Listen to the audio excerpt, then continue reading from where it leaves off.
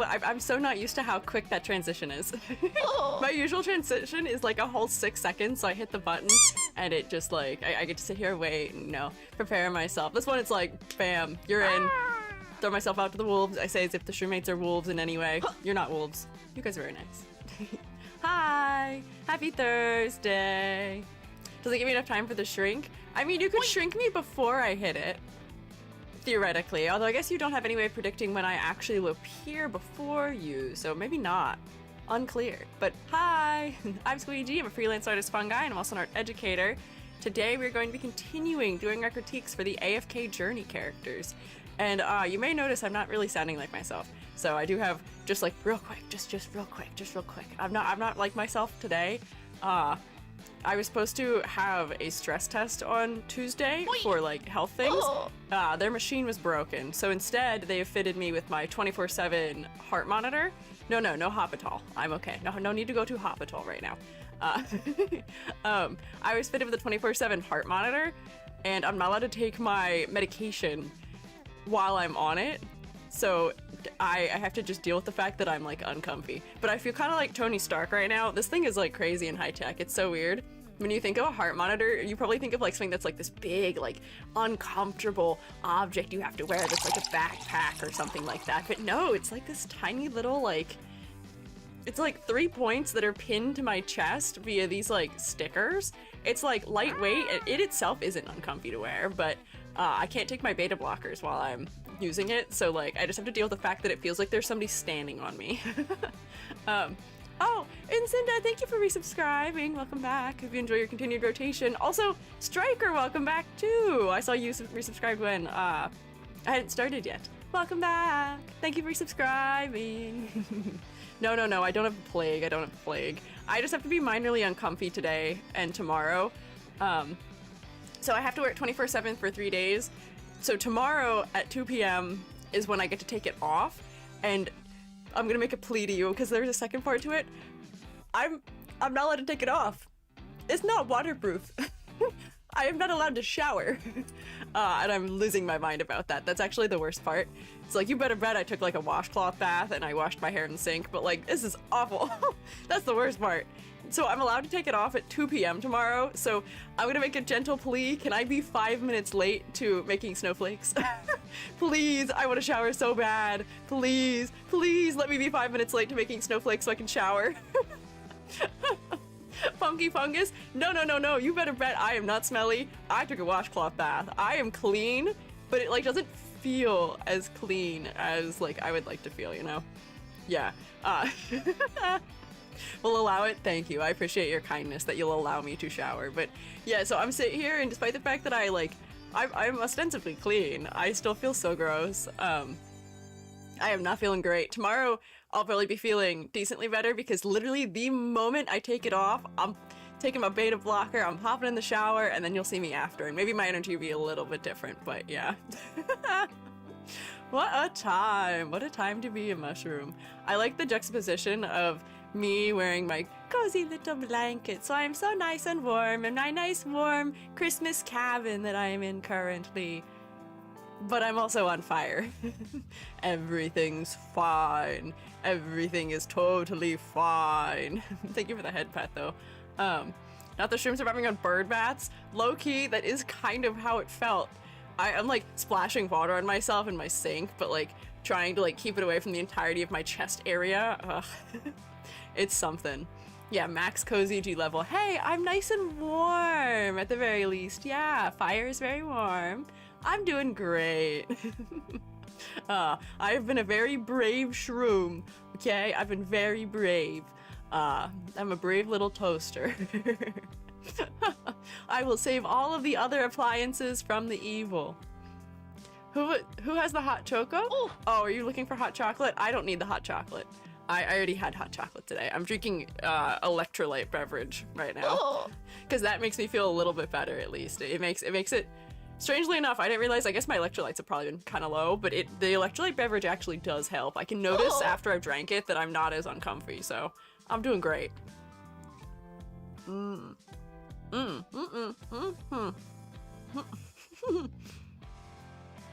Electrolyte beverage is good when it's mixed properly. When it is not mixed properly, not so good.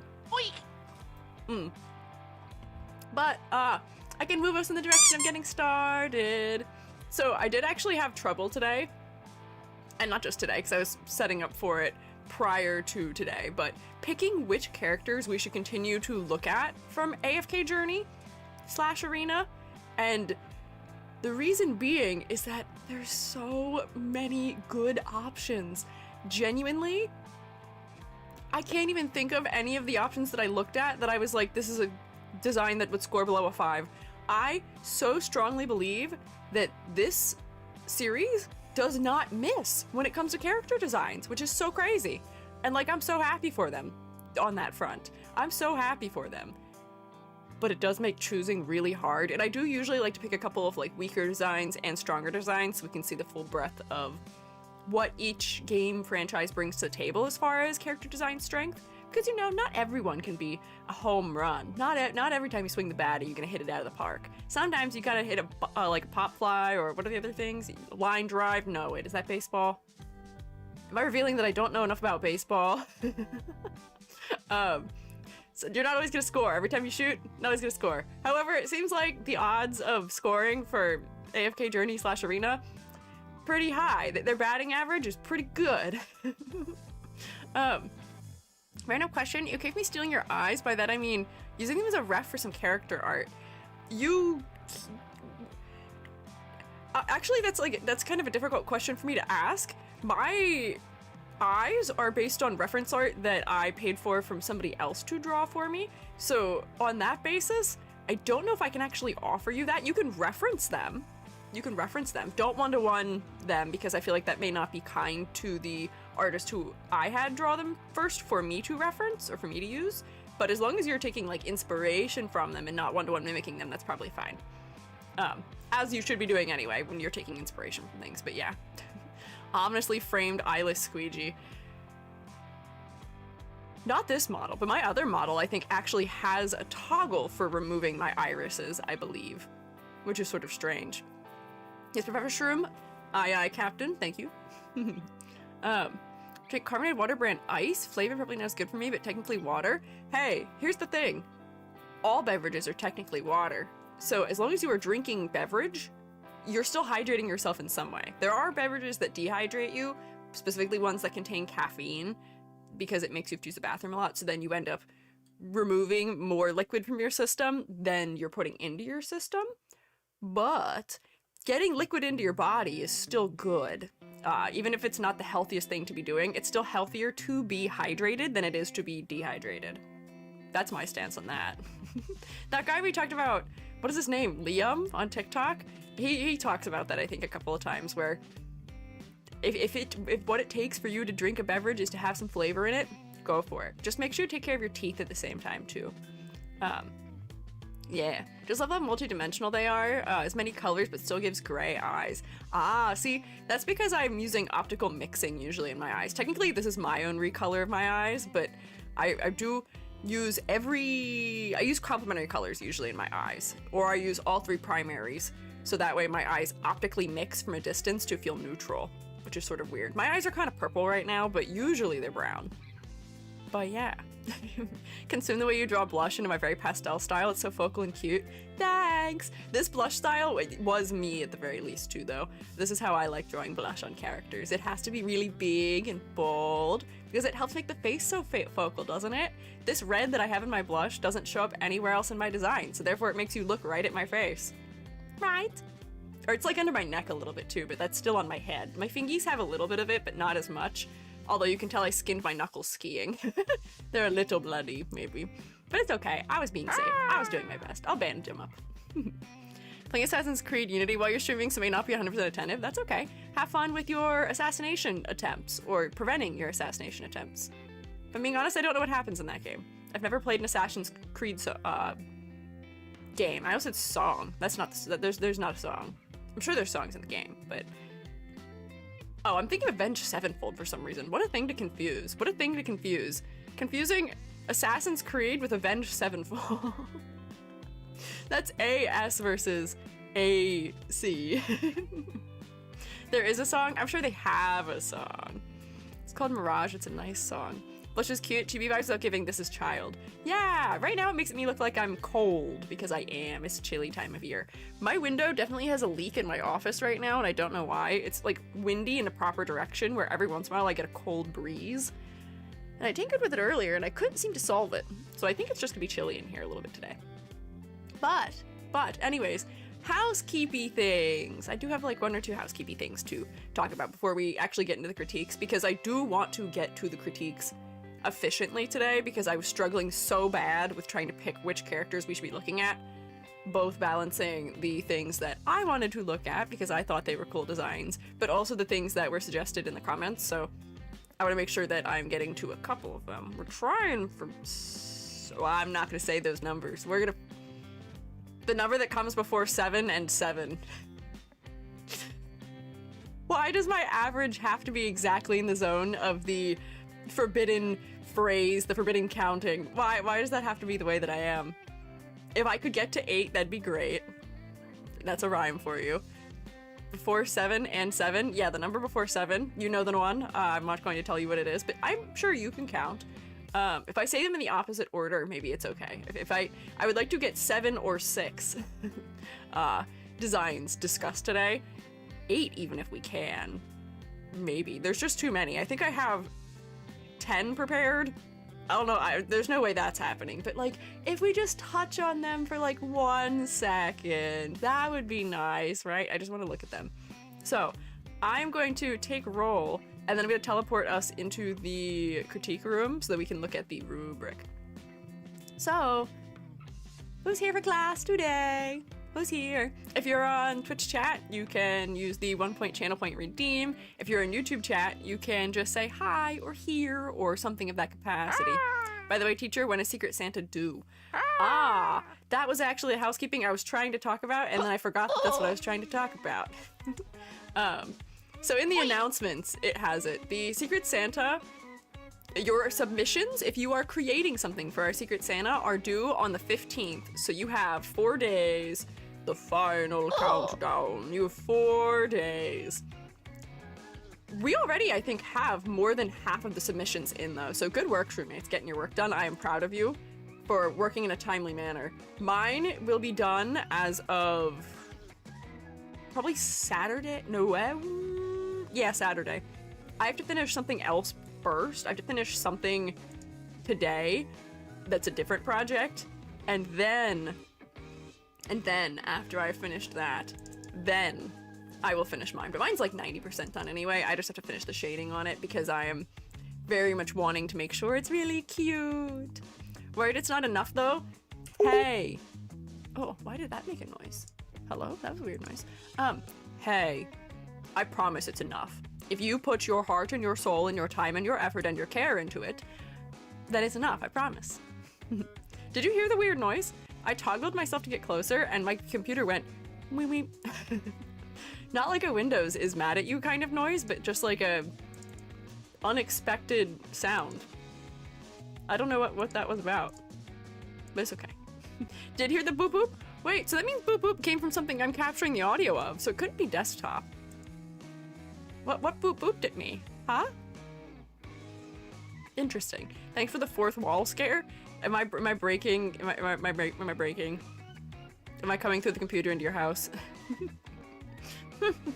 I'm here, something of that capacity. All right, direct quote me. That's fine. That's all right. I'll accept it. Can you say who has done the final submitting? I'm scared the Google Docs ate my entry again. Sure, I can say who submitted already. Well, I mean, I don't want people to feel bad if they haven't, but if you haven't, it's a-okay. You still have 4 more days. That's plenty of time. You will be okay. You are doing great. Keep working at it. You got it. We have 18 responses, which is almost half. So the people who have submitted so far, just make sure you've all, if you think you've submitted and you have submitted, it went through. Freeform, Art Fun, Game Loser, Artsy, Silverfay, Kidith, Bonnie, Striker, Fia, Thimble Stitch, Hoshi, Much Rabbit, Mellowfia, Eraser Cap, Sanazum, Iris, Fiora, and Callie. So if you heard your name and you think you should have submitted, you're good. If you did not hear your name and think you submitted, maybe try again.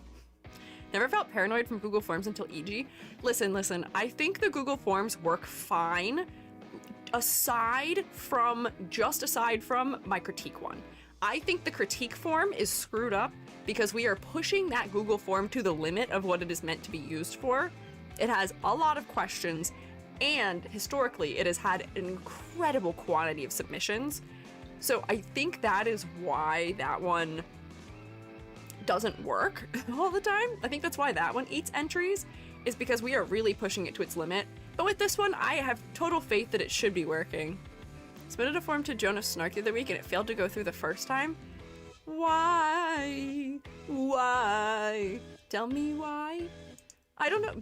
I wonder if to some degree I don't know if it's the Google form. It could be an error with like your connection to the server. It could be the fact that there have been some miscellaneous issues with just Google in general, but I don't think it's me.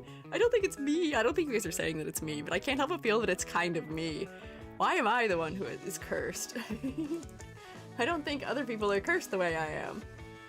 Oh my god, I'm snooping through some of the entries. They're so cute. Oh my gosh, some of the art you guys made is so good. It's so cute. I'm so excited. VTuber critique form, I'm so tired, boss. It's so tired. I have really put it through the ringer and it's not happy with me. My apologies to it. Be able to ask if my entry made it to the Google form, footy critique. I know that's not what we're doing today. Remind me on Monday and I'll check for a couple people perhaps on Monday, but not today. I want to get us moving in the right direction today, if that is okay. Because if I pull that form open, it's going to take it like 3 whole minutes for it to load. For the, not footy, I figured. Critique form ate my submission before, I resubmitted though, no worries. Okay. Man, Google. Friendship with Google ended, I say, as if I really have that much of a friendship with Google anyway. Oh, wait, I do actually have one more thing. It's not functional yet, but just to note that this is a thing that I am trying, maybe? On Monday, I think it was, some of the streammates were like, EG, hey, EG, would you make a Patreon? A, so we can support you, and then B, so that you can, like, let us witness some, like, of your miscellaneous mega projects you're working on. And the answer is, I'm working on it. So if you were one of the people who was interested in that, I'm working on it. Technically it is live, but it doesn't really like look nice right now. I'll make like an actual announcement as to it working. I appreciate your excitement. So I have some things queued up for it, maybe that will be some nice little sneak peek. So there's already one sneak peek that is up on it. I don't know if joining now is your best move. Joining next week might be better, but if you're interested, I can give it to you now. Then you can give me a critique on how the site layout looks and how I can make it so that the tiers don't look like garbage. Do you hear about Gmail scraping emails for AI training? Good thing I don't really send emails. I like hardly email anyone. Most people who discuss things with me are doing it via Discord, I say, as if Discord is any better. Let me figure out how I can even send you a link of my thing here. What? How do I find a link to it? How do you search for Patreons? What? No, not edit the site. I don't know how any of this works. Nope, don't go to insights. How do I do this? How do I tell you how to do it? I'm on my dashboard. Notifications. Did someone find me? Oh, Hoshi found me already. Hoshi found me. Oh, okay, you guys are finding me. Thank you, Fern. The way that you guys are finding me easier than I found myself, I don't actually even know how to find the link to, like, preview it. To show it. Perplexing. But yeah, there, if you would like. So if you join for the paid tier, you can see some snooping. You can be a free member and you can just see the thumbnails of things if you're curious about the stuff that I'm posting. So it will show you a thumbnail, I believe, still. But you don't really get any of the details and you can't actually view the media that I have posted. But you can get a preview that there's something going on if you would like. I'll give that link to YouTube chat if they want it, also if they are interested. But yeah, so there will be some sneak peeks. I've got a video, I have an audio sample queued up for something also. I have a sneak peek for a video I've been working on. I have some model design sneak peek things for both me and for not me also. Rather interesting. Yeah. Gary, why have you decided on silence? Gary, why have you chosen silence? New channel? No. Not a new channel. I already have 2 channels, which is too many. Hello, it me out, Gaio. Oh, For the you were just low waiting. price of all your life savings, you can pay for a nice meal of warm concrete for your sweet, lovable, king of rocks and conks, cute baby boy Gary. You are a so cute baby sign on up boy. and don't look in the terms and conditions too closely. Gary, you should always read the terms and conditions. Don't sign anything without the oversight of a lawyer. Misread the Patreon announcement. Oh, you're good. It's just, I'm just calling the Patreon my secret archives because it's got secrets in it. Secrets. Wish I had monies to throw in, maybe in the future. Yeah, no, don't worry about it. If you cannot, don't worry about it. This is just because, some of the shroommates were like, hey, we would like a way to support you that is not having a cut taken out of it the same way that Twitch takes a cut out of subs. Because I think Patreon takes way less of a cut. And then also I was like, well, I can't just ask you to give me money for free. I would feel terrible about that. I can't do that in good consciousness. I have to give you something. And everyone was like, well, hey, you're always working on things. Why don't you show us the behind the scenes? So I was like, all right, sure. I wanted to see a little bit. So I'm building a queue for it of stuff. And I think the way that it's probably going to work is that there will be 2 things posted on it a week, perhaps, on the days I don't stream. So that way you never have to go a day without EG. So there will be probably a post mostly on most Tuesdays and Wednesdays. Patreon takes about 10%. Well, that's better than Twitch, which takes, what did we figure out it was? 60%? Still better. What do you actually get the most from, subs or bits? I don't actually know. I think the cut is the same for both of those. 50 to 60% I think is what I get from either. But yeah, Gary's gonna be an Hey, it's Aussie for a no while. worries. This is reward itself. Also, this is Gary. Oh, thanks. Thank you, Zelma. Also, thank you, Gary. Gary, I'm glad you introduced yourself also. You know you're broke and you can't afford $5. Hey, I don't blame you. I also can't afford $5 to do things like that. There's so many people I wish I could subscribe to in different places that I cannot afford personally. But if you can, go for it if you would like. You don't have to. I can see notifications rolling in, however, of people just doing the free one, which honestly not a bad idea if you just want to see what the thumbnails look like. Squiiji, $, mushroom, $, Not quite.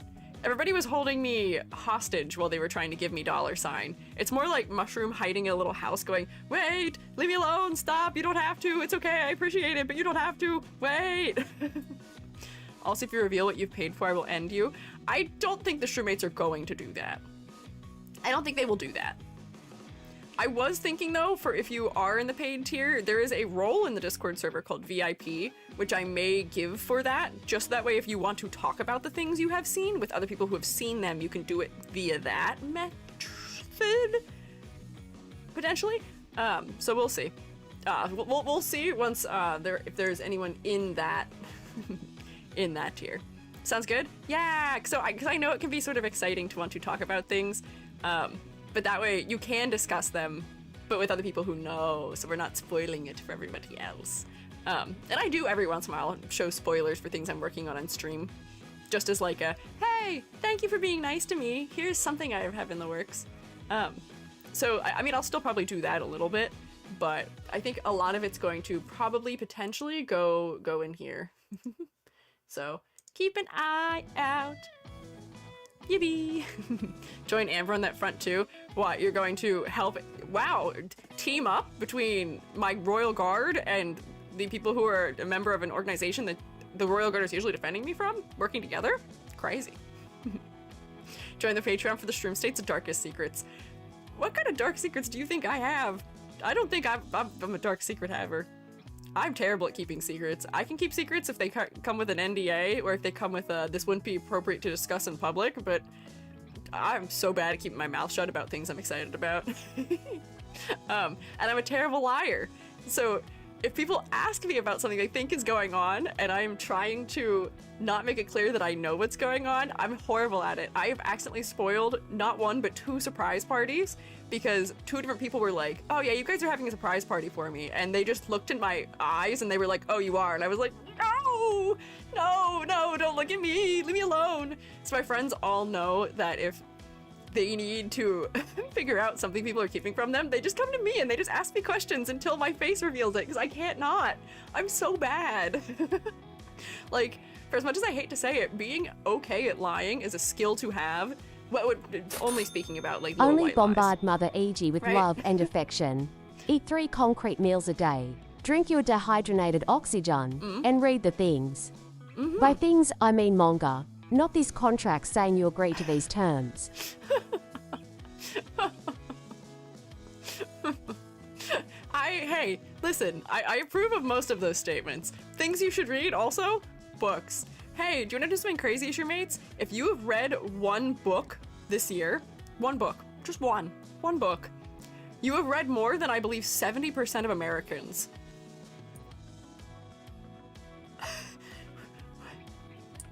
That's crazy. I don't know how that can be true. I don't know how that can be true. Like total? Yes. Yes. I think on average for the year, I think it's for the year, not total. Forever. No, not forever. Just for the year. Oh, House of Leaves. House of Leaves is Jubby's favorite book. It's a good one. It is hard to understand, but that's kind of like part of the point. It's very, it's dense. Part of that 70%, hey, you don't have to be. You still have the rest of the month of December to not be a part of it. But yeah, like Jubby and I each read like 1 book a month usually. So like, I wonder what percentage of the population that puts me in for the year. Like, I think I've read 9 or 10 books this year. And a lot of the stuff that Jubby and I end up reading ends up being kind of long stuff too. So yeah. Does manga count? Kind of. There is reading associated, but a lot of it is looking at pictures. Don't be wrong. I do definitely qualify manga as books, and they are an artistic medium, but it's not quite the same. Year wrapped. Yeah, what is my year wrapped for my books? I read the entirety of the Locked Tomb trilogy this year. I read, what is it called? Iron Widow. I read The Iron Widow this year. I'm looking over because I have all of my books over here. I read Dune this year. I tried to read the second Dune book, didn't like it, and I gave up on that one, but like, I do some reading. What about light novels? Light novels count. Light novels count. That's mostly words. Yeah. Don't like reading? If you don't like reading, then like you don't have to force yourself to, but it is just a good way to expand your vocabulary, you know, engage with some other media, learn things about the world, increase your inspirational sources. A look of the audiobooks or Cupcake Diaries while at work cosplay making. See, I would qualify an audiobook also as counting.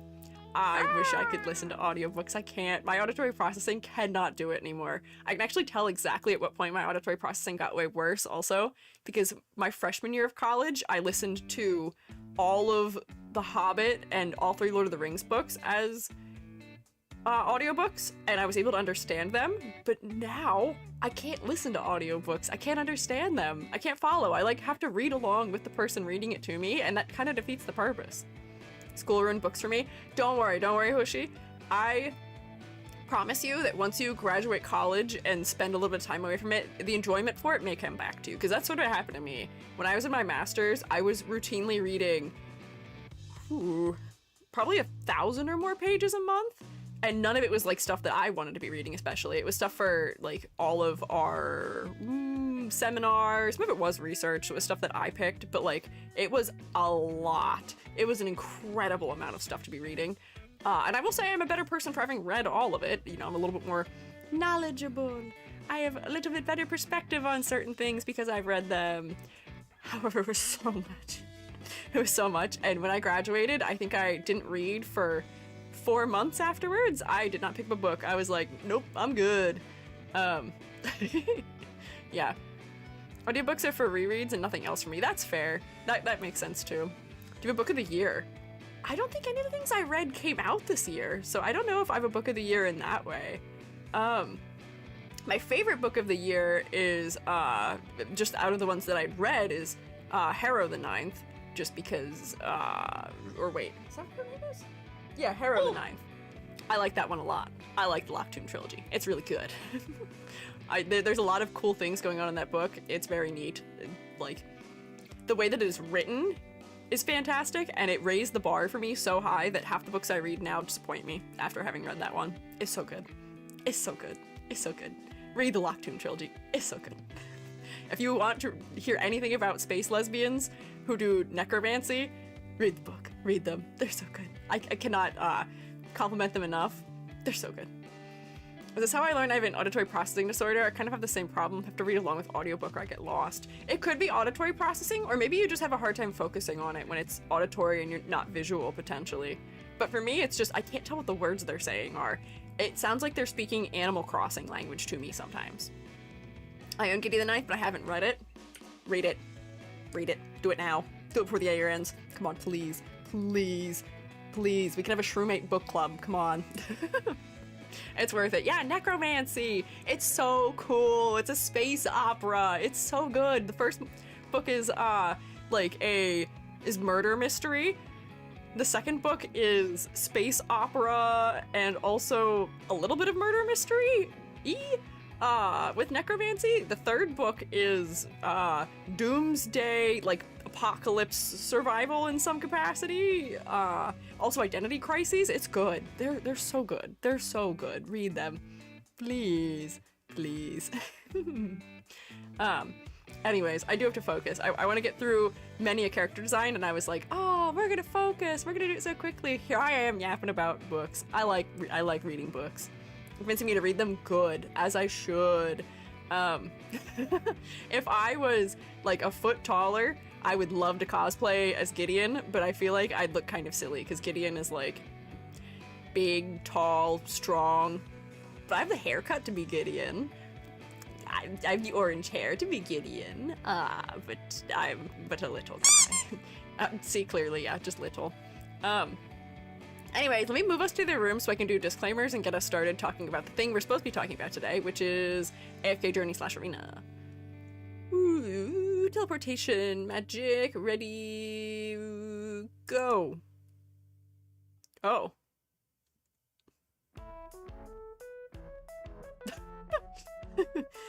If you wanted any of that to be synchronized, I guess my all I can say about that is sorry. Completely desynced. I think my computer lagged. I have all these things that are visible right now because I've been doing illustration. Whoops. Whoops, professional streamer. Oh, I didn't even take roll. I teleported out of the room. I was supposed to take roll. I said I'd take roll, then I didn't take roll. God. Try again, Eid. Okay, okay. Now we'll take roll. Now everything's coming together now. Oink. Let's see, who's here today? Ooh, that's from 3 days ago. I'm scrolled too far back. Okay, 37 minutes ago. There we go, so Sanazum, Star, Edward, Striker, Nixdorf, Ame, oh, Carmela Carmela! Thank you for following. I'm not late, you're late. You're okay, don't worry. Crewmates are never late. They arrive precisely when they intend to. We've got a couple of mods here, we're good. Everything's taken care of. Nilo, Chokorama, Abu Kitty, Fern, Lilix, Angel Kitty, Sir May, Amber, Grimitator, Manzana, Rusty Robot Factory, Seasonal Sage, Selma, Rex, Lofox, Shiruta. Is your name Chiruta or Shiruta? Let me know. I'm gonna feel bad if I'm saying your name wrong. I want to be able to say it right. Hoshi, Picto Shaman, Art Fun, Chili, Dia, Panda, Jazzy, hi! YouTube roommates. I know Nano is here, Ked. You guys said it way earlier. Ruka, probably. The #1 Limbus Company fan. Hi. Welcome in. So, today we're continuing critiquing the character designs of AFK Arena / Journey, which is kind of an RPG game, kind of, but it has some AFK elements to it, where depending on how you've trained your units, when you sign out of the game and then sign back in, you get rewards based on it. But I think there's like a max cap to it, so it's not like you can just log out for a week and just reap crazy rewards from it. I think there's a max limit to what you can get depending on levels and stuff like that. So, the character designs in this game, I was saying earlier, overwhelmingly, they hit. They knock it out of the park for the most point. I think last stream, the average score was like an 8 or 8.5. It was pretty high. They clearly had a passing grade. The lowest we had was maybe a 7.5, maybe even a 6.5. But overwhelmingly good grades. And those were just random characters I had picked. And some of them were the promo characters that were very early.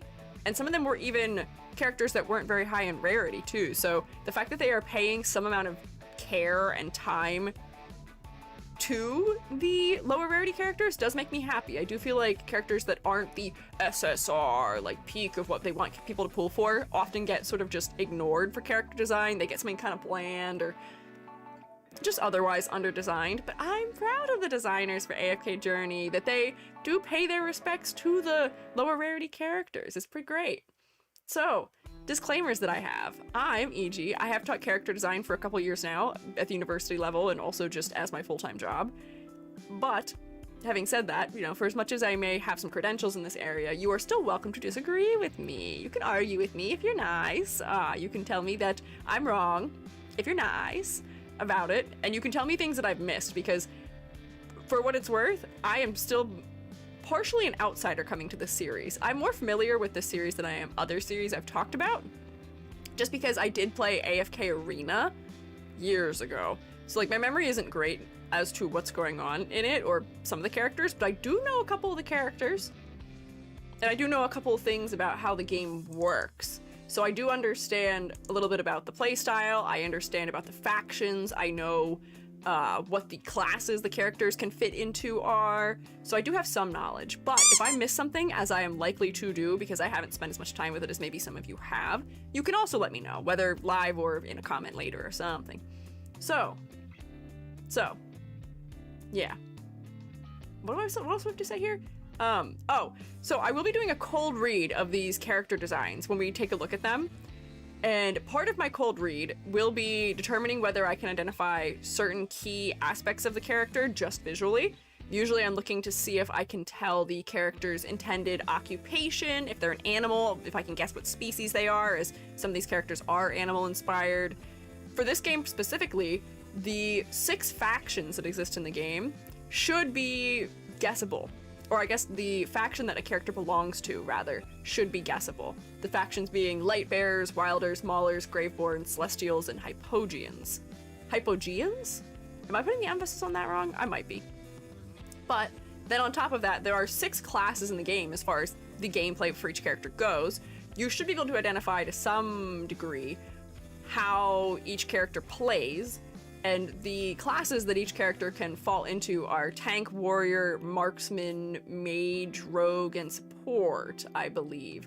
So, should be able to guess, we'll be trying to guess at least, the faction and the class for each character too. I have found that there is not especially that much of a story in the game, which is kind of sad. The story is very lackluster from what I've heard. Most people say it is entirely skippable and there's not much going on with it, so there is a lot of lore around certain characters. We may discuss some of that, but the overall overarching story does not seem to have that much of a bearing on the characters or their designs, because it's just not all that well fleshed out either way, unfortunately. But yeah, and then also I know that there are skins for some of the characters. If you want me to look at a couple of them, I can look at a couple of them maybe, but today we're gonna try and be kind of quick. There's one character who, if we do look at, I want to look at her skin, just because I feel like it succeeds in some areas where she is not succeeding in her base design, and it's really close to her base design too, so it just makes me a little bit like, this is what we could have had, why have you not let us have it? We could have had this. But it's okay. So then, on top of all those things, we are going to be using my usual design critique form, my rubric, in order to determine the effectiveness of these character designs as best we can while removing opportunities for bias or non-objectivity to slip in. We want to be as objective and unbiased as possible. Are there any lore important skins? I believe there are. If we talk about Valka, I believe Valka has, I mean, not necessarily lore important, but like some of the Graveborns have designs from before they become undead. They belong to maybe other factions as a result of their lore. So she was a member of another faction, and one of her skins is based around her design from before she became undead, and it's very similar. She's the one I thought I'd probably be talking about if we bring in the other skin. I kind of want to talk about her other skin if we go for her. There's 4 characters we have to talk about, and then I have 1, 2, 3, 4, 5 we can choose between if we're running short on time at the end.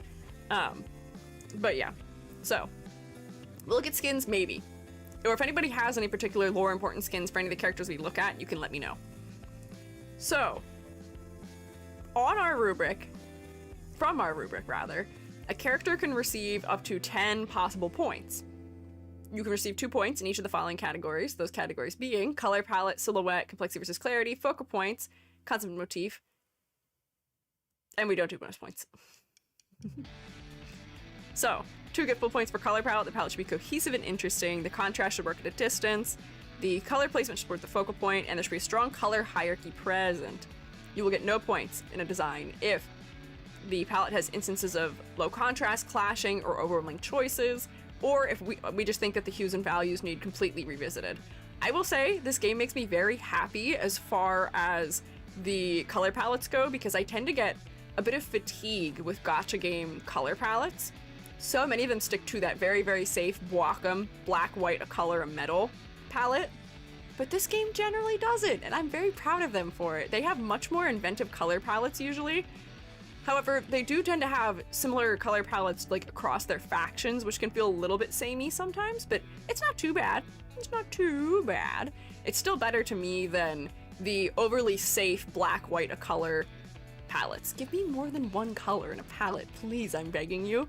And also, I'm begging you, if the character has a predominant color in their palette, don't also make their hair that color. Make their hair an emphasis color. Make their hair a color that doesn't show up as much as their predominant color, so it makes the head more focal. We'll get to focal point. So those are my pleas, but this game usually does well in this category. Next is silhouette. 2 get full points. A character's silhouette should be unique and easily identifiable in and of itself. So usually I use Miku or Sonic as an example here, in the fact that while you can have a little creature who has enough exaggeration to be recognizable in silhouette alone, Miku probably has the most iconic silhouette in an anime-styled character design ever, and it's part of what makes her so iconic as a character design in general, and we should be striving for that in all character designs. Conversely, you will get no points for a silhouette if the silhouette is non-distinct or blob-like, or if I just cannot identify who you are in silhouette alone. Once again, the designs in this game do pretty dang well in this category. There's a lot of variety in the shape language being used for characters' designs. They use positive and negative space pretty effectively. A lot of the characters have ears or horns that are very specific in shape, which also helps too, so generally, I'm not too disappointed in that area either. For complexity versus clarity, to get full points, the level of detail should be appropriate to the medium. So what that means is that all of these characters are designed to be in a 3D game, which by the way has fantastic art direction. And all these characters are designed to have a sort of flat colored style. There's not much in the way of line art happening in them, and most of the contrast is created through shape, through overlap, and through a variety of color and value. And I would say for the most part, they're pretty effective in it.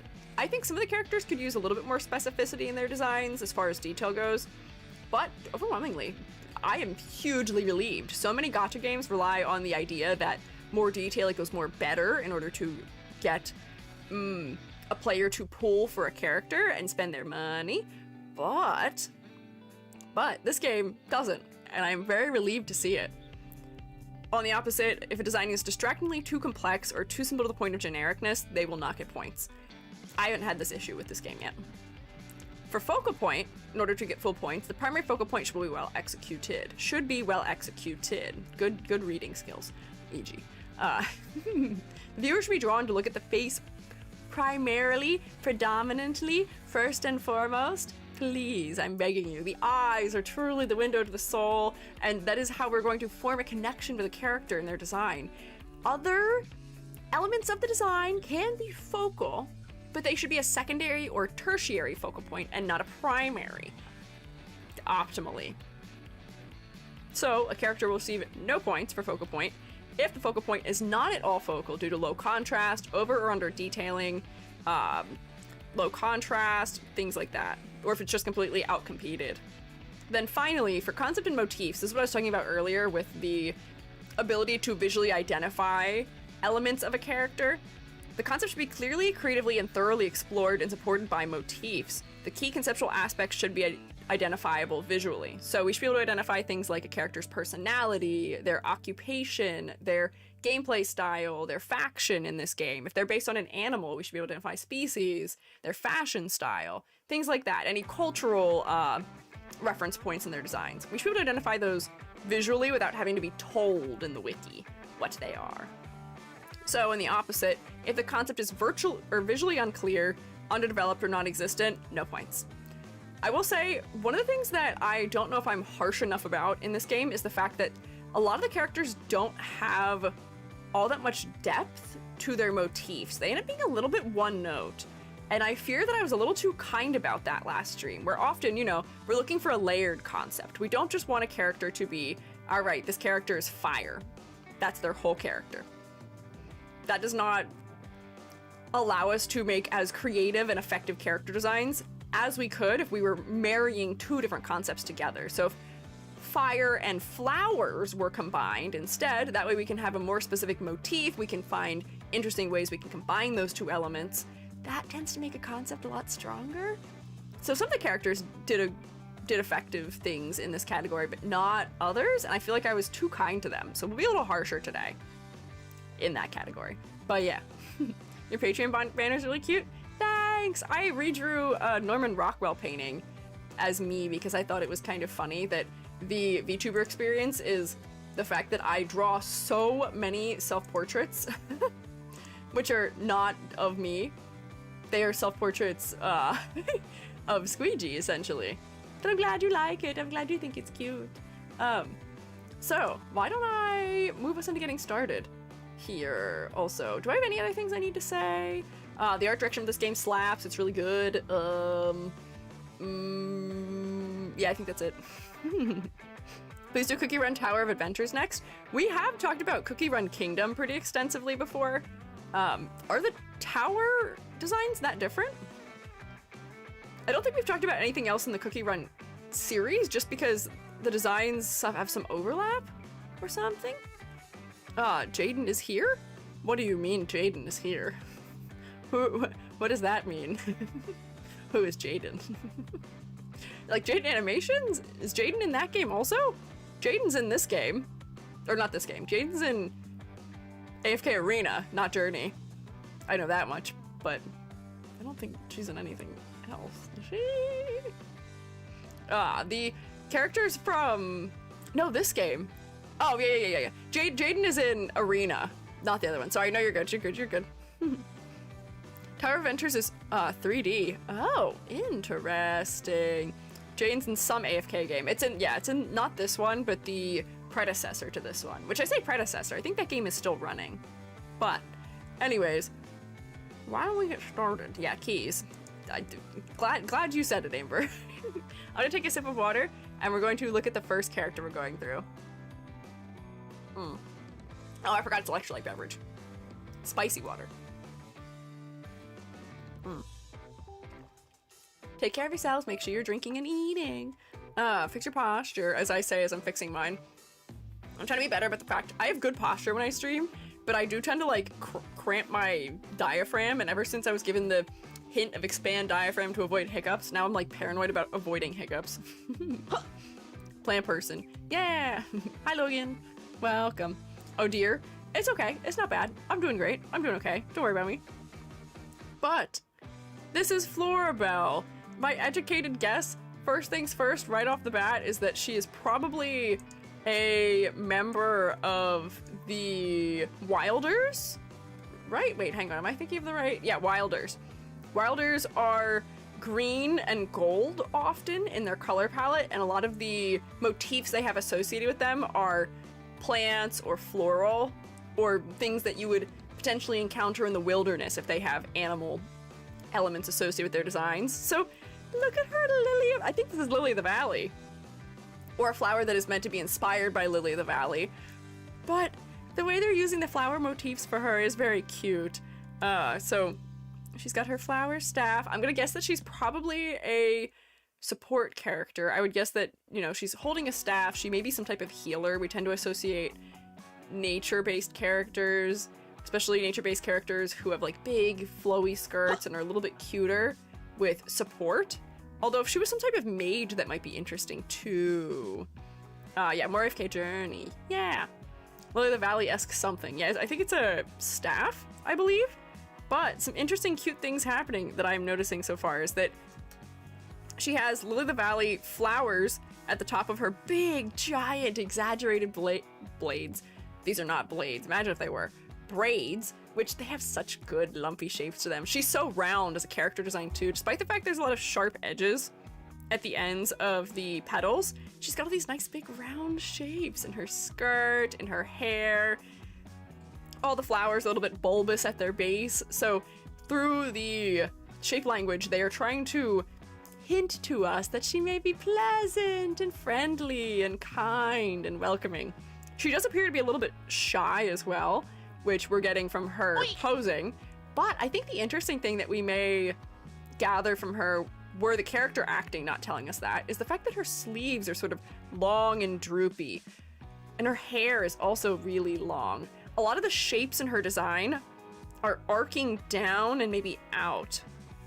If we see characters where they have shapes that are arcing up and out, we tend to think of that as being more exciting and outgoing and extroverted maybe. But because her hair is cascading down, all these petals cascade in a downward manner. These little things she's wearing around her ankles have their widest point at the bottom. All the leaves are sort of droopy. All of these things help us to figure out what the character's personality may be also. So that does build into the fact that she feels like maybe a healer, she feels sort of approachable and maybe shy, she might be a little bit quieter. They're doing some clever things here, which works. Give her hair blades now. Hey, you give her hair blades. I can't even imagine what that would look like for her. Although I feel like there could be some joke to be made if they did go that route, from the fact that they do call grass blades of grass. Have you ever been cut by grass? It's sharp. They're not joking when they call it blades of grass. Blade braids for character design would be a unique concept. We already looked at characters who attack with their hair. What's her face from Guilty Gear? Oh, what is her name? What is her name? What is her name? We looked at her. Her hair is like a blade. It's really sharp. Melia? Yeah, Melia Rage. Yeah, I couldn't think of her for a second. But yeah, bayonet attacks with hair. That's also true. That's true. Should my daycare someone made a whistle out of grass and cut her gums? Oh my god. That is dangerous. Yeah, be careful around grass, shroommates. I know that they're often telling you to touch grass, but they're not telling you the dangers of touching grass. If you're gonna touch grass, touch it with your shoes that you're wearing on your feet when you're going outside on a walk. If you run your hands through it a bunch, you may cut yourself. But let me check my homework and see if I got an accurate read on her. Oh, wait, interesting. Oh, whoa, hang on. So she's a wilder. I was correct about that, but she's a warrior. A warrior. Why? Is she a warrior because she is a mage? She's a what? Not getting the vibe. Whoa. I just spent all that time explaining how her... Love the subhuman elf. Melia Rage. Pardon? Gary, why? What? You have some strong feelings about that, huh? Carrie has been possessed by the, spirit of Melia Rage? I don't know. The outrageous song is Love the Subhuman Self. Oh, yeah, I see. What in the world? That was so dramatic, Gary. You're so multifaceted and talented. It's censored subhuman. Oh, okay, I see. If words get censored in my chat, if we uncensor them, for some unknown reason, Gary reads them, and I don't know why. And I've never figured out how to stop it. I've tinkered around with miscellaneous things, but it hasn't been fixed. So he always gets to read something interesting in a voice that is not his own. But this girly is a warrior.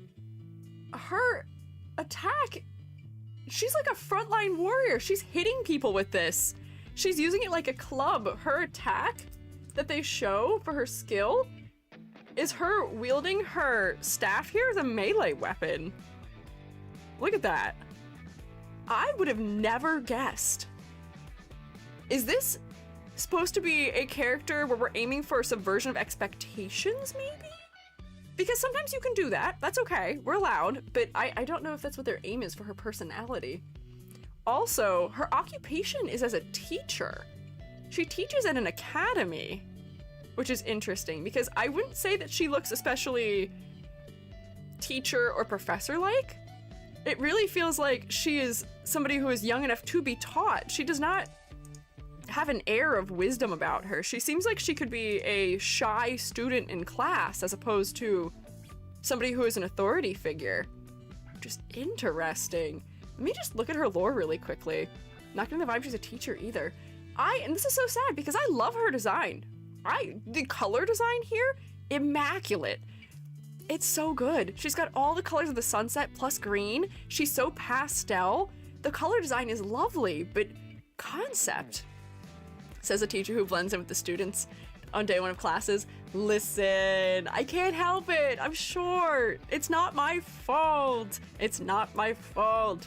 She feels like, I don't know, a magical fantasy gardener or something. Yeah, that's what I was thinking. Or like, I would have thought she may have been like an herbalist or something where, you know, maybe she is a healer and she is using the plants for her healing purposes. And I would have been willing to believe if they had made her like a mage or something, because nothing about this design in any way feels like something that I would imagine being on the front line. So if they made her a mage, I probably would have been like, oh, okay, fine, sure. Okay, I'll give you points for that, that's okay. I don't know about that. Teachers are often drawn as soft though. Really? That is interesting. Are they? I guess teachers are seen as sort of like a caring role, and I know that for a lot of cultures, teachers are sort of like second parents in some capacity. But I don't know. Let me just look at her lore fast quick here. Despite her current demeanor, this character regularly skipped class and never did her homework. And then after she graduated, she surprised everyone by staying behind and becoming a teacher at the school she was attending. If she was skipping class and not doing her homework, why in the world would the school hire her to teach? Peculiar. It does seem like, based on the information of her skipping class and not doing her homework, they're trying to have some level of subversion of expectations going on with her, but I don't know. I feel like I'm kind of not sold on it here. Apparently she's friends with the next character we're talking about, though. Interesting. Florabelle's an incredibly calm and careful person, well known for never losing her temper, which, you know what, I guess those are good traits for a teacher, perhaps. Fae just like to mess with people. Yeah, I guess. Just here to have fun. Girls, they wanna have fun. Oh, girls. Sometimes when the system fails you, you go back to fix the system, LOL. Maybe? Maybe. More extreme than the cheetah woman? Yeah, Let's see, is there anything else here? She said a calm demeanor, known to engage in light teasing of the other character that she's friends with. Known as an enigma, with a brilliant strategic mind and a knowledgeable character. I feel like this may be something that we could have hinted at somewhere in her design. Just a little bit more? I don't know, there may have been some subtle things we could do to hint that she is a teacher, or hint that she is knowledgeable, or hint that, I don't know. Don't get their belly's vibes. I think they're probably aiming for subversion of expectations here, but the way that subversion of expectations works best is if there are still small hints towards what our expectation, towards what they characters actually like. So usually if you're trying to create a character that is subverting expectations, you want them to be about 90 to 80%, you know, sort of the disguised angle, where it's like, you know, whatever their outward appearance is, whatever you want the viewer to glean from looking at them, but there still should be a little hint. 10 to 20% of the design should still partially align with what their true nature is. So that way when it is revealed to a viewer that, you know, that is the true nature of the character, they're not going to be blindsided.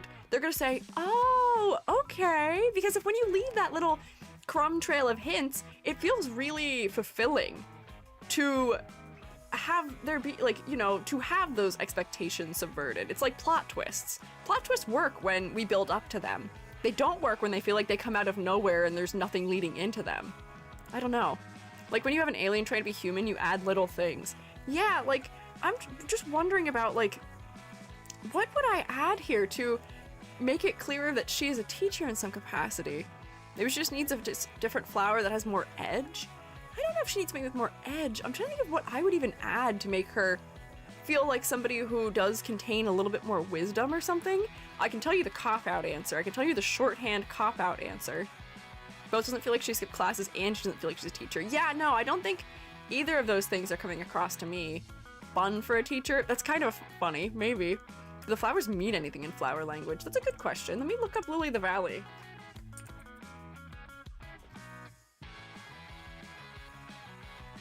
But if we're going for symbolic things like that, that I don't know if even qualifies fully for me as far as conveying things to a viewer.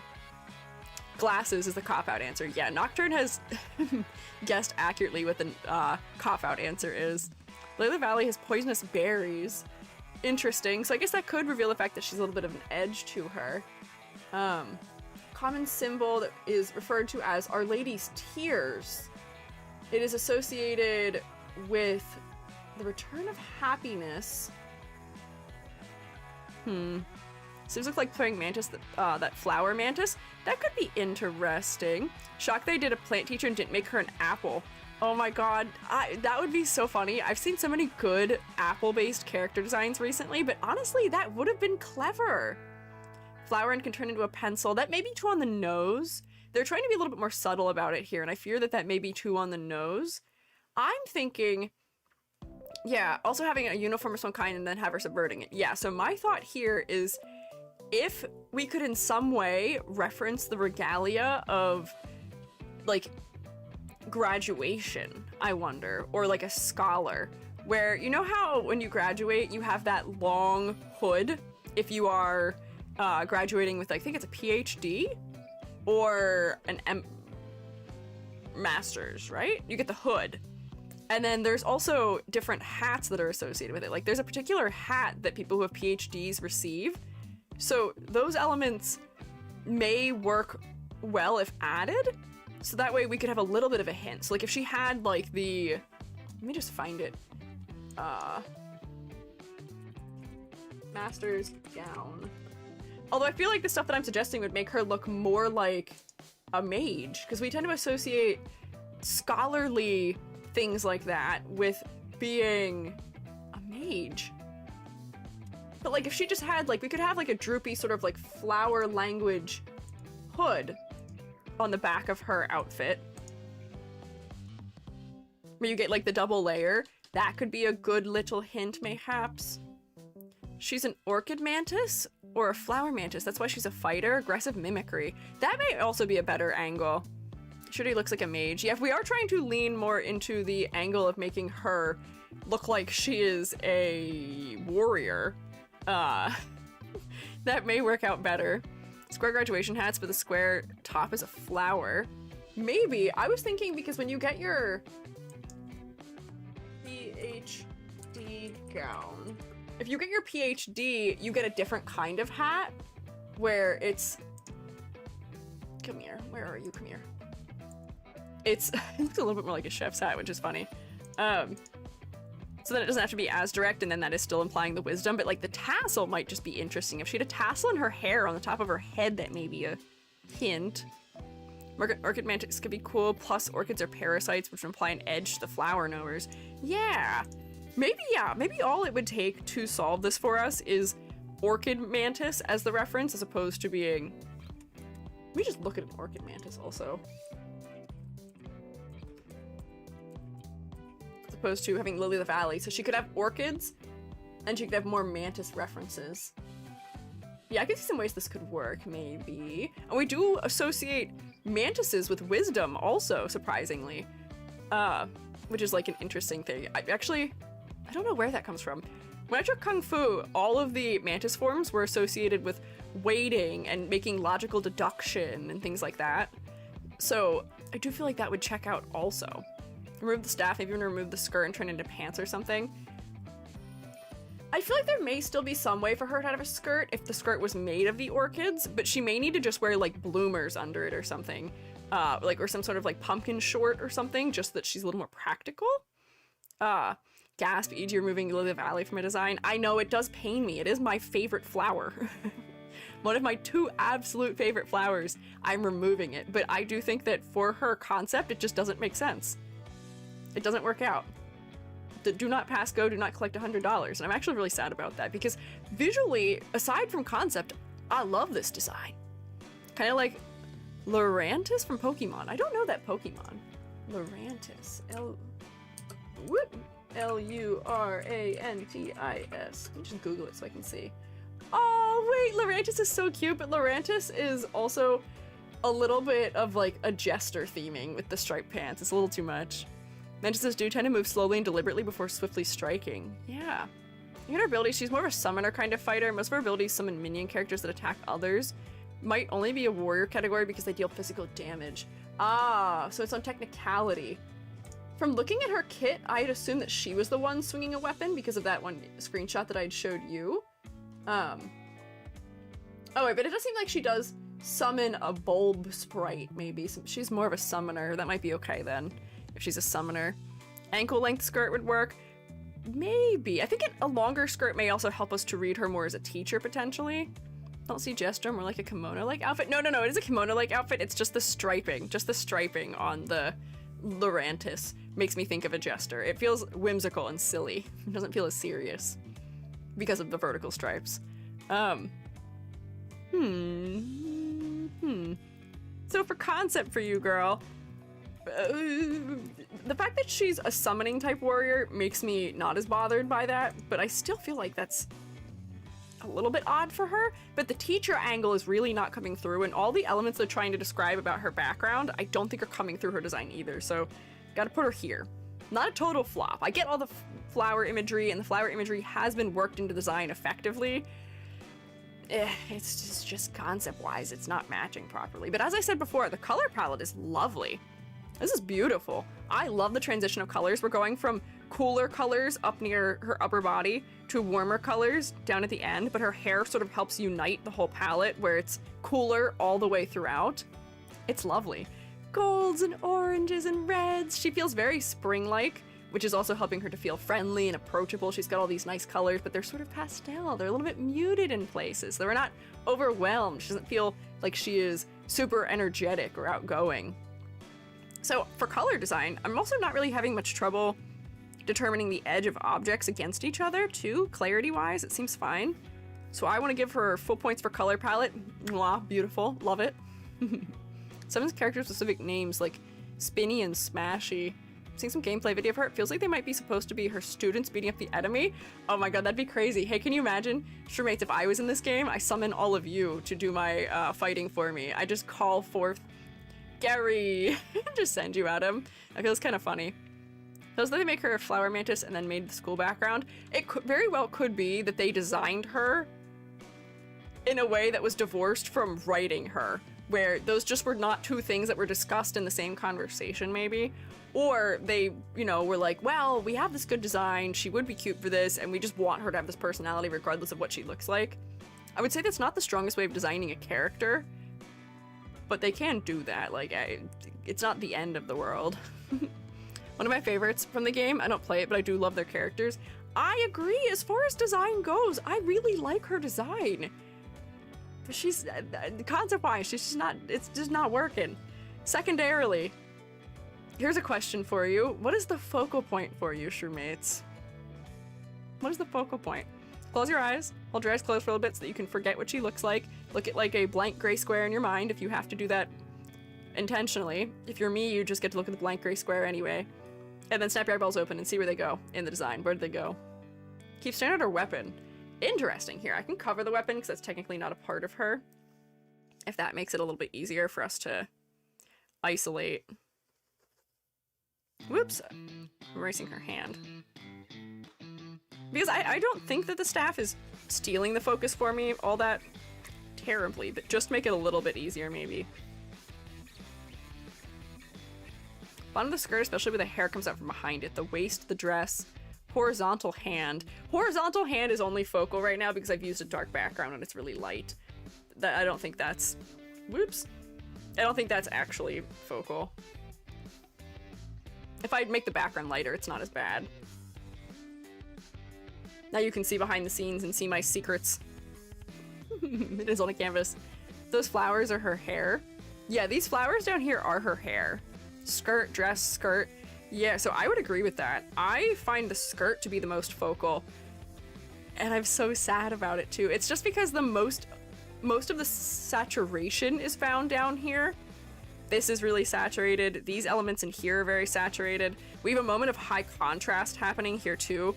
This green and this sort of orangey color against this lighter frame does become pretty focal, unfortunately. Hair and face are the ones I seem to focus the most. Okay. I can see a claim for the hair and the face being somewhat focal because the cool colors are mostly conglomerated around the head. However, this is just so focal, and we are almost having the red problem, which is that red is such a high chroma color that even when there's other colors that are as saturated as it is, or other factors that should be making things focal, red can just be so visually distracting to us. So these colors in here, and even this, even though it's more magenta, that's really what's pulling us in, unfortunately. So do I think this is a totally lost cause? No. I do think that her face is the secondary focal point, perhaps, but the primary focal point is in this area, unfortunately. What if you get rid of the pigtails? But the pigtails are really cute. The way that they're tied at the end to make them, you know, spill out in this sort of flower shape is clever. But if I were to solve it, what would I solve? Even the feet are more focal than the face. I don't know if I would go that far. I don't think the feet are more focal than the face, to me at least. Although if she wasn't holding her staff, they would be the bulk of the green in the design. I just wonder if we may need just a little bit more of this around her face, although they're trying to make her look really soft and pastel around the face. I may have to think for a second. Let me think while I put her grade down. So we decided not a total lost cause, but not fantastic, unfortunately.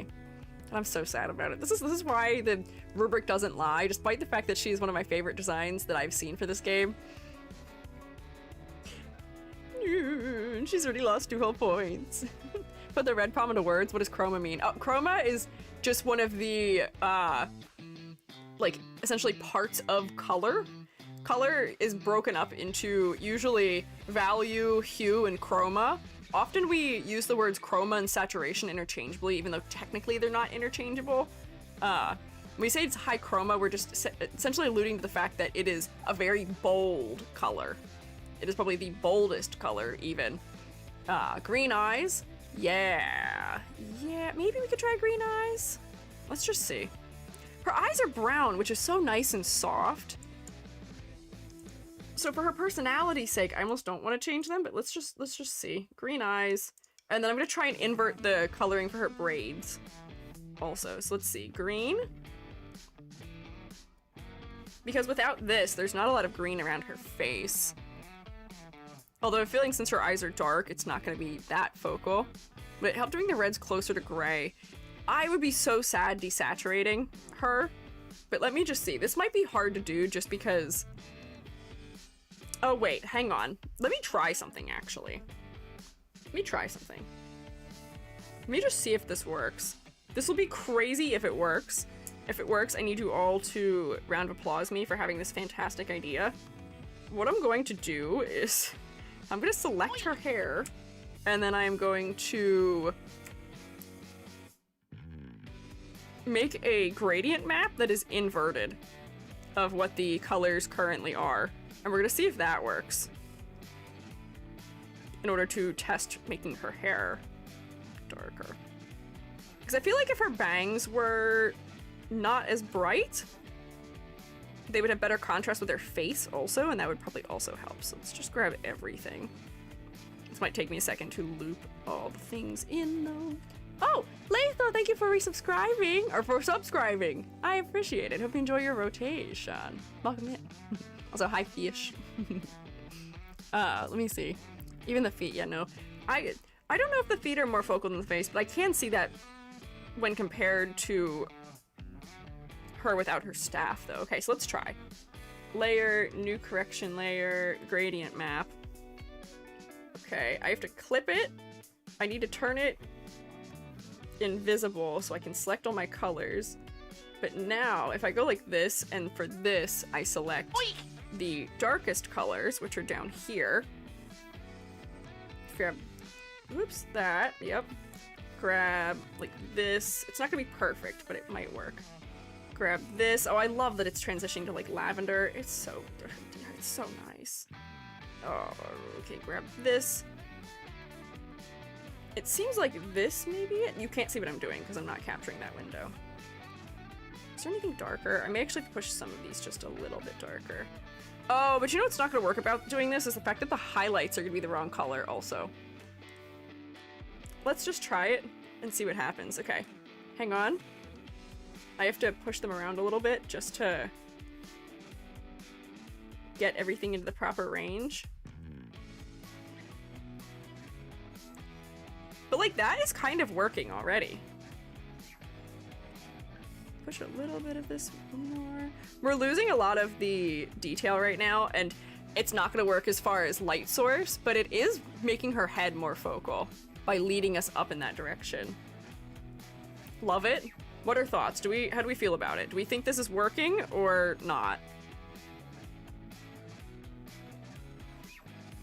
I'm a little bit torn about it. Silly me. That's why we're doing it, isn't it? Oh, yes, we are doing it. Don't worry. I feel like that kind of works. It is making her face more focal. I fear we'd have to do a little bit of rendering modification here just to make it fit all the way. Don't know. Yeah, I think it helps a lot. Lighter color kind of blended in a bit with her skin tone. It did, but I feel like we've lost some of the pastel feeling of it. So what I might try also is going like this, and then I'm gonna airbrush out just a little bit around her face. It just feels a little bit too intense. Whoa. Whoa there. Oh wait, do I need to go like this? No, hang on. There we go. Just lightening it a little bit around her face. There's a couple areas where it's just like a little bit too much right now, but like, I feel like that is helping. What is this? What is that shape? Interesting. I think it works. Maybe darker sleeves too. Maybe. I guess if the sleeves tapered to a darker color, that could work also. But I do think that as far as focal point, this is helping somewhat. I do fear that the stuff under here is just still too high contrast, but this does make her cute little accessories at the top of her hair clearer to read too. But yeah, we have lost things from the original illustration, but that's just because I'm not completely redrawing it. It's just because this is our best attempt at replicating something. Maybe orange cheeks. Oh, wait, hang on. What if we gave her an EG blush? What if we gave her an EG blush? I'll blend it out so it's not like crazy extreme, but like, if she had like a real strong blush on her face, whoa, what was that? Did you just see my brushstroke vanish as I was drawing it? Come back. Blush. We'll see how much I have to push it back. It might be too much. And then we'll like push it even darker here. I'm gonna blend it out because I feel like for her style, having it be hard edged may not be good. But like, this already I feel like kind of works. Let's blend it just a little bit. Nope. I would like a blend tool. Thanks. There we go. If only Clip Studio Paint was listening to me right now. It's kind of not cooperating. I may need that to actually, hang on, go higher per face. There we go. And then just blur this one out a little bit. I'm gonna change the blending mode of it just because I feel like it might just be a little bit too intense right now. Also, let's see, clean up.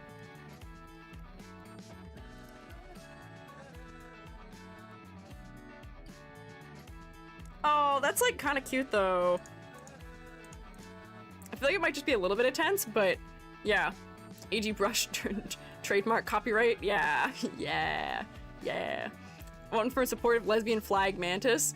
I was lurking because I was working, so sorry. That's okay, you can lurk. I appreciate you lurking, you're good. Oh, I didn't say earlier when we did roll, but thank you as always. Lurkers, don't worry, you're noted down, thank you for being here, and also VOD watchers, thank you. But I do think that the orange cheeks do kind of work here. Let me liquefy them, because I still feel like I don't really have it placed quite right, but like, you get the idea, right? It's cute. Giving Chinese opera makeup. Low-key, I was thinking that a little bit as well, because they tend to also go for very saturated face makeup. You do subtitles, you can learn more easy what you said. Yeah, I do have subtitles. It's too intense, you could just lower opacity. Yeah, if it's too much, I can just go like this, but honestly, I feel like that is helping also. So let's just preview the changes. They're helping the focal point, but I do fear that there is something else lost by doing this with the hair. Although honestly, the blush just with this is helping some. Makes her feel more plant person. Interesting. Ashamed of myself, didn't recognize the flag colors. Now biased to say she's perfect. Well, clearly she's not perfect. She has lost 2 points, but she is perfect in my heart also. I think she is so endearing and so cute. But yeah, focal point, not completely working. Then, for complexity versus clarity, I think the level of detail in her design is perfect the way it is. I am not worried about it. She has enough detail so that she feels fleshed out, but she is not over-designed to the point where she feels like they are doing it just to add detail. A lot of the detail is also coming from texture in her design, where they've added these nice striations for the flower petals, which really help to define the material, and they add some visual interest in a way that is realistic, while not being overwhelming, right? I feel like that works pretty well. So, level of detail, full points. Also, I feel like her clothing is also very specific in the fact that it's referencing all these like flower elements, the sleeves being longer and droopier is good. Also, we didn't zoom in and look at the trim, it's little tulips. Isn't that so cute? She's like hiding it, but she's got these little tulips on her skin underneath, and then she has like a vine-like pattern along the top edge of her shirt. The details are specific to her concept. They help us to understand her further. It's good. No trouble there. And then silhouette is our final check. I can stick a silhouette on her, just so you can see. Let's see, if I use black, will that be visible? Kind of. I would say, even if we're ignoring her staff, which I can bring this up here so we can ignore it. Her sleeves are a very specific shape. Her skirt is really big and round, which provides a lot of visual weight in the middle of her body. She's got these really specific pigtails that are real lumpy with the flower ends to them. I would say she's pretty identifiable in her silhouette. The flower makes her even more so, but I would say that I don't have any trouble identifying her. I do think, if we just look at her without that she is perfectly symmetrical. Otherwise, though, even her hair seems to be pretty close to perfect symmetry. But for concept reasons, nature does favor symmetry a lot of the time.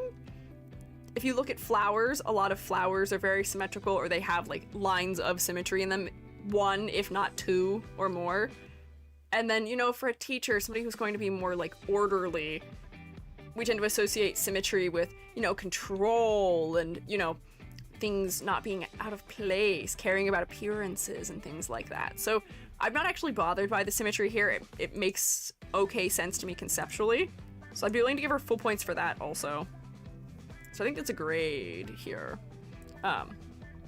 Miko needs a new dress. Yeah, she does. I agree.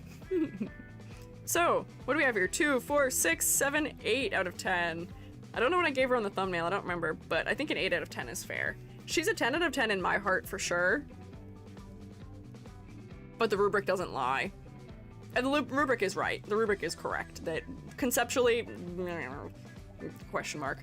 And also, focal point, not so great. But yeah, that's still a pretty high score, all things considered. That's pretty good. 10 out of 10 on thumbnail. See, that's because I was grading with my heart. But if we've learned anything recently, my heart ain't quite doing what it should be doing. my heart isn't in it. My heart doesn't know what it's talking about. Well,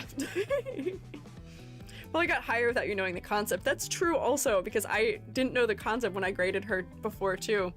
Why is she conceptually low? Because she's a teacher and she was a rebel in school and she's a warrior. None of which I think is especially coming through that well. Rubric's objectively correct. You are personally correct. I don't think yeah, the rubric is objectively correct maybe, and I am non-objectively correct. I don't have any objects to me. I am non-objective abstract art in my opinions. So, I think that's a fair grade for her. Oh wait, I forgot. Hey, listen. Navi speaking here. Would you like to gamba? I forgot. Heart and brain fight it out. Yeah, classic. Hey, hi. Hello, hi. I feel like I'm not as good at doing my hi that people thought was very accurately the balloon fella. But yeah, gamba. Today I want to gamba over how many designs we'll get through. Was there a ladder even here? No, I can do a ladder, but we'll gamba. I want to gamba over how many designs. Well, actually, here's another option. Here's another option. As opposed to gamba over how many we get through, I'll give you an option. I like giving options. So our options are, how many designs will EG get through? Options being actually probably 9, 8, 7, 6. So I think I'll hit 6. I think we'll easily hit 6 this time. I'm determined. So either that, or we can gamba as to what the average score of this series is. I think we did that once upon a time, a very long time ago, and I thought that was kind of interesting. We can gamba as to what we think the, like, percent score given to the total series from what we've looked at is. Average score sounds fun, yeah. Which I think average score will be in terms of, like, 10s, and I'll round to closest. So not necessarily up or down, but just whatever is nearest in number. So if we get, like, an 87, we're not rounding that down, we'll round that up. Average score, let's do a range. Yeah, it'll be a range. So I'll probably have it be, like, 60, 70, 80, or 90. What if it's 0.5? I sincerely doubt that it will be exactly between, and if it is, we will find a solution at that point. But that's a problem for future EG, and not a problem for the EG who is setting up a gombo right this second. Oh, hi, Spree! I'm glad you're enjoying the vibes. How are you doing? I guess lurking is how you're doing, but I'm glad you're enjoying it. If it is, we'll riot. No, you won't. You will not. I know you. I know the streammates. The streammates will not riot. They would never do that to me. They would never cause chaos towards me. Why would they do that? What overall average score will the designs... Oh, I'm out of words. What average score will the designs get? Or the word overall. Why is there a limit to the characters I can use? Will the designs get? So we're gonna do, if my mouse would work, 60%, 70, this is hard, I have to click between monitors. 70%, my keyboard is in the worst place ever. 80% or 90%. I'm not giving 100% as an option because that's actually impossible already. We already know that that's not possible, so therefore we're not even gonna worry about it. I'm not worried about it, you're not worried about it, none of us are worried about it. No use in worrying. Let me copy and paste over for YouTube so they can have a little poll about it. Man, I hope one of these days YouTube gives us the ability to do literally anything else. Give us more things we can do when we're streaming, please. They keep adding all these goofy features that I want nothing to do with, but they just never give me the thing that I actually want, and I don't know why. So So I'll give you 20 minutes to make your prediction. Go. Are you sure about that? Because I'm example A. No, you won't. You will not. You won't riot. I know you won't. You would never do that to me. No. Doing well, co-workies while doing research. Ooh, good luck in your research. Good luck. YouTube added AI moderation. Yeah, they added AI moderation, and now also, which I don't like this one at all, actually. They now have this ability where if you are viewing a short, I don't know if this is fully rolled out to everyone, but if you're viewing a short, there's a button you can hit to make it AI generate your voice that is reading or saying whatever you're saying, that like turns it into a song. It's so weird. I don't know why that even exists. I don't think it's rolled out to everyone, but Yam and I have both seen it happen on our thing so far. Yeah, throwing tomatoes as we speak. Yeah, it's so weird. Who would even want that? What audience is that for? Like, I just have a total lack of understanding for that. Yeah, completely useless. Why can't they do useful things? Why can't you help me? Why can't you do nice, kind, helpful, supportive things? Why? Doing everything but improving their platform. I know. Like, I would imagine that live streaming on their platform is something that they have incentive to improve upon because they are really the only competitor for Twitch other than TikTok, which should incentivize improving it, right? I don't know. And they're also the platform that most of corporate, I mean, for VTubing, it happens on for streaming. Not that VTubers are like the biggest piece of their pie, but like, I don't know. So strange. Oh yeah, the auto dubbing non-English voices to English. Yes, or vice versa. Vice versa.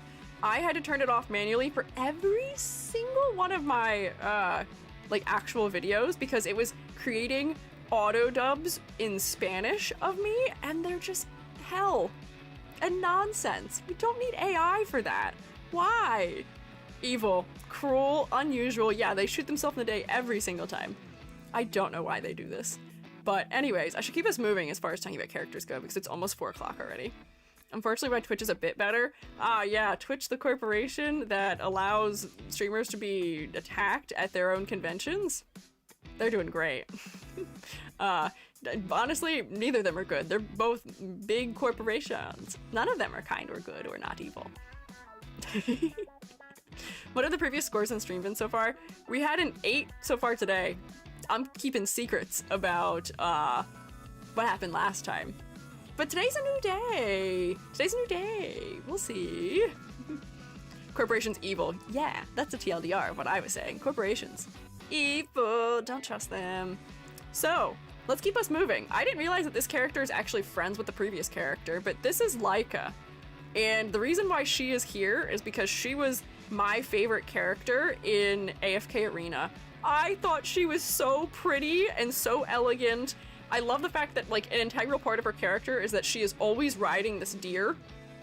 I don't think this is an actual part of her character, but I always had just imagined that she is a character who is, you know, she's always mounted as sort of like a mobility like angle for her, where she does not have the easiest time getting around, so therefore she has her deer animal support companion who, you know, helps her get around. But isn't she so cute? She's so cute. Let me pull up her page, but we're doing 2 Wilders back to back. The way we can tell that she is a Wilder is the fact that she has green as one of her predominant colors in her palette.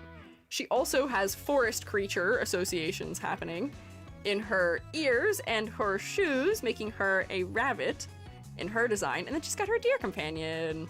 10 out of 10 next. I know, I love her. She's another 10 out of 10 in my heart, which is why she's on the thumbnail. I don't know if I gave her a 10 out of 10 on the thumbnail. I thought it'd be unkind to have 2 10 out of 10s on the thumbnail, but like, I love her. Happens when you hold a monopoly in streaming. Yeah. Oh, her emotional support deer. And the deer is always with her, so it's not like I technically count this to be part of the character to some degree, even though it's its own person. Or not person. Deer aren't people. It's its own creature. But she's never depicted without it. She is always a mounted archer. Seems very important to her design, especially the way that they've designed for her legs, too, in the design. Making creative accessibility. Same thing that came for free in your brain? What? Very elegant? Yes, she is very elegant. Corporation spent money on it and they'll keep... Oh, that was other conversation stuff. Deer aren't people? I don't know if you knew that. I don't know if you knew that deer aren't people, but I knew that. Why are people not riding more large deer? Because we're trying to go for an angle here that is more about softness and elegance and approachability and maybe like innocence, perhaps. If it was a large, intimidating deer, that we may think that there are other associations going on where we're going for intimidation or for masculinity, or, you know, there'd be more sharp angles, especially if it was a stag with having big antlers or something. We're going for something that is going to be a little bit more pastel, a little bit more friendly. The associations we tend to get from deer tend to be a little bit more motherly and innocent and, yeah, just elegant. I'm gonna keep saying those words over and over and over again, but I think she does a good job of embodying those elements.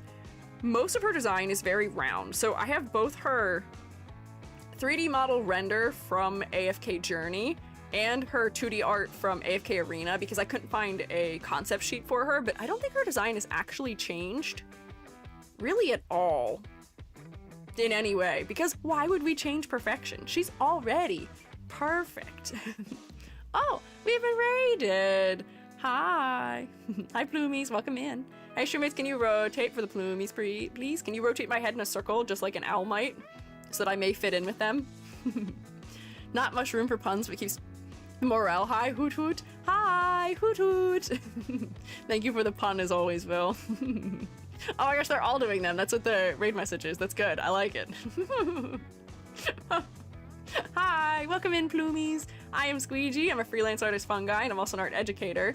Today we are going through some more of the character designs from AFK Journey / Arena. Look at this cute woodland lady.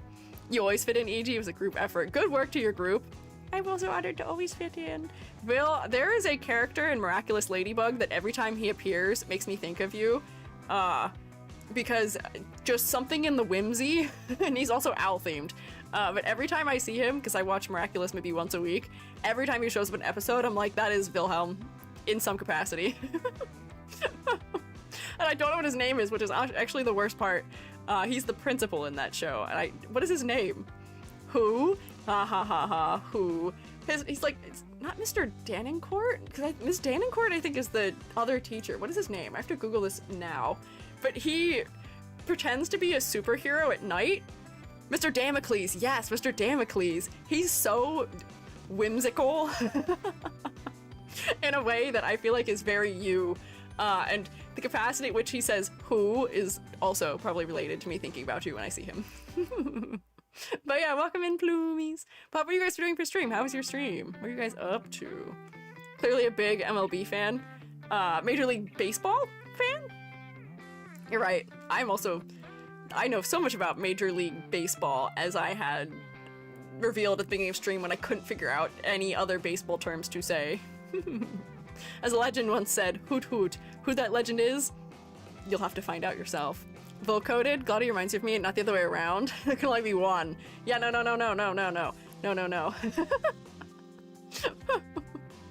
Yeah, no, it's not the other way around. There can only be one. But owl-themed characters. There's something about whimsy inherent to them, and I don't know. MLB Mobile Legends? I don't know what that is. Why is basketball not Major League Basketball also? Watch Miraculous Ladybug. I suffer through it for the few good episodes and characters. Oh, I have so many strong feelings about Miraculous Ladybug right now. I just got to watch the season 5 finale because I finally got to that point, and I'm so mad. I have so many opinions. I am so mad. If I had to wait for the specials that came after that finale, like everyone else did, and I'd wait for season 6, I would have been so mad about it. What a finale for a season. Crazy. Have you watched the London special? I have, but I have to rewatch it because I watched it so long ago that it didn't make sense to me. I didn't understand what was going on in it. Now I understand what's going on in it. But I do think that is the quintessential Miraculous Ladybug experience, is loving the show, but also it grinding your gears at the same time. But, I don't know if I got an answer, which you don't have to if you don't want to. Usually I can sleuth out from having been on the interwebs what Vil was doing for stream, but I think yesterday you were doing the speech-controlled video game that you were doing before? Hand cam. Oh, what was the hand cam this time? What were you doing? I'm doing hand cam tomorrow too. I'm making little snowflake cutouts. What was yours? Debuted my 2.0 hands. Whoa, whoa, hand debut, crazy. All the characters are blind? Oh. Still building mini Lego owl. Oh, okay, I see. I hope it went well. I hope your owl is coming together immaculately. Please tell me his head can rotate and can spin and that Lego was kind enough to build in rotational mechanics for you, please. I hope so bad. But I hope you guys are having a good time with it. If Plumies and Vil need to do anything like eating or drinking or snorkeling and eating, please take care of yourselves. Do you guys want to stick around and hang out while we talk about this lovely woodland creature who is not too different from yourselves? You are welcome to do so. But if you need to take care of yourselves, also do that.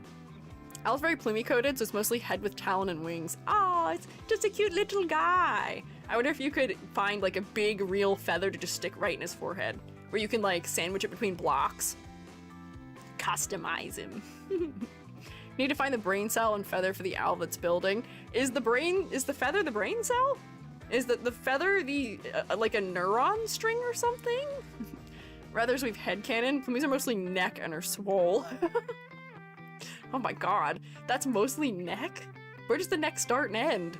I have a lot of questions here. But I have to lock in. I have so many characters I'm theoretically supposed to get through today. I have to lock in. But you guys are welcome to lock in with us if you would like. We're talking about how this character is a 10 out of 10 in our hearts because she is very cute. Yakuza 6 what? What now? This is AFK Journey / Arena. This is not the Yakuza. They don't have those here.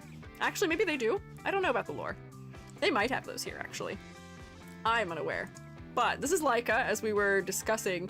She is a member of the Wilder group, and I can accurately guess both her species. She is a rabbit, we can tell. She has rabbit ears. And then, I don't know if these are actually her feet, or if these are just the way her shoes are designed, but rabbit feet. You can see the little toes. Cute. They may actually be rabbit feet from the way that these feel like they might just be leg adornments. So we can tell what animal she is. Also, we can tell her faction alignment. Green and gold tend to be the colors of the Wilders faction, so I can guess that pretty easily also.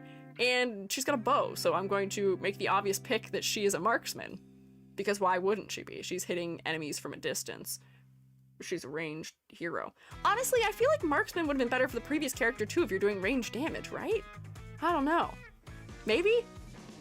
Do you throw babies often? Never. I don't do that. That's not a thing I do. Why would you do that? Don't do that. You can ask a Plume where their neck starts. You can't ask them? Sorry. Can't ask, well,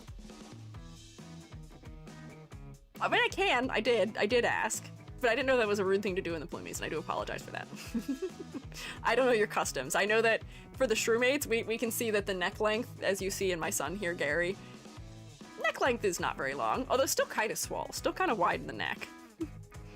Feel she's too simple in design. Oh, for Lyca? Maybe. But the thing is, most of her design is allowing her head to be focal. She answers my exact plea that I have for gacha games, which is if you're going to make a character have one color be the primary one in the palette, don't make it the only color in the palette, and do not make the character's hair also that color. So she has her faction color, which is green, and they went and chose pink to contrast it. Pink and green are such a match made in heaven as far as color combos go, because it's adjacently, not adjacently, but it's nearly complementary colors. I mean, it kind of is anyway. What is pink if not just light red? But her hair does tint a little bit more towards like yellows and oranges in some places too, but that's why pink and green go together so well. And then on top of that, you know, she is pink and green abundantly, but there is more than one color undertone to the pinks and greens used in her design. Most games would just stop at slapping a flat color on something. This game uses a lot of gradient work, probably because they don't have much in the way of line work. But we have darker greens that are cooler in undertone. This is slightly warmer in undertone for being lighter. Same here. This is even closer to yellow. Then for her hair too, we have her hair pushing more towards magenta almost at the bottom. I don't know if it's quite reaching magenta, but it tapers up into something that's a little bit more orange or yellow or peachy in the top area. There's great color depth happening. And then, you know, we do have white as a color in the design, but we're not using black either, so we're further dodging the Bwackum allegations of black, white, a color of metal by the fact that we've used brown instead, which feels more naturalistic and fits in with the faction she's a part of, because they're very woodland based. Oh, she has red rabbit eyes? Oh, wait, you know, I didn't think about that, but yes, she does. White rabbits do sometimes have red eyes. I think that's specifically for like albino rabbits, but yeah, I see. Red rabbit eyes. So they are doing a good job of integrating her concept here. And I know that I'm correct. I don't even need to check the wiki. I'm certain that I'm correct. I'll check anyway, but yeah, wilder, marksman, deals physical damage. My guess about her personality is that she is probably very easy to get along with, based on all the nice round shapes that make her feel like a friend. And I believe I'm correct. Talented student, the Chief's victory. That's really all they're giving me.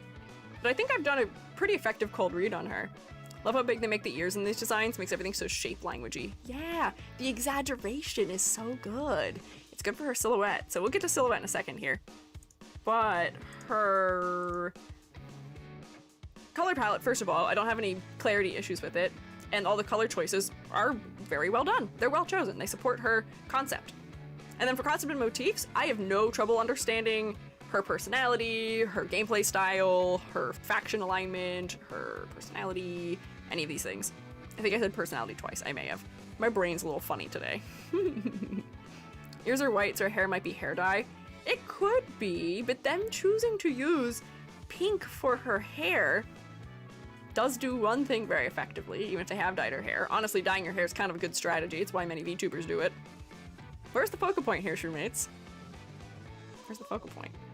I would say it's clearer here than it is here, just because I feel like this is being affected by the render in world, where some things are becoming a little bit less saturated, and we're not getting as clear of a gradation, but that may be angle related too. We don't see as much of her hair.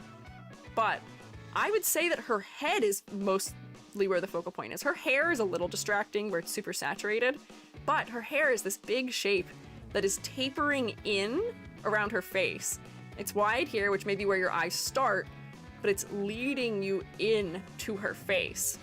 So it's creating a nice sight line. Yeah. Like that the deer has blush lines. Oh my god, you're right. She's so demure. She's blushing, and she also has eyeshadow on.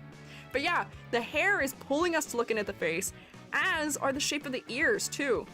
Here, because they're being affected by physics and the wind, not as much. But here, they're arcing down and in, which is also pulling us in to look at her face. Mwah, beautiful, fantastic, we love to see it. It's working well.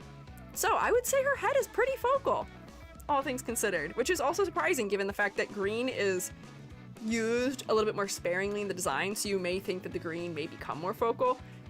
But we're ending up with the high chroma thing again, where red is high chroma. We tend to look to warm colors first often, but it's working for her. Focal point. I have no issues with her focal point. It works. Next, silhouette. I'm gonna silhouette both of these together just because her silhouette here is so posed that the pose itself is what is probably impacting her silhouette the most as opposed to her design. Where here, her silhouette is mostly just design based. You think she put the eyeshadow on the deer? Maybe these two are besties. Maybe they can communicate. And the deer can be like, hey, can I borrow your ability to have opposable thumbs? Yes, Slay, just like Joby. Can I borrow your opposable thumbs to apply just a little bit of blush and eyeshadow? And honestly, I feel like this deer probably also has falsies on too. She's got, look at these eyelashes. Have you ever seen a deer with eyelashes that long? I know they have eyelashes, but like, not like that. Any friend of deer is 10 out of 10. Fair. But for silhouette, for what it's worth, the deer ends up being the thing that makes her silhouette recognizable, unfortunately. This may be the only category where I might actually take points off, because her hair, you know, has this nice wide area to it that does provide some width to her design, but the deer isn't a part of her, and the deer is what the bulk of the silhouette is. This is a hard one to grade, because I feel like her outfit itself doesn't really have a lot that adds to the silhouette. Her arrows are part of the silhouette, her deer is part of the silhouette. Really, the only thing that makes her silhouette herself all that stand out is her ears? How would you guys suggest I grade this one? Because I feel a little bit torn. Most of the elements that make her silhouette strong aren't her. She's seen without the deer. The deer's a part of her design, I thought. But see, that's what makes it kind of tough. For as much as she is never seen without the deer, that's a complete other creature. If we're gonna go on technicality, it's not her. Her character design is her. But I guess this is considered, in the game's eye, one character when you pull for it. It's a complicated situation here. He's like an accessory of the deer. Hey, that's kind of mean. She can't be an accessory of the deer. Are you suggesting that the deer is the main character here and she is just happening to be there? No. I'd say the deer counts. It doesn't seem that the deer applied as the same as characters with weapons they always carry. Because if that's the case, I would say that we would have no trouble identifying who this is probably. When have you ever seen in any other game or circumstance somebody who is rabbit ear having riding a deer mount in a, not just in games, but as a character? I feel like this is pretty decently recognizable. However, I still feel like I can't give her full points because her design itself is completely symmetrical. I guess there's once again some consideration to be made for the fact that she seems to be very well put together. She's like a model student maybe, but I wish there were more elements in her clothing that would add to silhouette. So I think I might put this here, 1.5. I also can't really draw a ladder for her because she's not really touching the ground. Her design is almost as wide as it is tall too. Unique for sure, but yeah, she's got no unique elements beyond the unique hole. Yeah. Yeah. Does the prediction go through? I'll just say would have chosen 90. Ooh, okay, you've got a lot of faith in this game. I will say, Florabelle and Lyca are probably bringing the average up a little bit. With the deer count as a living wheelchair, surely that would count as part of the character. We did actually have a little bit of that discussion before, but that ended up with a more decisive answer because one of the other characters in this game uses her hair as a chair. It turns into like a throne of thorns, and I thought that was an interesting angle because her hair is the thorns that become the throne. Therefore, the throne is physically a part of her, so it is a part of her character. It makes her silhouette great. It also seems like it may be a great sort of like living wheelchair or like accessibility tool. But this one's a little bit harder because these are separate entities still. If the wheelchair had a face or at least a pair of eyes. I don't know. I'll leave that grade where it was. But then furthermore on top of that, I saw somebody say earlier that they wish that the design had a little bit more detail.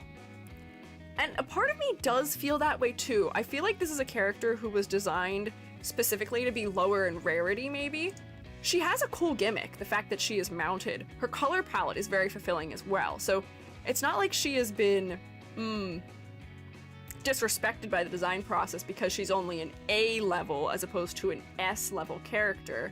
But yeah, I feel like a smidge more detail would benefit her, or I think she needs a visual motif that could be associated with her. She is a rabbit riding a deer. However, if we look at her clothing, she has this like somewhat braided or like diamond shape pattern repeating throughout her, but can you imagine how much stronger her design would be if, like Florabelle, she was assigned a specific flower or specific plant as the association for her?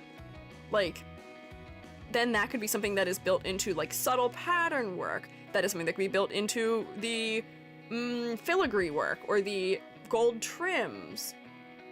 I don't know, a circle cloak would add a lot.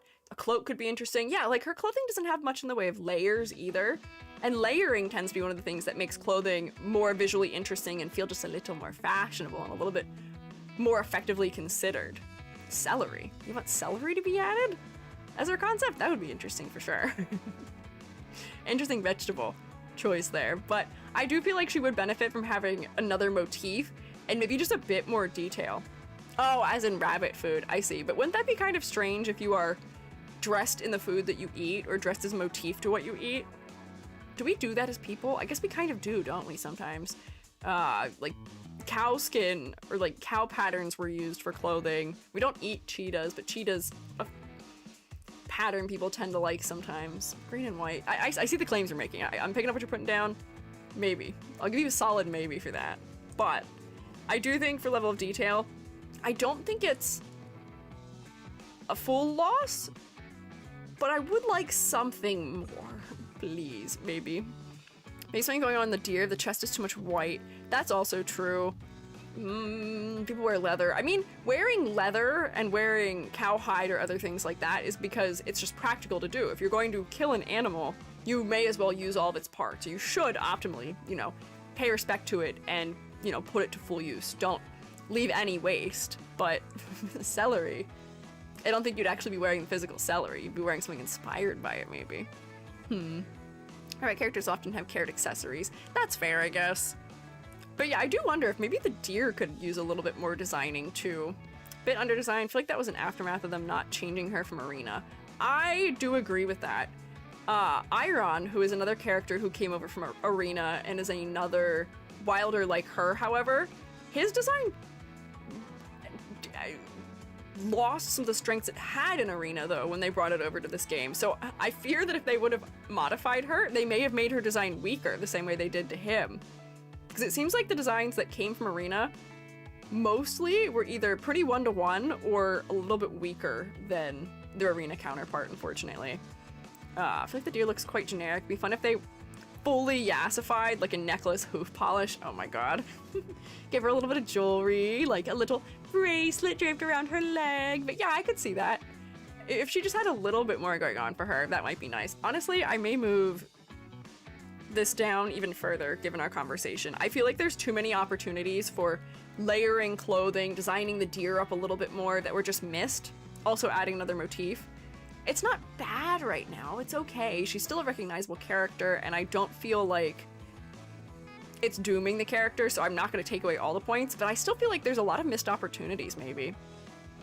So maybe this is the grade. Man, there's another 10 out of 10 in my heart that doesn't get a 10 out of 10.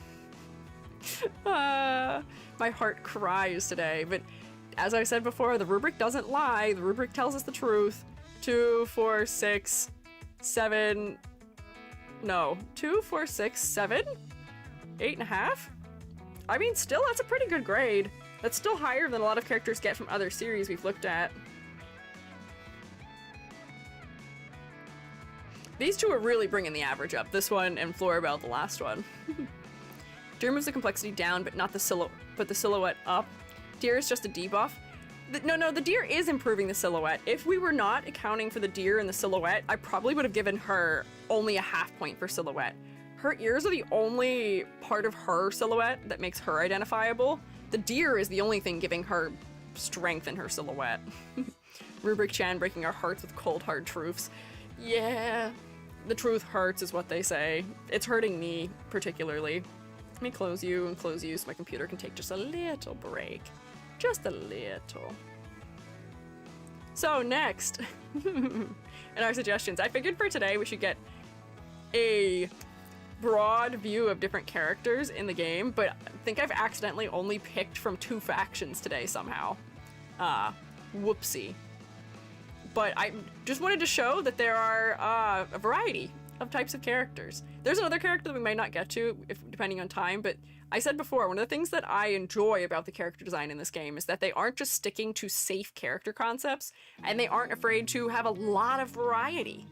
So as we've seen before, they have, what do you call them? The ones that just have ears? Kimono Mimi, I think? They just have the ones that are like, oh, this is a regular human woman, but with rabbit ears. But they also have, this is a wolf. This is just a full anthropomorphized wolf man. He has paws, he has a wolf face. Furry. And there's also a range of ages in this game too, which we may get to, but there's a character who is a grandmom, and I love her. She's so good. And then there's also a character who is like a cute little hamster character. They're good. I like the variety here. So this is Faramor. He is very high fantasy again, which I feel like is one of the other reasons, or one of the other associations for the Wilders, is that a lot of them end up being in sort of the elves area of fantasy, where even though Lyca did not have pointed ears. I mean, she'd rabbit ears. She feels like she could fit in with sort of like elves based in the elegance and the green and the sleekness of her clothing. This guy, on the other hand, I don't know if fits in that way, but I still think my guess for him was going to be that he's a wilder because he looks like he is an outdoorsman. A lot of the characters in this faction, even if they don't have the green gold color palette, feel like they would be at home in the woods. And his cloak, which has leaf-like shapes to it, despite also being sort of fur-like, is sort of pushing me in that direction. He is attired in a way that may make sense. He's wearing layers. That makes sense for an outdoorsman. He does also feel like a hunter, I agree. A lot of grandma characters and an Overwatch was refreshing. Yeah, I love a grandmom character. I find them so endearing, and like some people, you know, for deciding like who's gonna spend money on what things, I like designs that are a little bit more out there. Those tend to be the ones I get the most attached to. So like, I'm the target audience for if you need someone to spend money on characters that are older or maybe a little bit more niche. Not that I actually spend money, but I'm the kind of person that would be, if I were a money spender, the one spending money on those. His design looks Norse-like. A little bit, I would agree with that. I would say his design seems a little bit Norse-inspired. I think part of the reason why we're feeling that is the braids with the gold clasps on them. But then again, also, yeah, we do tend to see Norse or Viking-like characters wearing these big, one-shouldered, fur-covered, like, capes. And then also, like, a tunic underneath, almost, which I think is what he's wearing. I think that's what this is part of a tunic. He has a side bag, he's got a knee guard, so I guess if he's to take a knee while he's fighting, he'll stay safe. But yeah, he seems like a Norse hunter wolf. Maybe. Fur cape? No. You can have fur from animals that are not foxes. The sword thing is very strange. I agree that the weapon is odd. I think sword in this game usually means that a character is either... Or no, they're not a warrior, because I think the warriors... Well... Warrior or rogue, perhaps, would be my guess for him. He's definitely a frontline fighter. He's got a sword. Glaive? Yeah, what would you call this? It's a sword that has three angles you can strike with. Technically, I guess this could be a pommel spike because it's shorter, but he's got like a reverse grip on it then. So I would love to know how he fights. This almost is a chakram, too. A Beyblade. Not a Beyblade. No. Do you know chakram? Those things. The weapon that Axel uses in Kingdom Hearts. Where you grip it from the center and the exterior edges of it are a blade. But chakrams, I feel like, are not especially easy to fight with in a lot of circumstances, and in this one, I feel like the way this is designed almost makes it a hazard to the wielder. It's like it can be taken apart and then dual wielded almost. That might be neat as an angle.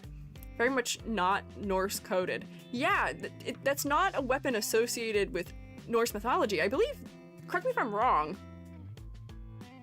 I mean, I'm only saying this because I got to use one very briefly, but Northern Shell and Kung Fu makes use of them sometimes. So I'm gonna guess that they may be Chinese in origin, or at least they're used in China, or were. I don't think they're currently being used. We don't tend to use very many melee weapons in the modern day, but that is interesting. It's where to be a wolf fang motif, maybe? If it was fangs, we may need them to be running parallel to each other. The fact that they're in a perpendicular cross does not feel especially fang-like. He's holding the weapon in a way where the longest part points at him unless he strikes a very specific way, yeah. Chakrams are South Asian, or Indian. Oh, interesting, okay. I didn't know that.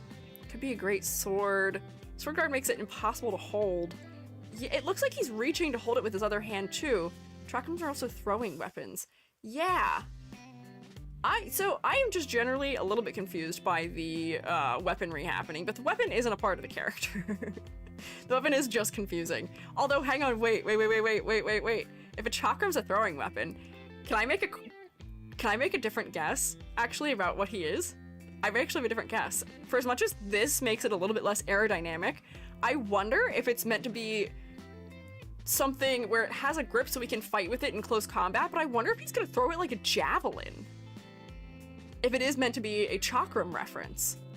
I could see that. I feel like his grip makes sense for it too, because if he turns it around in his hand, he's throwing it long side first, which is how you would throw spears usually. You use a lower grip. Am I crazy for that?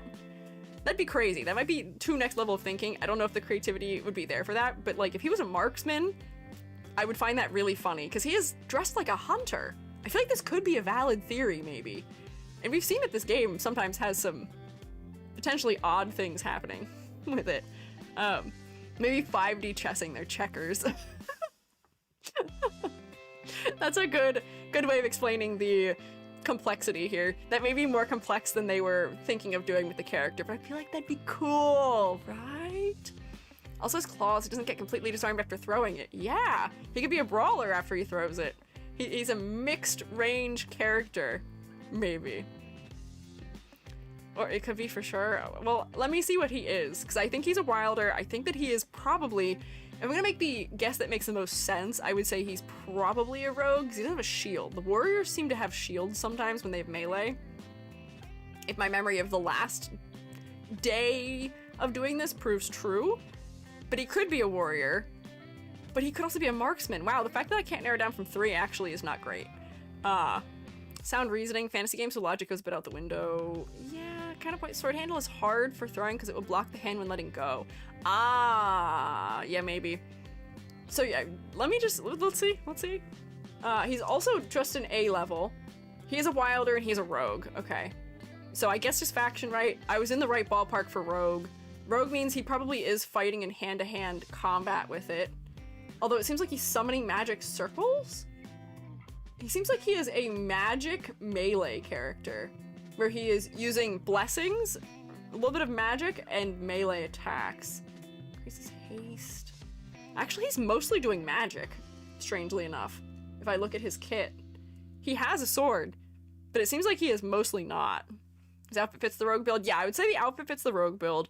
It's a little bit sleeker, a little bit, although we still are exaggerating his shoulders, and it's cascading to the ground in a way that may not be practical. But that makes sense. Hunter, yes, sneaky. I would not have guessed the fact that his kit contains a lot of magic. He does like a sacrificial circle, which he summons. He imbues his weapon with power. It seems like there may be some sort of religious angle to him, because it says sacred power and sacred pledge, where he blesses an ally, so he seems like he does a bit of a support role, too? What kind of animal one, then? What do you mean, one? I do think this is wolf, right? Hang on, actually not familiar with furry culture, because they didn't break more containment, because this year, finally a wolf didn't win. Didn't win what? Bow noises in the distance. I will say that is one of the only things I know about Bao, is that she was particularly a fan of, what is his name from Elden Ring? I don't know what his name is. The Wolf Man. Which, honestly, I feel like that is probably part of the inspiration for this guy also. Actually, a cat. I don't think this is a cat. I think this is a wolf. God, I hope this is meant to be a wolf, but we have learned before that sometimes, I'm not right. Oh, Blade. Yeah, Blade was his name. The only character whose name in Elden Ring I remember is Blade Master Igor, or War Counselor Igor, because I like him. He was cool. I like the giant monster guy. He was cool. And I also chose my nickname because of him. But I don't know any of the other characters' names anymore. Guess you could say that his weapon is shaped like a crucifix. Yeah, I see. Oh, wait. I know what we're going for here. Because now that I see his affiliation, he is a wandering undead hunter. I understand now what we're going for. We are aiming for a little bit of, not necessarily like vampire slayer, but like, yeah, he is an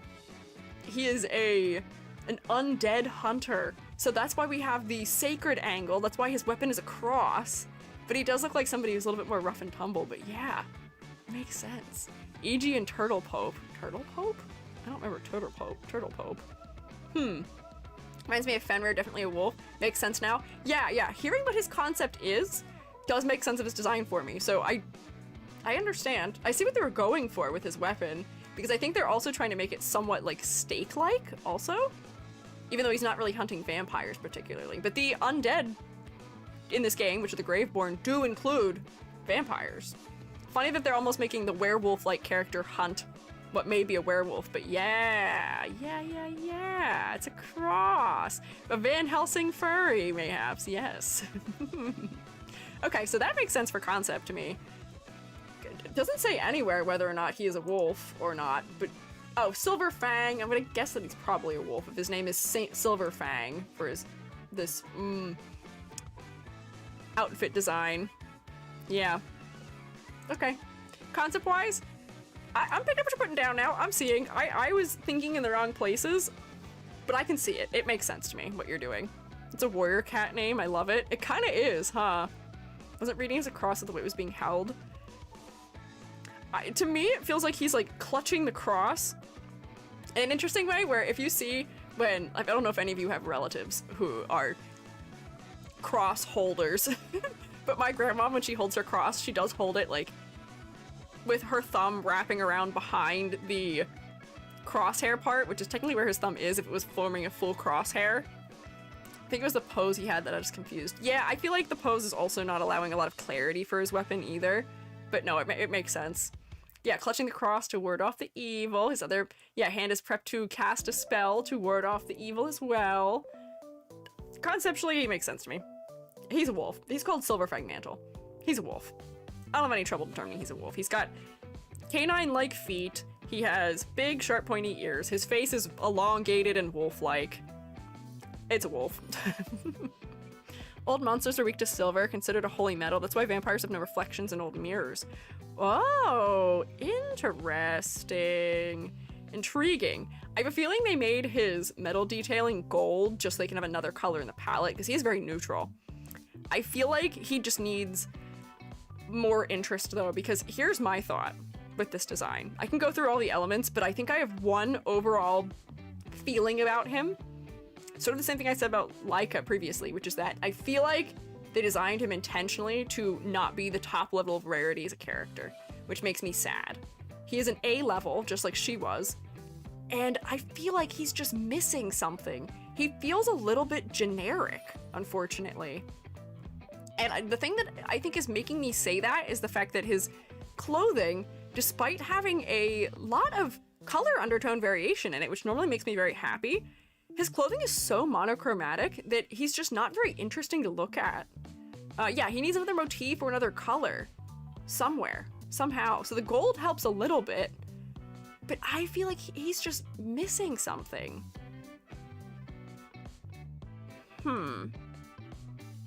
What would I add to him to add interest? Because I feel like the braids do something. The braids are helping, definitely. If braids weren't there, I would have a lot more to complain about. Head area seems empty. Yeah, that's what I'm trying to think about, is for a furry type of character like this, how do we add interest around the head? If I'm thinking of the character who is somewhat similar to this, who's in, what is it, ZZZ? I don't know what his name is, but the white-haired butler one, he has this like crazy mask on. Piercings. Oh, piercings could be good in his ears. Might have to look up some sort of like Norse-inspired piercing. Whoops, I just spelt the word. What just happened? Please look at my attempt to spell Norse piercing in Google. I think my keyboard hates me.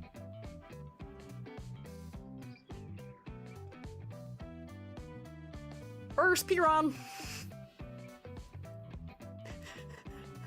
I swear to you, I hit all the right letters. I swear to God, I hit all the right letters.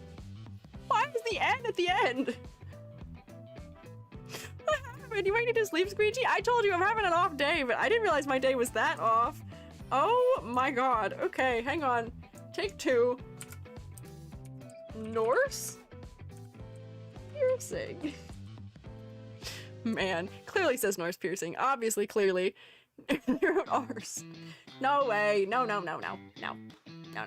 I didn't write that. Not at all. Oh, there's a rune that looks like a cross for some reason. That's coming up a lot here. Interesting. Is he a reference to Fenrir? Let me see if Fenrir has a symbol. Fenrir symbol. And not Fenrir from Final Fantasy. Because that Fenrir in Final Fantasy VII is also from Norse mythology. Fenrir simple. I googled Fenrir and it's just wolves. Doesn't seem like there may be any particular symbol associated with Fenrir. Seems like a whole slew of knots and yeah, mostly just that. Fenrir's associated with a red sash. Fenrir is in Loki's son? Yeah, some face paint, slits it, cuts in his ears maybe. Yeah, we could show that he's gone through it maybe a little bit. Let's just try some tests of things. We could have, if he had like some little like notches taken out of his ear, we can tell that he's been going through it. I felt like maybe some gold jewelry on his ear might be good, but we may need to pick something that is a decent symbol in Norse mythology. I'm gonna tell you a secret. I get really scared anytime I'm trying to put Norse elements in a design because so many of them are co-opted by evil people. Bad evil people. Because like I know there's a symbol that I keep seeing on all of these things in the Google search for Fenrir, which is the like 3 triangle interlocked thing that looks like, hang on, I haven't drawn it correctly. It's like this, but because there's overlap, it looks a little bit different than that. The Valknut, is that what it is? It's shaped kind of like this, although it looks nothing the same when I don't have thickness on it, but that, I fear I've seen that in bad places before. Chains could have helped because Fenrir was restrained at one point. Ah, okay. Interesting. I do see crosses for some reason in association with a rune, but like he could have some sort of cross-like earring or something. Could have other little bits. Ragnarok. Yeah, darker and bigger eyebrows or scars in the muzzle. I do, you know, you may be right about his eyebrows being darker. Let me just try and darken his eyebrows in a little bit more. Let me airbrush them so they're not as intense, but I feel like that might have been nice for having around his face. Some sort of Fenrir eats the sun, but that could also be Skull and Hati. Fenrir bit off Tyr's arm, so I guess a severed arm? Yeah, let's just add a severed arm to his design. I agree. Honestly, those things already feel a little bit more specific. I'm not saying this is the solution, but these might be ideas to get us towards a solution. Chains. Oh, weapon. Vampire Slayer. What if he had a chain whip? What if he had a chain whip? I don't know if we can do that because I feel like Castlevania might have cornered the market on that and they may not be too happy, but like, if he had a chain whip on, I would have had no trouble identifying that he is meant to be like a monster hunter. And chain the vampires. Yeah, come on. Chain whip. I decree. Like maybe we could see it like coming out from underneath, but that doesn't help his head region be more interesting. This is a chain whip, I promise. We just see it coming out from underneath it or something. Like he broke the chains he was restrained with and used them to hunt others. Wait, there's a character in Soul Eater who does that, who, now that you're saying that, I think is meant to be a reference in that way. He's a prisoner, and he breaks out. One of the color red is associated with him, and he's a wolf. You get wrap around the chest for asymmetry. You could do that also, if we're trying to add a chain in somewhere. Here's his chain whip. I'm not gonna draw it so that it looks like a chain, because that would take forever, but yeah, he could have it. Almost like, too, the way, what's her face? Wonder Woman sometimes wears her lasso of truth around her shoulder, although I think she mostly has it on her waist. But yeah, he could have it off-center on his chest, and we can see that this is, like, the handheld part of it, maybe. Right. Fenrir's mouth, make sure they weren't tricking him. That's why Tyr only has one arm. Revenge element. Carrying a massive zombie arm on his back is not a bad idea, but that's kind of morbid. I don't think this game would go for morbidity of that level. And I feel like if he did that, they may confuse him with some of the Graveborn characters, potentially. But yeah, wrapping that around his chest might be good. The chain Fenrir is chained up with was unique, though. Looked like a dainty silken ribbon almost, made of impossible things, like sound of cats, floor falls, and roofs of mountains and such. Oh, interesting. I mean, it's called a chain, so we don't have to be as specific in making it exactly line up with the mythology, because I would say this is just a wolf man. He doesn't have to be exactly aligned with the mythology, but like, yeah, not actually Fenrir, just named after him, but we can have more things that relate him to Fenrir. Honestly, adding that gold chain to that area already is making him feel a little bit more fleshed out, but I think the general statement for that is he's just feels a little generic, unfortunately. Honestly, I might even put him like here. Lyca had a whole extra deer to save her. He doesn't. I feel like that actually may be too mean. Here.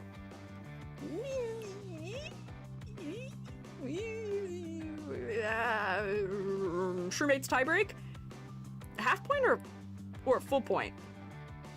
I feel like I'm bothered pretty significantly by his lack of detail though, where Lyca I wasn't. I say 1 point. Like, his design isn't a failure as far as level of detail goes. He has some good details that include a motif, but like, chains between the ears could be really interesting character-wise, like a punishment but then broken.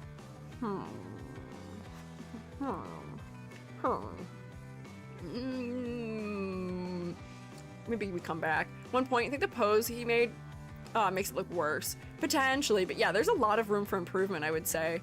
Color palette is just black and white spectrum. Yeah, I would say his color palette is decisively lacking in interest.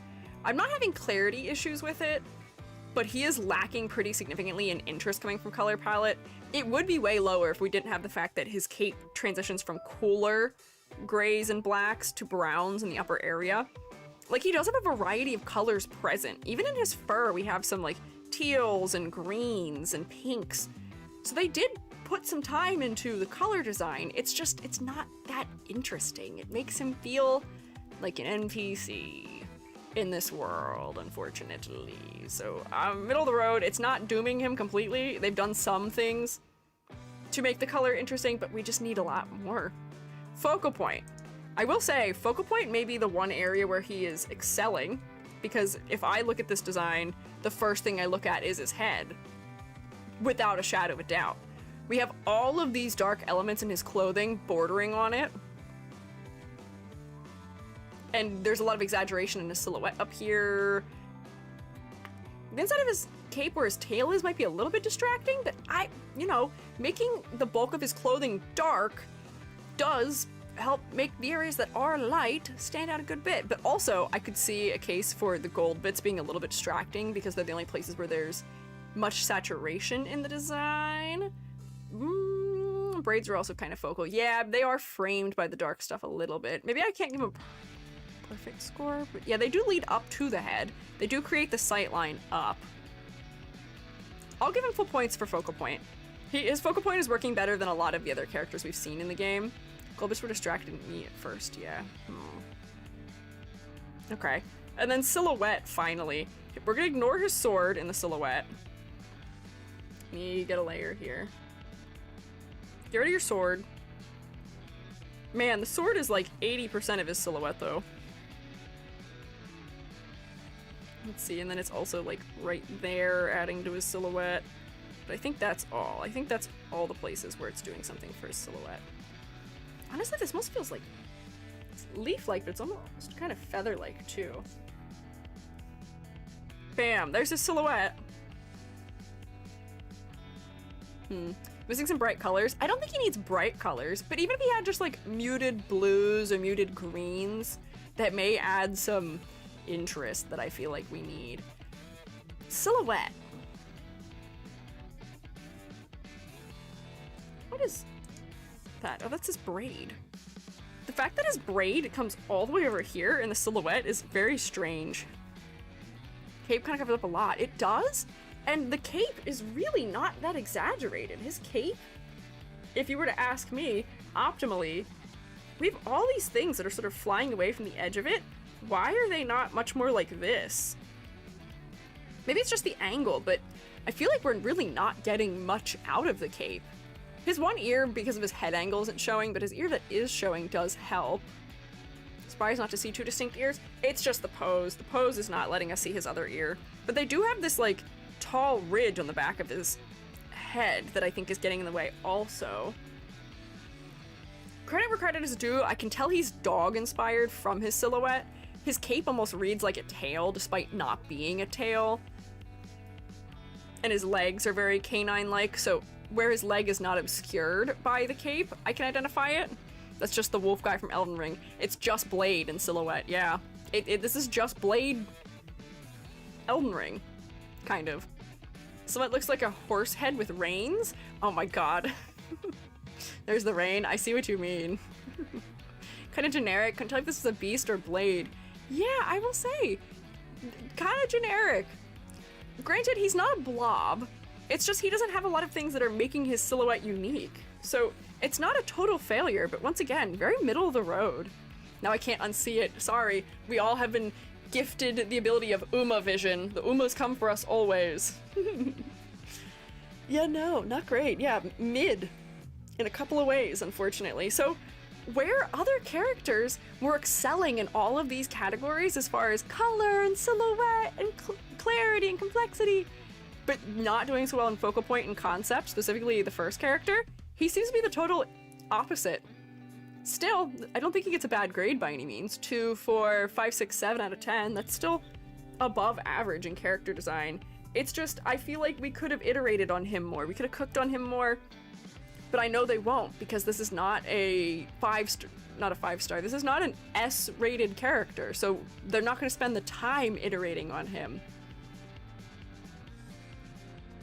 Unfortunately, which is kind of heartbreaking. Genshin revealed a horse lady, but she doesn't have horse ears.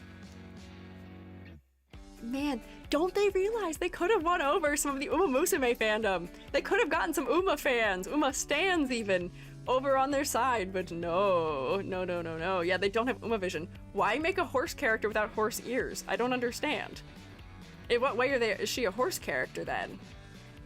I'm kind of confused. But yeah, he has so much potential. I am disappointed. I'm so disappointed. He has so much potential. But nothing transpired of it. 7 out of 10. Whatever. What can you do? Let me close him. We'll get to our 4th. Got another lad. I was trying to have a little bit more of an even gender ratio this time. I think last stream we mostly looked at the girlies. I think we only had 2 male characters out of our 6, but I don't remember. Here we have mostly girls. I think this is the... Oh wait, actually no, this one's more even. Anyways, hang on. Pause. I have to run to the bathroom. I've gotten myself into this habit, which sucks. You know how when you get yourself into a habit as to the time when you have to attend the bathroom, you get into a habit of what time it is? I have now unfortunately gotten into the habit of like 4:30-ish most days of the week. Totally unhelpful for streaming. I'll be right back. Be good, shroommates. Watch by Gary that is bouncing around the screen. Let me know if he touches a corner. No fires, no riots, no arson, no rebellion, no sacrifices, no anything else of that nature. Please, be good. Thank you. Even Limbus gave us a horse guy with a horse torso. Horse torso? Oh, I think we talked about the horse torso, or was that a deer torso? We were talking about centaur biology. Anyways, hang on. Bathroom break. I'll be back.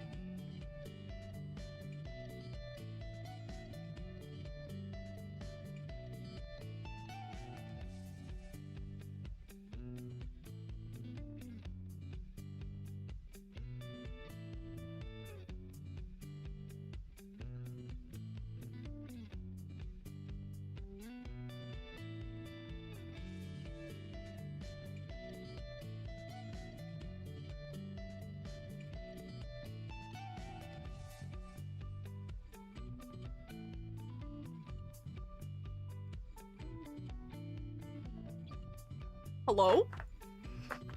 What are you guys doing? Who wants pizza? Hey, you can do that. You guys can have pizza. That's allowed. Seems a bear. What? Huh? What are you guys talking about? Wow! That's a very kind welcome back. I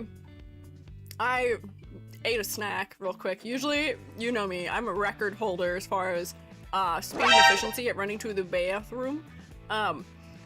But today I went and got a snack because I wanted to take an ibuprofen.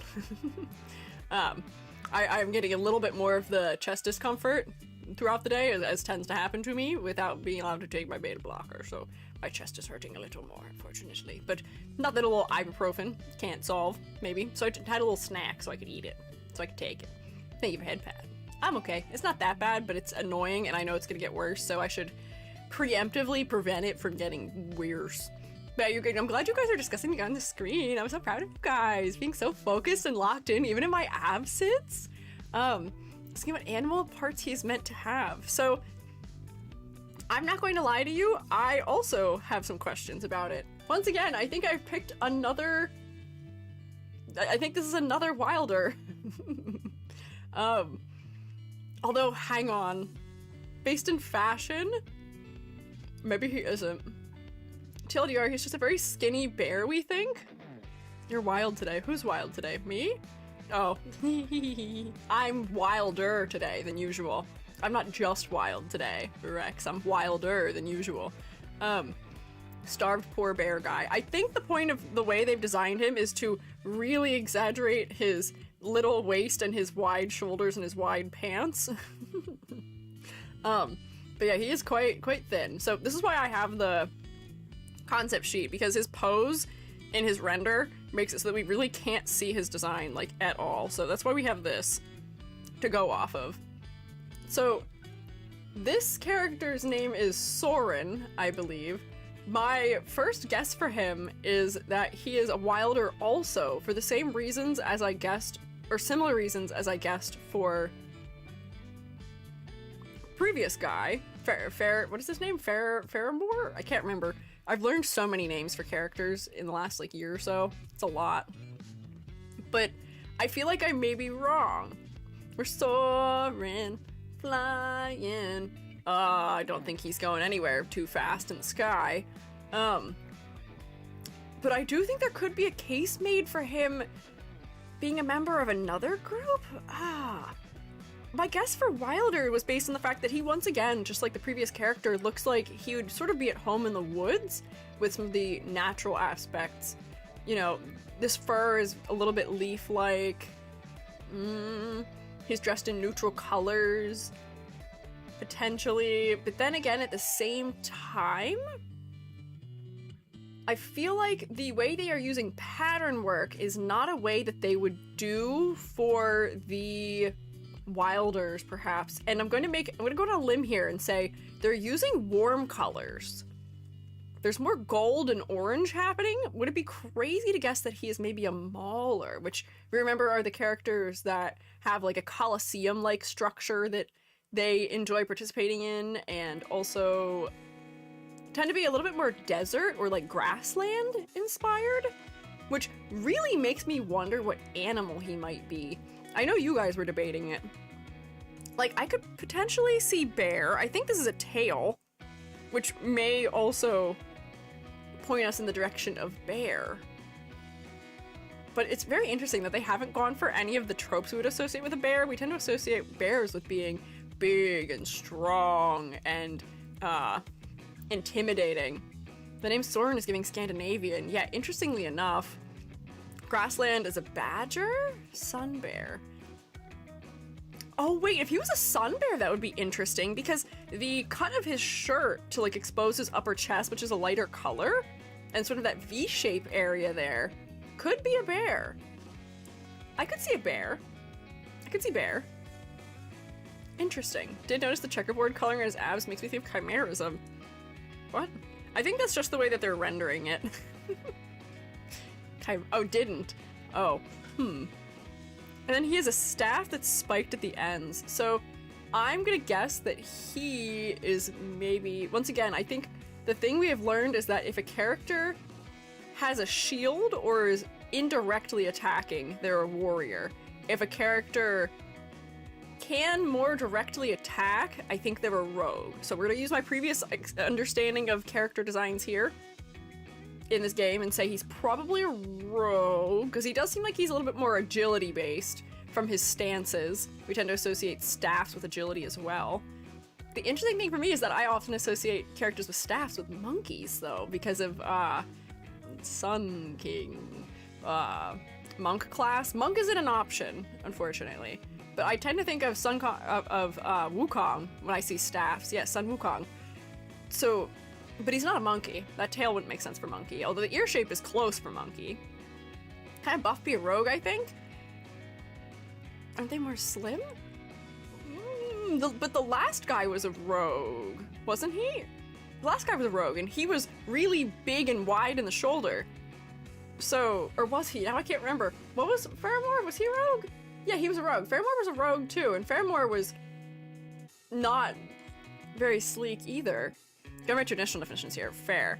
He's not too buff to be a rogue. True. He might be buffer than the average rogue, but I don't think he's too buff. This is challenging. Let me just fact check first the first two things. Yeah, okay, so he is a mauler. I did guess his faction correctly.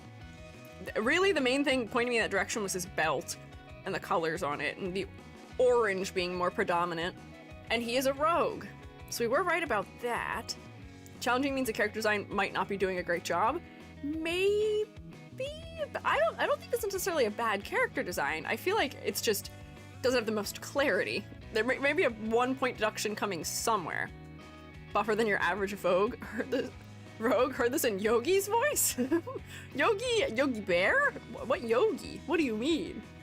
What, Yugi? Do you mean Yu-Gi-Oh? Let me bring my hair back also. My hair will not return on its own, and my eyelashes are back. I don't know why the bald redeem works to remove my hair, but not put it back. It's kind of strange. Yogi Bear, smarter than the average bear. Oh, okay, I did get the correct reference. Hell yeah. Let me see. What animal is he? He is affiliated with the Uru clan. What does Uru mean? Is Uru a word for bear? I feel like it very well could be. Uru, meaning boat. Actually, never mind. Apparently Uru means boat. I don't know if I'd associate that with boat. City. Pages Beyond Mist? Boat? He's bear folk? Is he? Do you see it? Have you found him on the wiki where it says he's a bear folk? On the wiki, let me see. Where does it say that? Isn't his lore? Let's see lore. The two main defenders from there, young mauler and a strong wind fighter. He's a bear folk, although has significantly less fur than normal. Are they making fun of the fact that his chest is shaved? Please don't be a dog. Okay, not. He's a bear. He's a bear. I think it's interesting that they have made a bear who is not a tank type of character. I feel like that would make sense for the tropes a little bit more, but I can see it. The ears are the right shape for a bear, I would say. The tail is right for a bear. Honestly, you know, we should have been looking harder at the feet. Considered a runt. Oh, so is it built into his character then that he's smaller than average? And is a runt and also is less fur than others? Poor guy. Pair it with manscaping. That's crazy. That's a wild thing to say.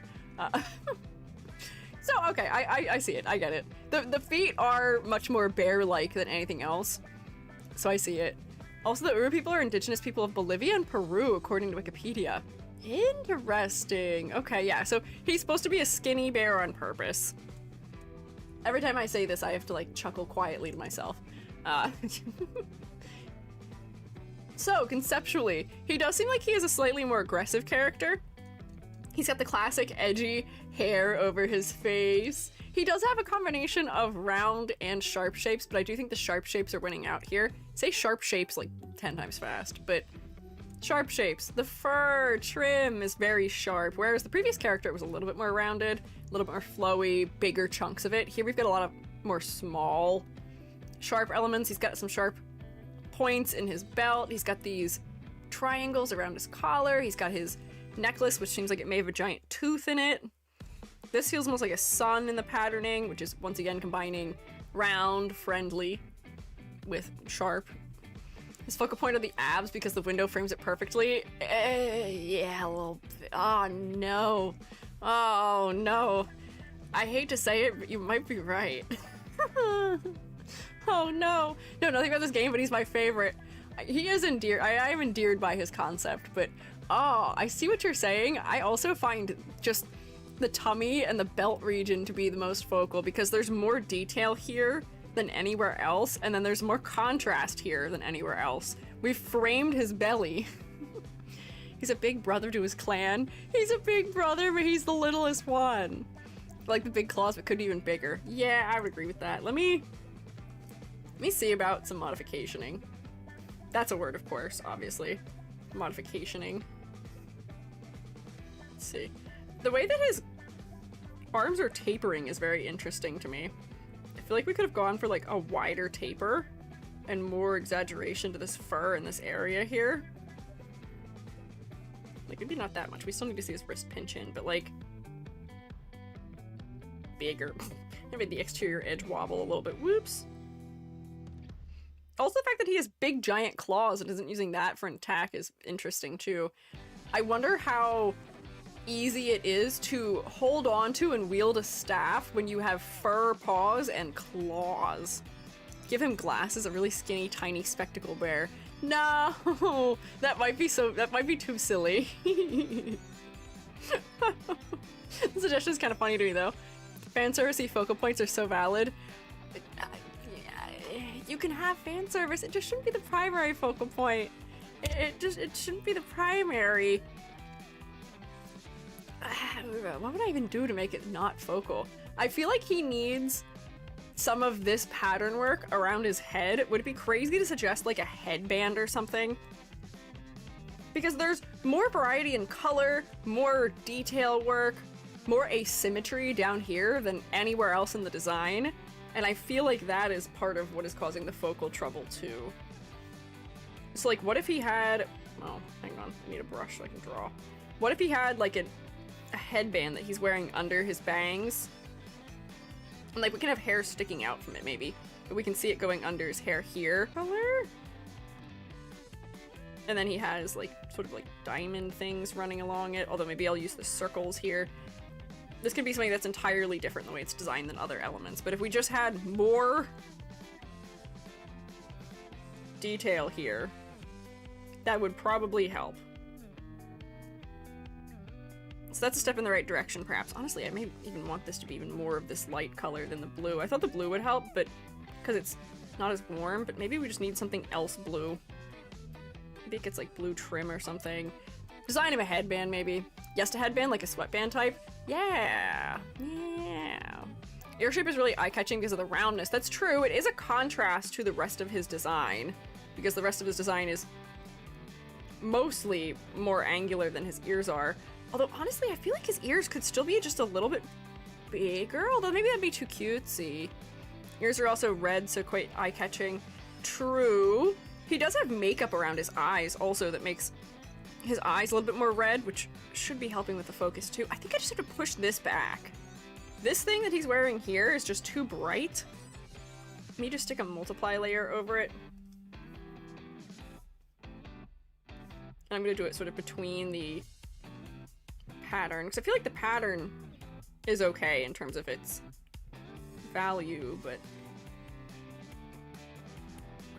it's just so bright. Then we gotta figure out what to do about the abs, because that is also something that is taking away from the focal point right now.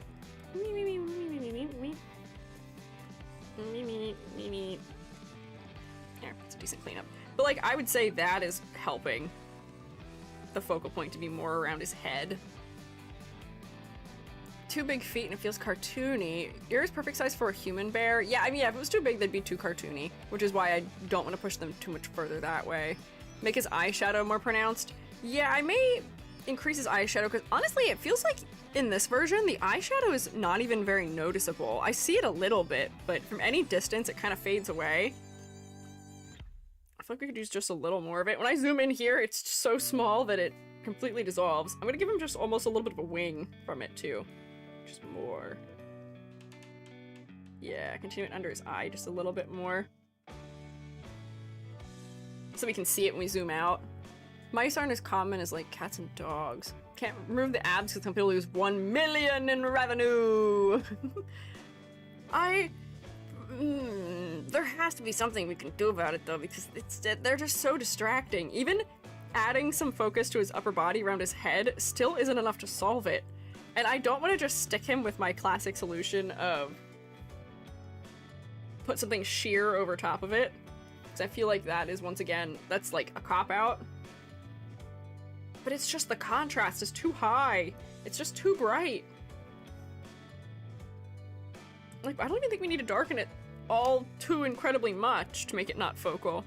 But like, even here, it's still so focal in this version because it's just framed so perfectly. Fishnets across the belly. I don't know if that would make sense for this design either. Fishnets? I don't know. Maybe because the red is too close to the brown of the palette.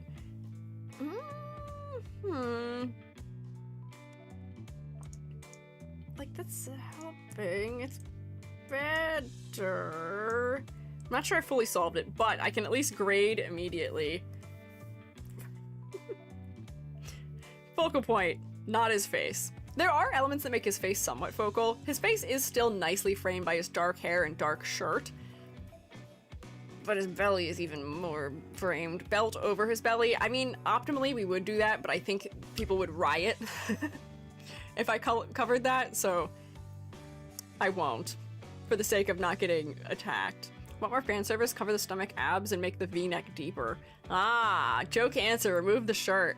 Well, hey, you say that, but you may not actually be crazy for that suggestion either, because if his entire upper body is exposed, his skin color being that bright becomes less focal, and then I think his head would be more focal. So like, honestly, maybe.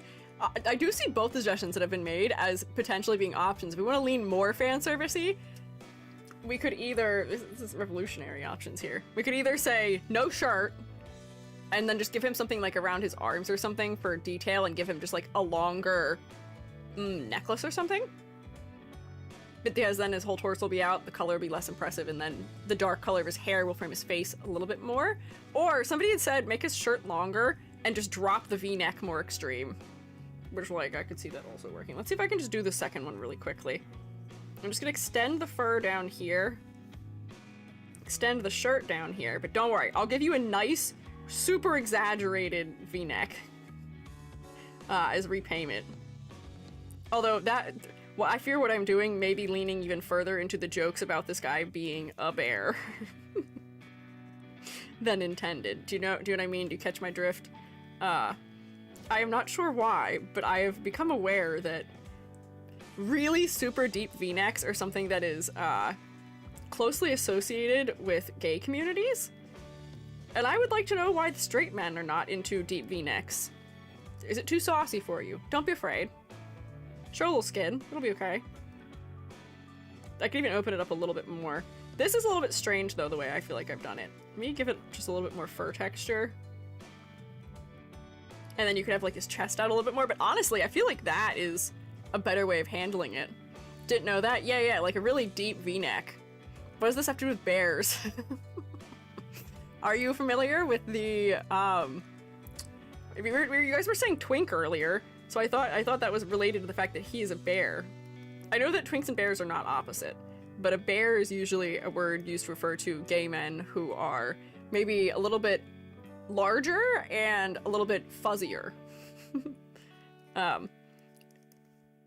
So I thought we were talking about that on purpose maybe earlier. But here we can have like more triangles. I feel like this kind of might be a decent solution. And then if you had like shading on here so we can see, here's like his pecs. Hang on, wait. Where do pecs go? Probably like here, right? Then you can bring his abs up so that they're like here or something. Shading so it's not so bright. That'd be my answer, because now I am looking in this area, including his face, but like I'm looking at his neck. But we're much closer. We are much closer. We're much, much, much closer.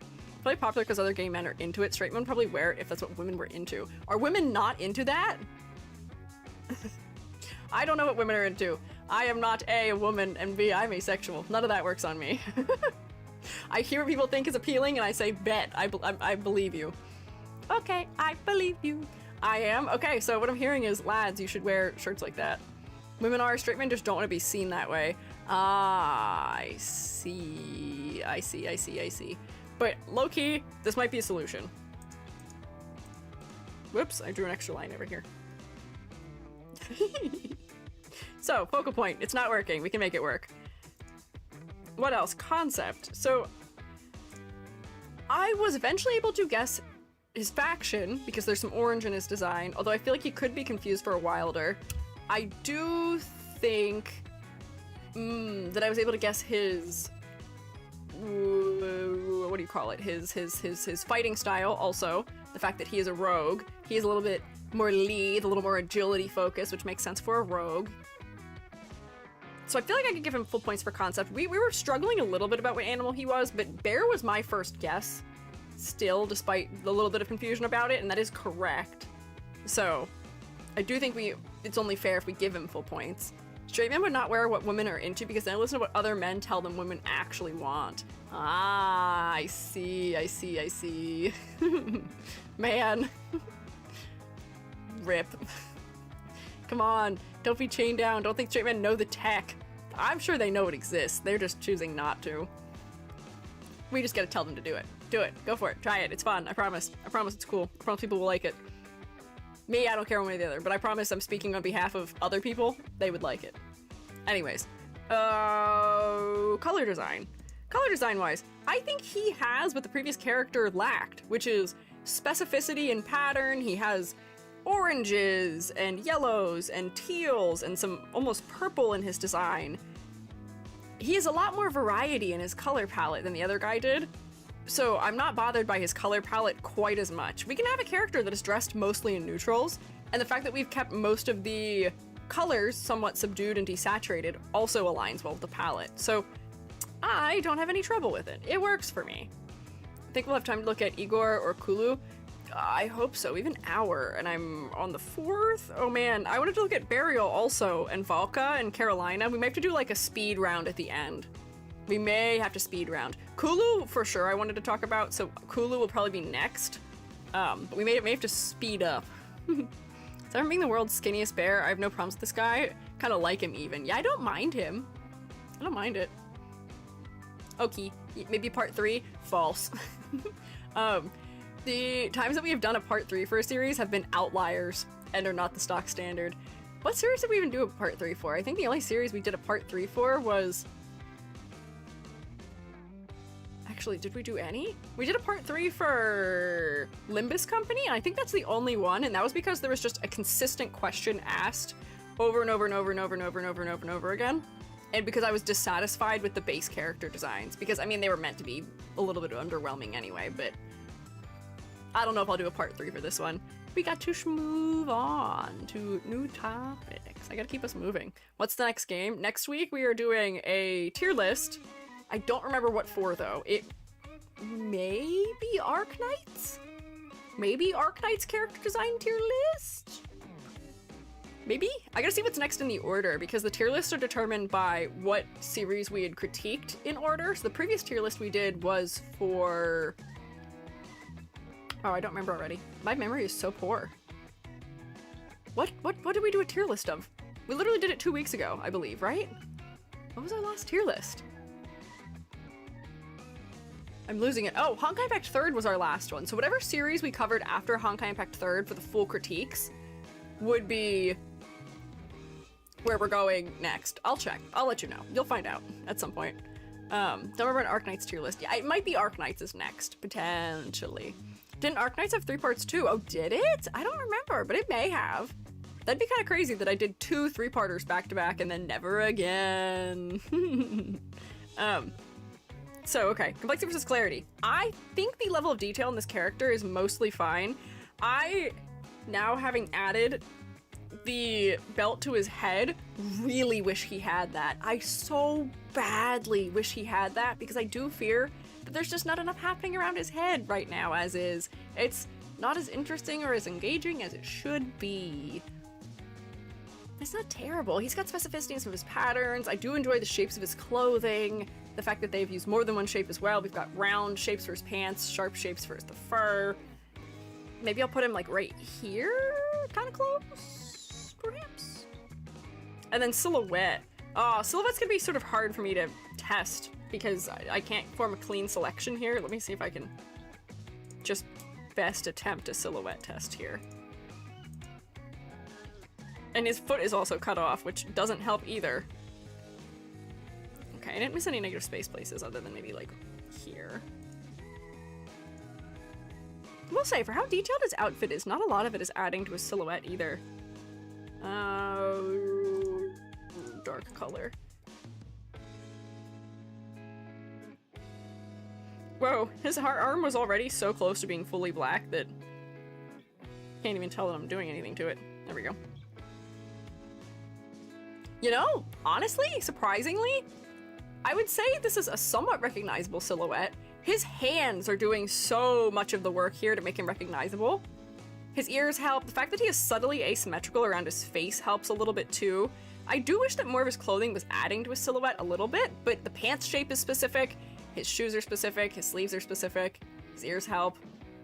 Pretty solid. He is also solidly asymmetrical also in his clothing in a natural way, which is usually what I compliment this series on. Today we've had a lot of symmetrical characters, but got all this asymmetry in the belt area. His hair is asymmetrical completely. Those are good, they're natural. He's got a little bit of wildness and chaos in him, but he's still dependable. He's not that chaotic and unbalanced. Bigger shoes and he'd be a Kingdom Hearts character. You know, honestly, he is in the ballpark for that too. Yeah, the fur does also help for silhouette, so I feel like I could give him full points. Take these, thanks. Thanks, Gary. I appreciate it, I'll take them. Thank you, Laylo. I'll take them. Reminds me of the wild krats for some reason? Really? In what capacity? The wild krats? What do they look like? I'm thinking the wild thornberries, so I'm in the wrong reference. Wild krats. Oh. How? How and why? Low-key, the things that these guys have on their chests kind of resemble my... They're akin to my heart monitor I'm wearing right now. Animated series? Wild Krats? I don't know this series. I'm unfamiliar. When did this come out? Is this newer? Honestly, I see it. Really? I mean, I guess they have a bear paw print on their chests and spiky dark hair.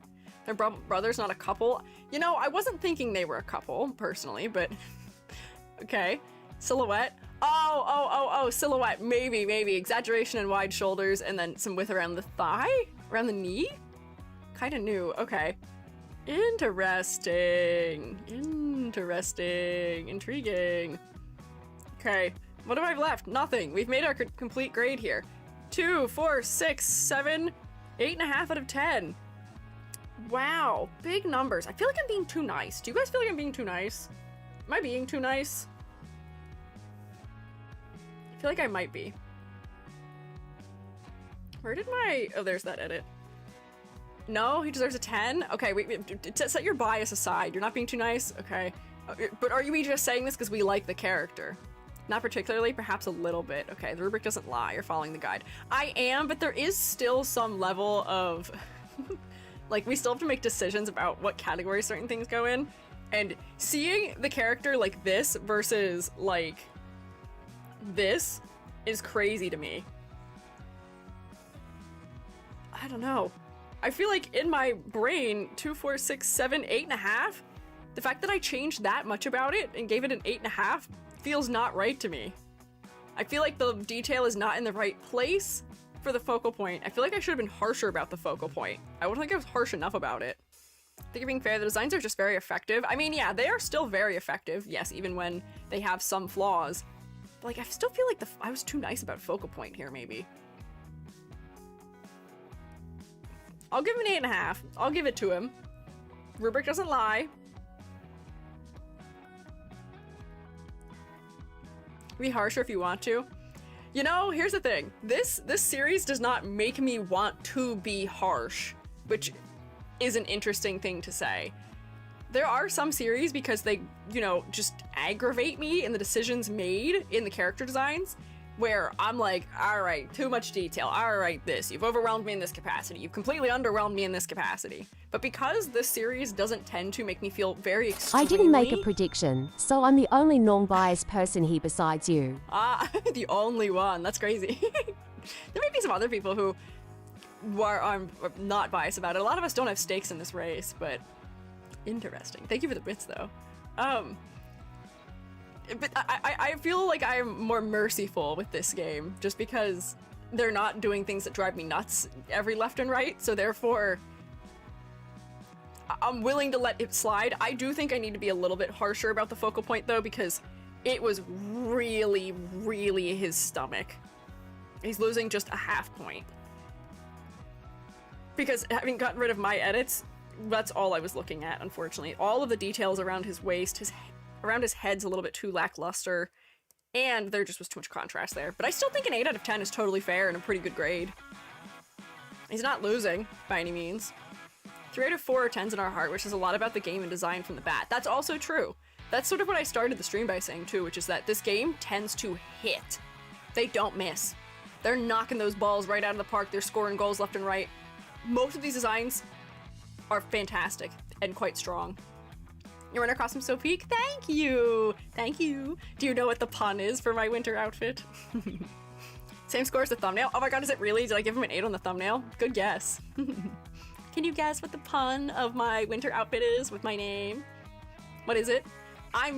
Well, somebody has guessed.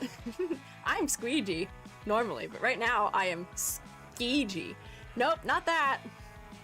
Not that. Latho, not that. Decisively not that. Decisively not that. I had to learn what that phrase meant last year when I made the design, and I was like, ah!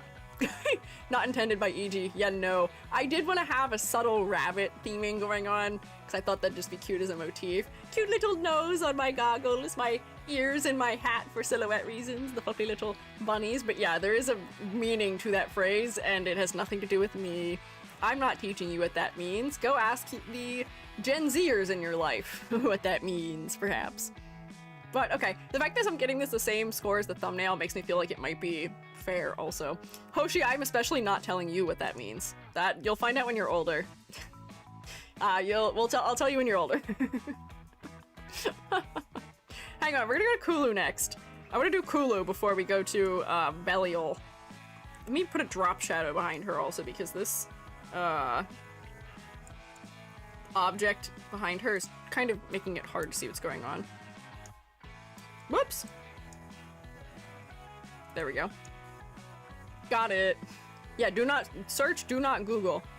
Yeah, this design is really incredibly modern compared to a lot of the other designs in this game. Also, a color palette that we have not especially seen otherwise in this game, too. Right? Very interesting. We've got neons, which I don't think we've actually seen at all in characters in this game yet. Bright, almost neon pink. We've got bright purples and then a lot of black, but all the black has a nice purple undertone to it. So Hell in AFK World is very modern. It does seem like that is the case. So immediately, first things first, before I say anything else, can we just look at her silhouette, please? Please look at her silhouette with me. Every single element of her is adding to her silhouette. Every part of her. She's got these like shaggy elements around her ankles, and then her shoes are shaped like hooves, which makes her very demonic. She's got her demon tail that has a really specific shape to the end of it. It's not just your typical like spade or heart or point. It's specific and it's asymmetrical. Her hair is in these giant low pigtails that span out to form these almost claw-like shapes. Yeah, this is almost scorpion-like for a tail, you're right. Her wings are so thin and spindly and dangerous feeling. Her earrings, which add to her silhouette too, they've got negative space in them with really sharp points. Her horns are specific because they're so big, and the way that they are tapering feels specific. She's got this ahoge that is a nice, like almost ribbon shape. Her ears add to her silhouette, her claws add to her silhouette. If we could see her arm, it's kind of being eaten by her hair right now, but her arm has these big fluff areas around it too that add to her silhouette. It is phenomenal. And I will say, in this case, she has a lot of little bits of asymmetry, but she's mostly symmetrical. But I'm gonna raise you. She's kind of maximalistic in her detail. If she was asymmetrical, it may be too overwhelming for us. But I am giving her full points for silhouette. I feel like this is a very easily identifiable silhouette in every way, shape, and form. Yeah, strongest silhouette I've seen probably in a minute. Every aspect of her design was created with silhouette in mind. I would not be surprised if her character artist, if her character designer designed her in a silhouette first approach, because it feels so thoroughly considered in a way that many of the other characters, not just in this game, but in general, don't. So right off the bat, full points. You've impressed me. Good work. Bam. Whoops, hang on. Shouldn't use a dark color. Even though the wings are silhouette 10 out of 10, I know you could get rid of half of the things in her design and her silhouette would still be strong and easily identifiable. That's just how effective it is right now. I will say she's not perfect. There are some things that I think could use to be modified a little bit more to her. I will say she's not perfect, but there's a lot of things that work well. So conceptually, I am looking at her and I'm going to guess right away that she's a member of the faction that we actually haven't talked at all about yet. There is a faction called Hypogeans. I'm not sure where the emphasis in that word goes. I don't know where the breakup is, but they are sort of like hellish. I think they're deity adjacent, but they are sort of demonic in the way that most of them are handled. So, does she read as a demon to us? Probably very obviously. She has demonic horns. She has bright colors combined with dark colors. She has wings that are very thin and spindly and sort of disturbing. She has hooves on her feet. We also don't associate Satan with being associated with goats. So I think that might be the inspiration for that. She has the tail that is very demon-like. Yeah. So I could probably guess pretty quickly that that is what faction she belongs to. As far as her class in the game goes, what would you guess for her class? What type of combat does she engage in? Because to me, I might guess, based on the fact that we are emphasizing her feet and her hands with some shapes, that she may be sort of like a frontline brawler, but I could also see like summoner or mage going on too, because we tend to associate like demons with summoning other things to fight for them. So I don't know. What are the classes again? Let me find my list and read it to you. The list of classes is tank, warrior, marksman, mage, rogue, and support. So we have seen that warrior sometimes means a character summons other things. Sometimes warrior really means summoner. So that might be what my guess is. I can see that she has a creature. Support or mage. For characters who are a mage who is offensive, they seem to go into the warrior category usually. Some is because the creature next to her, maybe. Yeah, so I'm gonna say maybe warrior would be my guess then? Divine Spirit Link. Divinity doesn't necessarily mean holy. That's true. That's true. Unless she's a weapon we don't see. I mean, we should be able to guess what she does in the game without having to rely on her holding a weapon, theoretically. There are different builds of characters that we would associate with different classes, as well as the way that they are armored and the clothing they're wearing. But she doesn't really feel like frontline combat, but then again, none of the characters in this game are that heavily armored that we've looked at so far. Warrior it is then, is my guess. That's what I would lock in for her. She scratches. I could believe also if she is scratching or kicking. If you've ever been kicked by something with hooves, you would know that it hurts really bad. So concept-wise, demonic in some capacity. Oh no, she's a marksman. Deals physical damage. She's ranged. Blast, mayhem. Oh, okay. Demolition zone. Interesting. Oh, wait, hang on, wait, that's so funny to me. Her little guys here, they're bombs. This is supposed to be like the wick of a bomb that they have on top of them, even though they look a little bit more like apple stems.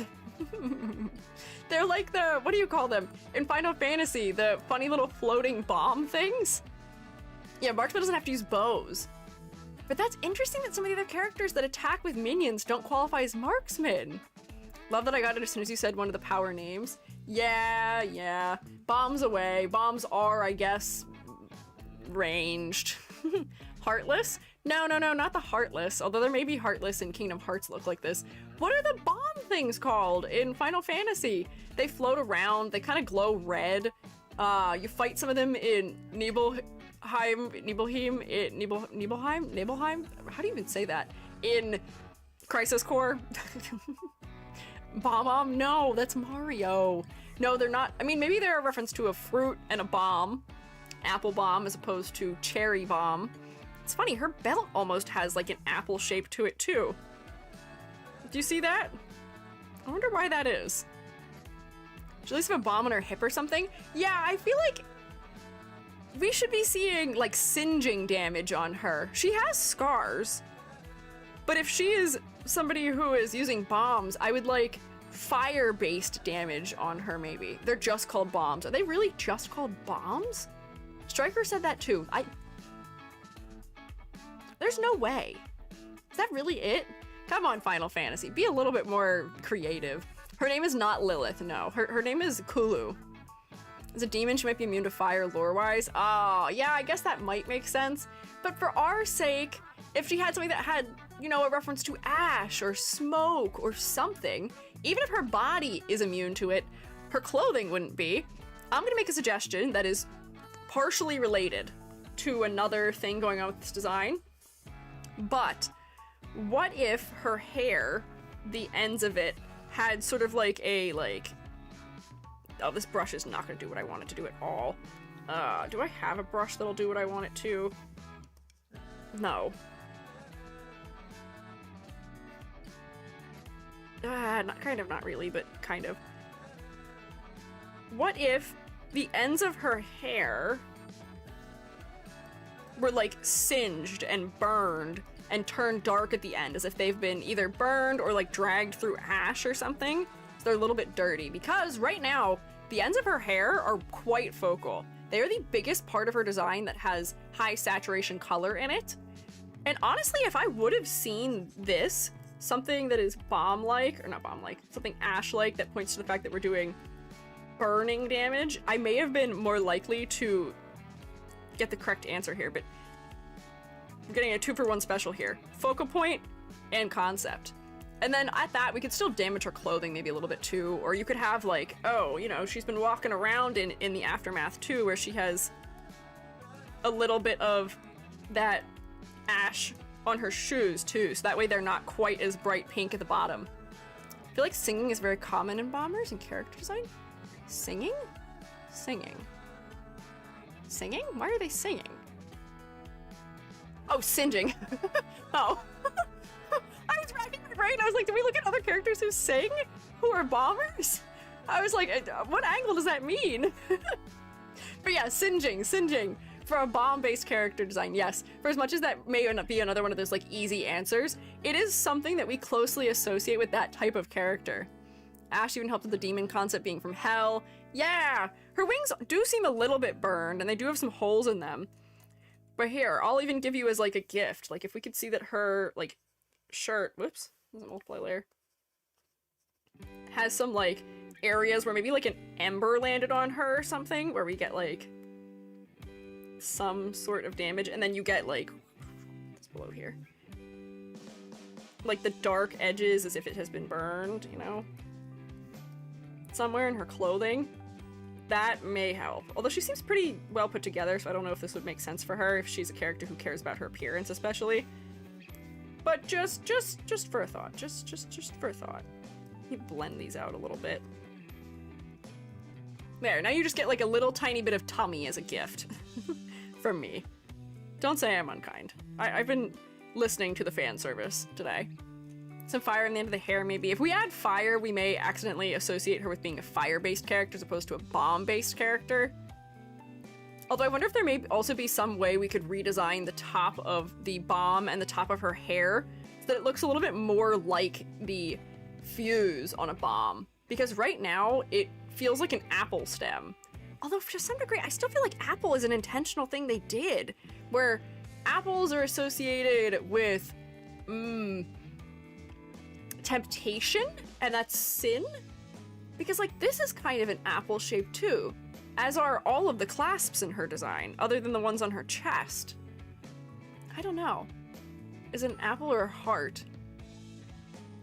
I don't think it's meant to be a heart, because it arcs up at the bottom, and I don't think hearts do that, but I guess for these parts, maybe. Add some sparks. Looks more like a pomegranate. Oh, pomegranate. Poison apple. There may be something they're trying to do with her as far as a secondary motif goes, but the fact that we have so many different suggestions to it makes me think that we might just be missing something. And that it's not as clear as it could be. But I can see pomegranate a little bit. What are we implying with pomegranate then? Are we going for more of like the Hades angle of hell? Question mark, even though I know that the underworld in Greek mythology is not supposed to be hell. It's not the same thing. Kulu is a Hypogean reincarnation of what was once Kulusta, but now she exists as a completely different version of herself. She's eccentric, you don't say. Confident, has a strong sense of style. You don't say. I think we figured that out pretty effectively. Even if it means making reckless choices. If she's a reckless choice maker, I want to see her clothing even more damaged. Then she's like an artist. Despite the fact that as an artist you care about what you look like, when you're in the studio, all your clothes become studio clothes. If you're somebody who's living your life recklessly, when you are going out and living, all of your clothes become bombing clothes. Makes me think of Jinx a little bit. Yeah, I wonder if that was intentional. The long pigtails that are low on the head. Interesting. Yeah, the battlefield is her studio. For somebody who ate some pomegranate seeds, now needs to stay in Hades for half the year. Yeah. Queen of the Cookie Run, apples are bomb themed. I heard that. I saw that too, I remember. There's the one character who's like the candied apple girl, right? Why are apples bomb themed? Is there a bomb called an apple bomb? To me, when I think of bombs and fruit, I think of cherry bombs. Apple bomb. I'm just doing a quick Google. An apple bomb is apparently a food. Or a cocktail. Cherry bombs. It's PVZ. Like the pomegranate bombs are sending people to Hades' realm, and they kept Persephone? I don't know. Apple bomb jeans. Boots with the fur. They kind of have fur, huh? The whole shrimp state was looking at her. Box Yogurt, thank you for following. I appreciate it. Hey, that kind of slaps. That's a good word. Good joke there. That's good. Thank you for loaning me it. Okay, so that aside, I do think that conceptually for the bomb angle we could have done better, and for focal point we could also do better. Her face without my edit is not focal. Her hair is focal. There's things that are helping her face to be more focal, like the fact that most of her clothing is pretty dark and her face is the biggest flat area of a bright color. But the saturation really cannot be beat right now, and we're creating this sort of external shape to her where all the color is on extremities. It's in her hair, and it's in her shoes, so it's really making us want to neglect the center of her body, but it's also not helping us look at her face, potentially, right now. So we need that multiply layer. I don't think she's a total loss for focal point because her hair is around her face too, and it is still helping where it is around her face. We just need to tone it down somewhere else. And then for concept, I would say I can guess her faction, I can guess her personality, I think her style makes a lot of sense for her, the layering is fun, but I do think we could have made the bomb angle clearer. I don't think it's the end of the world. I can believe her being sort of a ranged character. That doesn't come as too much of a surprise to me, and the demon aspects read pretty clearly. I think only a half point. Literally just watching one of your videos and found you here. Well, hello. Welcome in. I'm glad you found us. Multiply layer adds so much. Yeah, it does. sometimes that's all you need is just one multiply layer. And it adds some texture too, which is kind of nice. Even her pose is wide at the base and pointy at the top. But I mean, that's a good thing. The fact that her pose and her silhouette is wide at the base and pointy at the top does help us understand her as well, because we're creating another real big triangle. She's sharp. She's dangerous. Don't mess with her. She's eccentric. She'll get you. Oh, what the heck? Thank you for the gifted subs. That was very kind of you, Boxed Yogurt. Shroommates, can you rotate for Boxed Yogurt, please? That was very nice. What the heck? If you got gifted a sub, please say thank you. Do a little bit of spin. Welcome to rotation, those of you who received it. Merry holidays. Oh, thank you. Merry holidays to you too. Yippee! Saved from ads. A couple of you. Oh, Edward, thank you for gifting a sub to Boxed Yogurt. Thank you. Rotate for Edward more too, please. Oh wow, right in the nick of time too, because an ad just started. However, I can't actually rotate. What does this mean? It's telling me I have something else happening. What is the train doing? I don't know what that means. I can't look at it. It's just blue. It's glitched in my overlay. But Edward, thank you for gifting a sub to Boxed Yogurt. If you're gonna gift other people subs, it would be very kind of you. It would be nice if you had one too, which is kind. Oh my god! What? It's Striker! Thank you! What the heck? Striker, thank you for the 20 gifted subs! Oh my god! Shroommates, rotate! Please rotate a lot. I can't rotate! I can't rotate! My overlay is behind all the overlays. I can't rotate. Please spin my head. Please spin my head. Please help me. Please help spin my head. Corey, thank you for gifting a sub too! Oh my gosh, if you got gifted a sub by Striker, or by Corey, or by, Edward, or by Box Yogurt, please say thank you. Please. God, I yearn to join you in rotation, but I can't. I can't click the button. It's not working. Oh my god. Edward, thank you for 10 gifted subs! What the hell are you guys doing? Christmas came early? You guys are so nice to me. What the heck? Don't make me cry. That's a threat. Thank you! Thank you! Very kind of you. Oh, are you excited that you sniped somebody? Please say thank you if you got gifted a sub, Shroommates. Oh my gosh, that's why. I get it. I see. They're 35% off. It wasn't showing me it before because it was like dropped down for some reason. Now I can rotate again. Yay! I can join you. But thank you, fellas. That was very kind of you. Oh my god, level 7. Hey, Christmas did come early, like a whole 2 weeks early. Christmas is always here, honestly, though. Everybody's always so nice to me, regardless of time of year, that Christmas is now, and was also Monday, and was also last week, and was also the previous week. It was probably also the previous week before that, also, too. But thank you. Very kind of you, fellas. I'm gonna be normal, and I'm gonna hold it together, because I'm used to this, I say. I'm not. I never will be. Thank you. Thank you, Shroommates. I hope you're enjoying the lack of ads. Although, did it kill the ad? Here's a question. Did it get rid of the ad because of the hype train? Because of the treasure train thing? I'm intrigued. I didn't even know these happened. Have we had one of these before? I feel like we haven't. Can't rotate on YouTube, but I'll try. Hey, that counts. That counts. You're doing some rotation. The head spin not being understood by the overlay, I think is funny also, though. Thank you, fellas.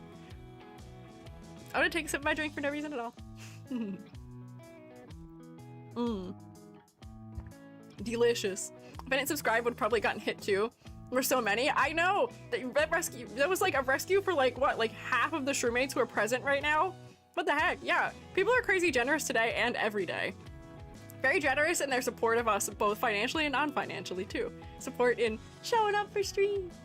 And also support in giving good critique feedback when we're looking at designs. But also financial support, which is also helpful too. Thank you. Also, your model is so cute. Thank you. I am winter mode. Yeah, holy rotation. Mother of all rotation happening right now. Yippee. Oh, Striker, thank you for gifting a sub to Warframe. Did you gift a sub to the... Did you gift a sub to the game? Is that a person? From 2012. Oh my god, it is. That's the official Warframe game. I didn't know the official Warframe was a watcher of the Shroom State, of Squiiji. That's crazy. Thank you, Striker. I hope you guys aren't dizzy. Keep rotating. Perhaps, please. If you'd be so kind. Oh my god, we're so close to the next level of it too. We're at 95%. Now they are. I do always wonder, when we randomly gift somebody a stream like that, do they ever go look at who they were gifted the sub to, perhaps? Oh, Fox Yogurt, thank you for one more sub. Push us to the next level. Thank you. Once again, if you got gifted a sub, please say thank you. Oh my god, Striker, thank you for another gifted sub. Did you just give us up to Rose Doodle? Are you specifically looking for particular people? Thank you, Striker. I appreciate it. I usually do. Interesting. I feel like at the level of like a game, I feel like they're not looking, but somebody gifted a sub to Casio. That was who it was, right? It was Casio for my stream once? Who was that? I have a feeling that fella's not looking and not checking. He's got a lot on his plate. He's busy. But I feel like it's kind of funny. Was that you, Striker, again? Thank you, Striker. Past Striker also. But like Rose Doodle, I wonder if would check. That's interesting though. I don't always check. I do check sometimes, but often if I'm gifted a sub, it's to people I'm following already. I don't think I've been gifted subs to people I don't follow very often. Other than maybe like one time. Gift the official Genshin account a sub. I feel like I don't need them looking at me. I feel like I may inspire ire if they were looking at me. They may not like some of my takes about their character design in their game. Some of them they may like, but not all of them. And maybe they'd agree with me. Maybe they'd listen to me. Maybe they would learn some things. Maybe. Don't know. Don't want to make that implication that they need to learn, but like, hey, everyone can always learn. Everyone can always grow stronger and more effective in their design skills. I gifted a sub to Osho before I was following them. That's how I found them. Really? That's kind of crazy. I don't think I've ever been... I think only one time I've been gifted a sub to someone I wasn't following. Make it a feat Aranara event because of EG? What does that mean? What is an Aranara? They'll sue you. No, no, no, no, no. They can't do that. Me talking about their character design is fair game, or fair use. I'm allowed. I am permitted. Marinara? They're gonna make a marinara sauce arena? What? Is that just an arena full of marinara? Oh, is that what the shroom creatures are called? Oh, I see, I see, I see. So you're saying that they're gonna see me and hear my critiques and then torture mushrooms as a result? I see. Lurking now, it's so nice to find you. Helped me a lot with your videos. I'm glad to have found you again. I hope you all have a wonderful day. Thank you, Boxed Yogurt. Thank you for stopping by. I'm glad my video's able to help you. I'm always so happy I can help people. I'll sign that petition. What petition? Petition to make them torture mushroom creatures? In reference to me? What do you mean? No, don't torture the mushroom creatures. They're already enemies. They get tortured enough. I don't think we need to torture them more. No. Or do you mean the petition where they're not going to sue me? Because that's also probably a good petition. No. Stretch, I will.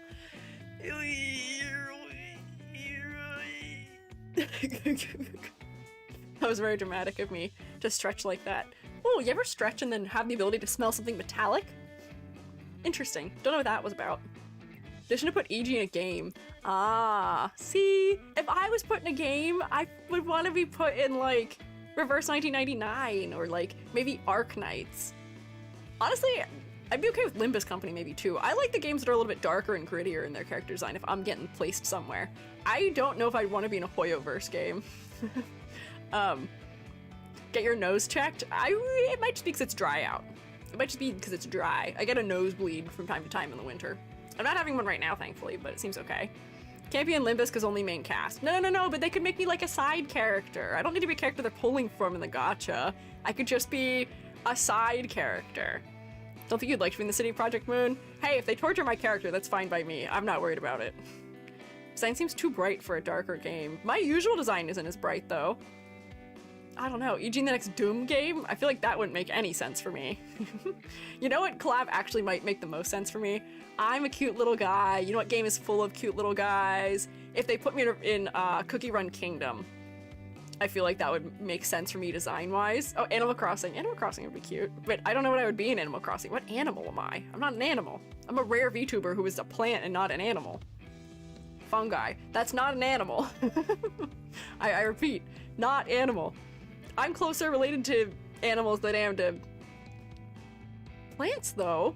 Squiiji, manifest ego. Yeah, I'm manifesting my ego. I'm manifesting my, what is the other one they do? Not just ego, but, what is the... There were egos, and there were another thing, too, that was not an ego. Mario cuz mushroom.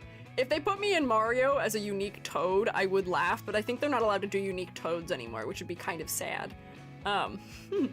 More ZZ. Oh, you're a ZZZ character. I don't think I would fit in Hoyoverse because I'm too modest for them. I'm a feminine-leaning design, and I think the Hoyoverse would put me in something too revealing. So I don't think it would work for me.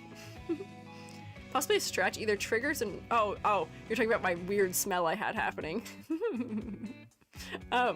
Choo-choo! Yeah, choo-choo! Thank you guys for the hype train! I'm being as normal as I can about it. I'm talking as a way to distract myself from getting emotional, because if I'm gonna get through another design after Kulu, because God, I wanted to look at a couple more designs, maybe just really quickly, I have to hold it together. If I start crying, we're not gonna get anywhere. Could be an octopus in Animal Crossing? Oh wait, I totally could. Hoshi, you're onto something there. I could be a taco. That makes sense. I have to lock in. We may do a speed round after this. But, Kulu, what did I not say about Kulu? Silhouette, beautiful. Complexity versus clarity and color palette. So, I will say, from a distance, she becomes a little bit overwhelming to look at, and some of the overlap in her clothing is a little bit confusing. It's a little bit confusing. There's not much contrast in certain areas, specifically where her hand is over her wing, and even where it is down here. I'm just having a hard time reading it. Honestly, I made this one a little bit worse, but I feel like there's a little bit of clarity that's suffering right now. But otherwise, the color choices are kind of fine to me. Having multiple colors in the palette and not doing Boakum, it is black with an undertone of purple or blue, and then also neon pink and sort of like a lavender color. Strong color palette, some white accents and silver metal. Works. We're just having a little bit of clarity trouble.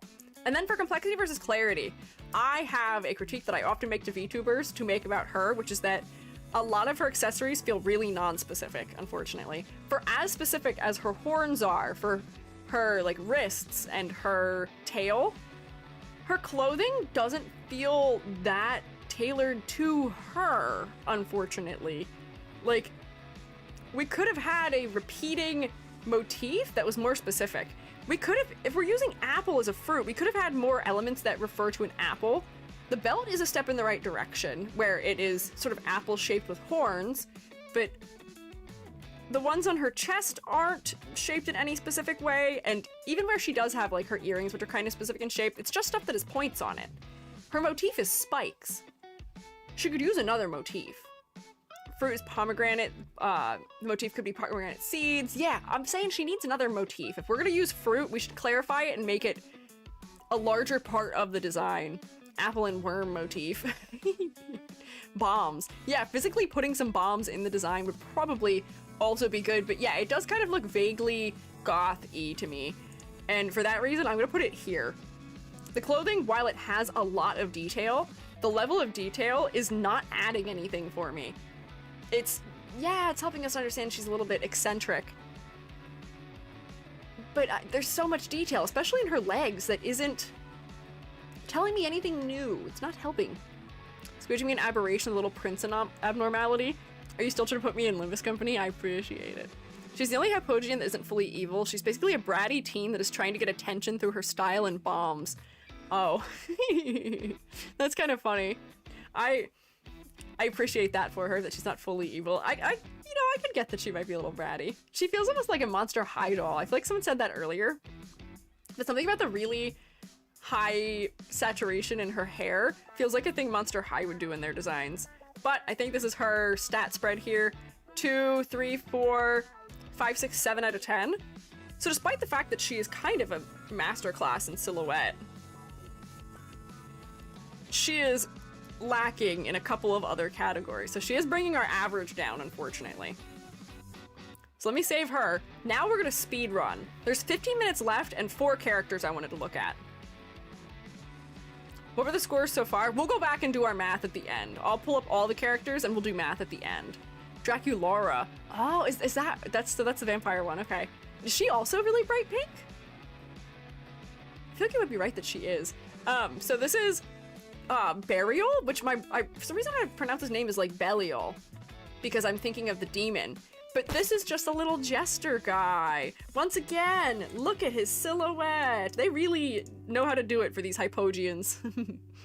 Milea? Thank you for following. I appreciate it. I'm sorry if I said your name wrong. I'm a teacher. My first guess is usually wrong. I've got the teacher debuff. Let me know how to say it properly if I said it wrong. I'm so sorry. But thank you for following. I appreciate it. She had pink and black hair too. Ah, okay, so immediately. He's a trickster! He's a trickster! He's got his very, theater kid level of mask on. He's got his jester shoes with big pom-poms on the toes. He's got his exaggerated hat. The fact that his wings are coming from his hips is interesting for his silhouette. He has a tiger tail, which I think is maybe just coming from the fact that we associate clowns with the circus, and we also think of tigers as being in the circus. But when I'm thinking about jesters, there's a song by Valka that is like something to do with the jester, and there's also tigers in the motif for that design of Valka. And I don't know what that connection is. I've never actually researched into that, but tail, good for silhouette. Does maybe also have a little bit of Tumblr sexy man energy to him, potentially. Tail is random. I don't think it's random. I have seen jesters before associated with tiger elements. Don't know. He's a griffin. Is he a griffin? That's interesting. I guess he could be, from the fact that he has wings also. But concept-wise, he looks neat. Once again, color design, lovely.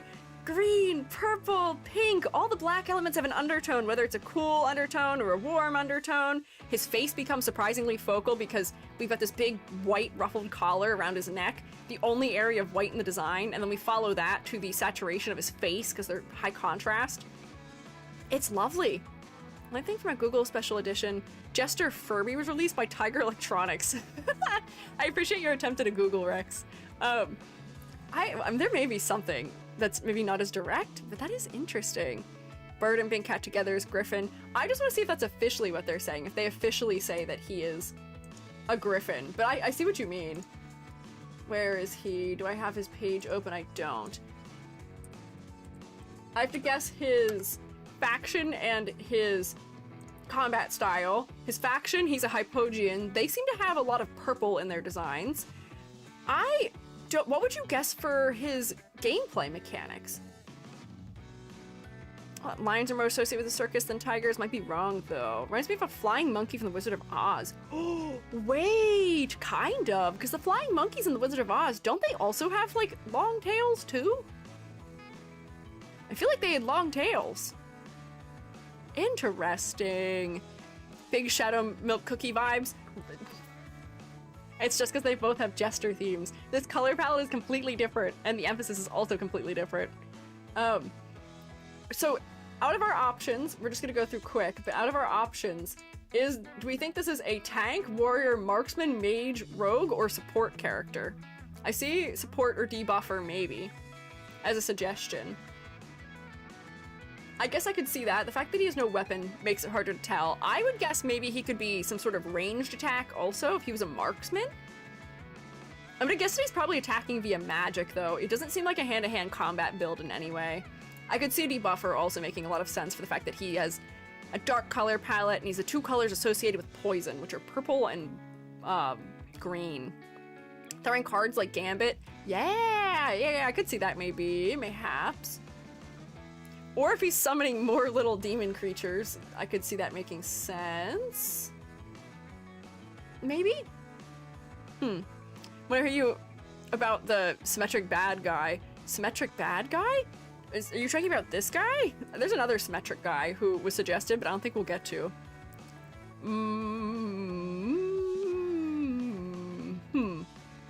Yeah, maybe I'll lock in that he is, I think I'm gonna lock in marksman. Maybe he is throwing cards or doing something that's damaged, or like magic-based damage from afar, or like debuff, although, would debuff be support? Marksman or support, that's what I'm gonna say. We're gonna guess that. Me get into the wiki. Oh, I do have 2 tabs of him open, whoops. No, he's a rogue. He's a rogue. Oh, I guess they're, okay, I see. Agility-based character. He's got wings, he's kind of thin, so maybe he's sort of nimble. Sacred Swamp? Yeah, it seems like a lot of his elements have to do with stealth, which is really funny. Yeah, hides in the shadows. Hides in the shadows. All of his abilities require him hiding. He's pretty flashy for being somebody who's trying to hide in the shadows, though. He's got a lot of bright colors for being a shadow-based character, but I can see the shadow elements in the fact that, like, we can't see his face. His body itself almost ends up as a silhouette. Hides with bells on his feet. Yeah, no, like, how are you hiding? You've got 3 bells you're wearing. I don't think you're getting away with that. Jingle, jingle, jingle. Dingle, dingle. Don't know. It's one of the OG characters when AFK Journey launched. Ah, hiding like a trickster to trick people. I guess. Don't tell me they were inspired by Shaco from League, who is also a demonic jester that can go invisible. Hiding in plain sight? Maybe. Jingle in the dark would be creepy. Maybe? I don't know. I feel like I kind of take a half point off of him for this. His colors are so bold for being stealth-based. He's wearing bells. Also, no neck. His neck is just covered. Oh, wait, no, is it? No, wait, hang on. You're right. He doesn't have a neck. Hang on. His head is just floating. My brain had just completed this shape and thought that this was a part of his head. But I guess he is built out of shadows. Interesting. Yeah, very flashy for a hiding type of character. So, very quickly, concept. The jester angle's cute, the griffin angle is cute, he feels like properly like a trickster. I see the shadow angles, but he's not doing a good job of being stealthy. And the rogue feels, I can see some of it, he looks like he could be agility based, but stealth, I don't know, I'm not convinced. Not convinced. Focal point, face. Or the ruffles around his neck, which points you to look at his face. It's pretty good. Complexity versus clarity, level of detail, totally fine for me. I think he is in an appropriate level of detail for a game that's a little bit more minimalistic while still attaining the jester energy. Jesters can be a little bit more maximalistic sometimes in their pattern. They can be a little overwhelming to look at with their pattern and color work, but keeping him to a limited color palette and also keeping most of his pattern work symmetrical is helping. And despite the fact that his patterns aren't super specific, I'm not that bugged by it. His focal point is the green leggings? Really? You find the focal point to be the green leggings. I find it to be the collar, and then I look at his face.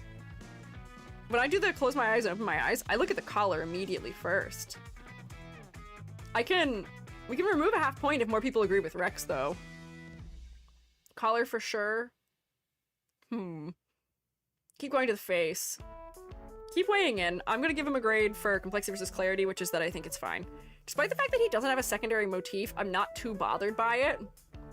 I feel like there's enough other elements combining. Purple, white, eyes, mouth for me. Face is very contrasted against skin. Okay. Silhouette. Oh, silhouette was totally great. No questions there. That was the first thing we did was look at his silhouette. So much exaggeration. He's got these big things around his ankles. The toes of his shoes are good for a silhouette. His big hat is good.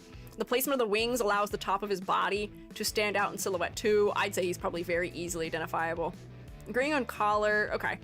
Seems like we might mostly be in agreement about collar, so I'll leave full points for focal point. And then for color palette, I'm having a little bit of trouble with his wings and his shorts and his sleeve and his tail. There's just a lot of dark elements that are very similar in value. Hang on, wait, layer, new correction layer. Ooh, where is my layer where I can remove all the saturation? Yoink. Actually, I'm having less trouble without saturation. The undertones maybe weren't happening. Oh, right, meow. Thank you for following. I appreciate it.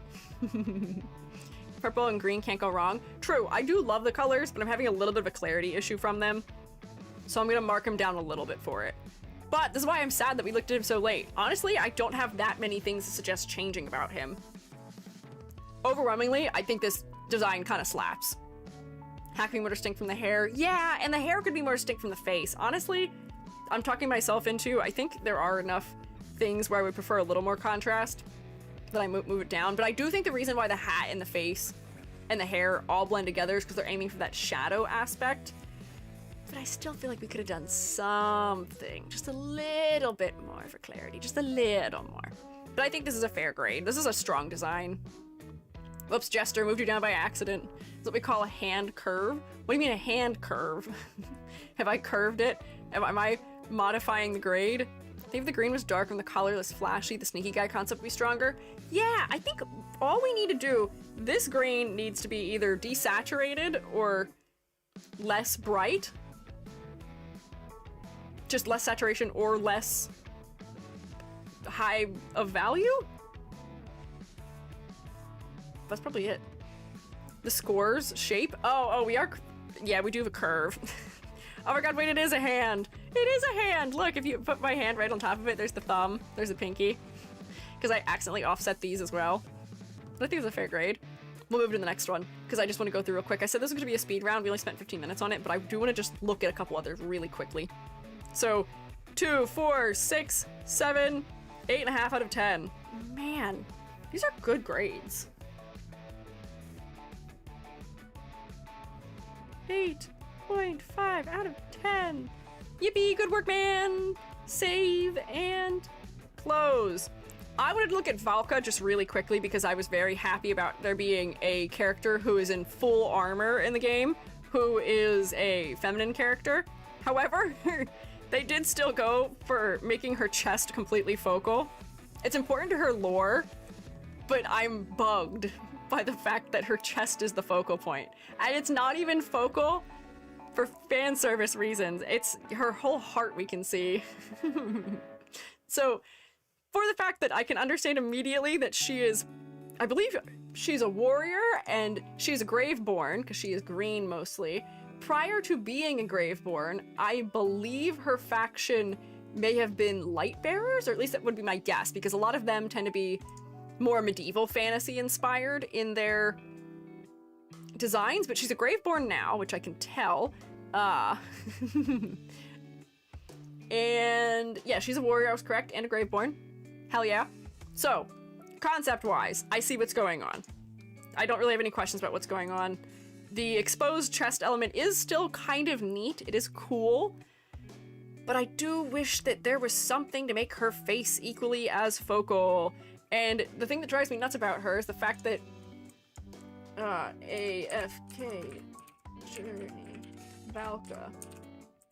She has a skin that is her before she became a Graveborn. Let me find it. And the helmet is so cool. And I wish she had it still. Look at her helmet. Give her helmet back. I know it's like slay to have her hair cascade in the wind, but look at her. The fact that she has like layered mail over her arms, which adds more to her silhouette, her hair being braided back so it's more practical. Ah, God. And her face is more focal. We could have had this. This is lacking in some detail to me, having seen this. And honestly, like, even the fact that, you know, she is in heels, which is totally impractical, isn't even bothering me that much. These just feel like the kind of heels you wear when you're riding a horse, so you can have your foot stop in the stirrup effectively. And it's a cool helmet, and it's good for her silhouette. Yeah, the chest plate is really shaped, which is not my favorite part of the design. Man, do designs like doing that, but, ugh. Very low contrast and OG skin. Also, yes, agreed.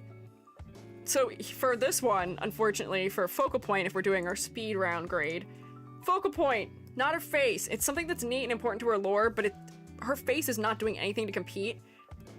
And there's a lot of low clarity moments. Honestly, her color palette is kind of lacking. The level of detail does feel slightly underwhelming also compared to her skin that she gets later. I do understand her concept pretty immediately, but I do wish there was more of a layer to it.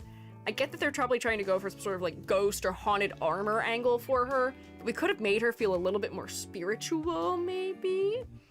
Kind of muted colors. I don't mind the muted colors. I just think she needs another color in the palette as an accent. or she needs more variety in her undertones, somehow. Yeah. Green cheeks. If she had a green blush, that might make her more focal. I would say 0 for focal personally. Her focal point is important to her lore, so I don't want to give her a 0 for it, but I can put it closer.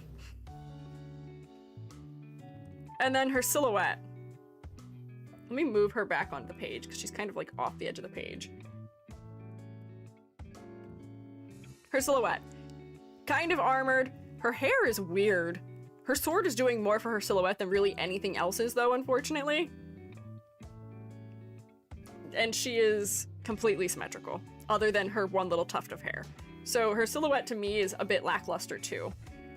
So this was one that I had included because I don't just want to show designs that I think are strong. This design I think is one of the weaker designs that we've looked at, but still, having said that, this is still not a bad design.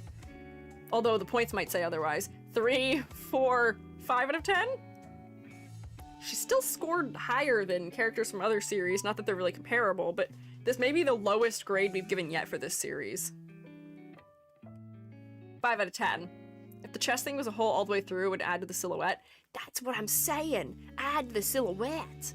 Yeah, she's tanking our overall score. We'll come back for math in a second. Let's just look at the others that I had pulled real quick. Carolina, on the other hand, I love her. I love this one so much. Her shape language is so nice to me. She's so cloud-like. She feels so sleepy in her energy. The fact that she's holding this giant candelabra too is neat. Her color palette, as well as the shape language of her clothing, really supports the fact that she seems like a character who is very sad and is really going through it. She feels a little bit like a ghost in her shape. She feels like the Victorian woman haunting a mansion. I think she is so cool. Her green tones are more subtle, but I do believe she is still a Graveborn. And then she has ice as a secondary motif. She is a mage, for sure. Clearly, she's a mage. When you do ice magic, we need to keep yourself warm. Yeah. Better luck next time. Me in the winter. Candles like for mourning the dead, perhaps, yeah. She's dressed mostly in dark colors for mourning, also. She herself, I think, is also dead. I believe she's probably a ghost.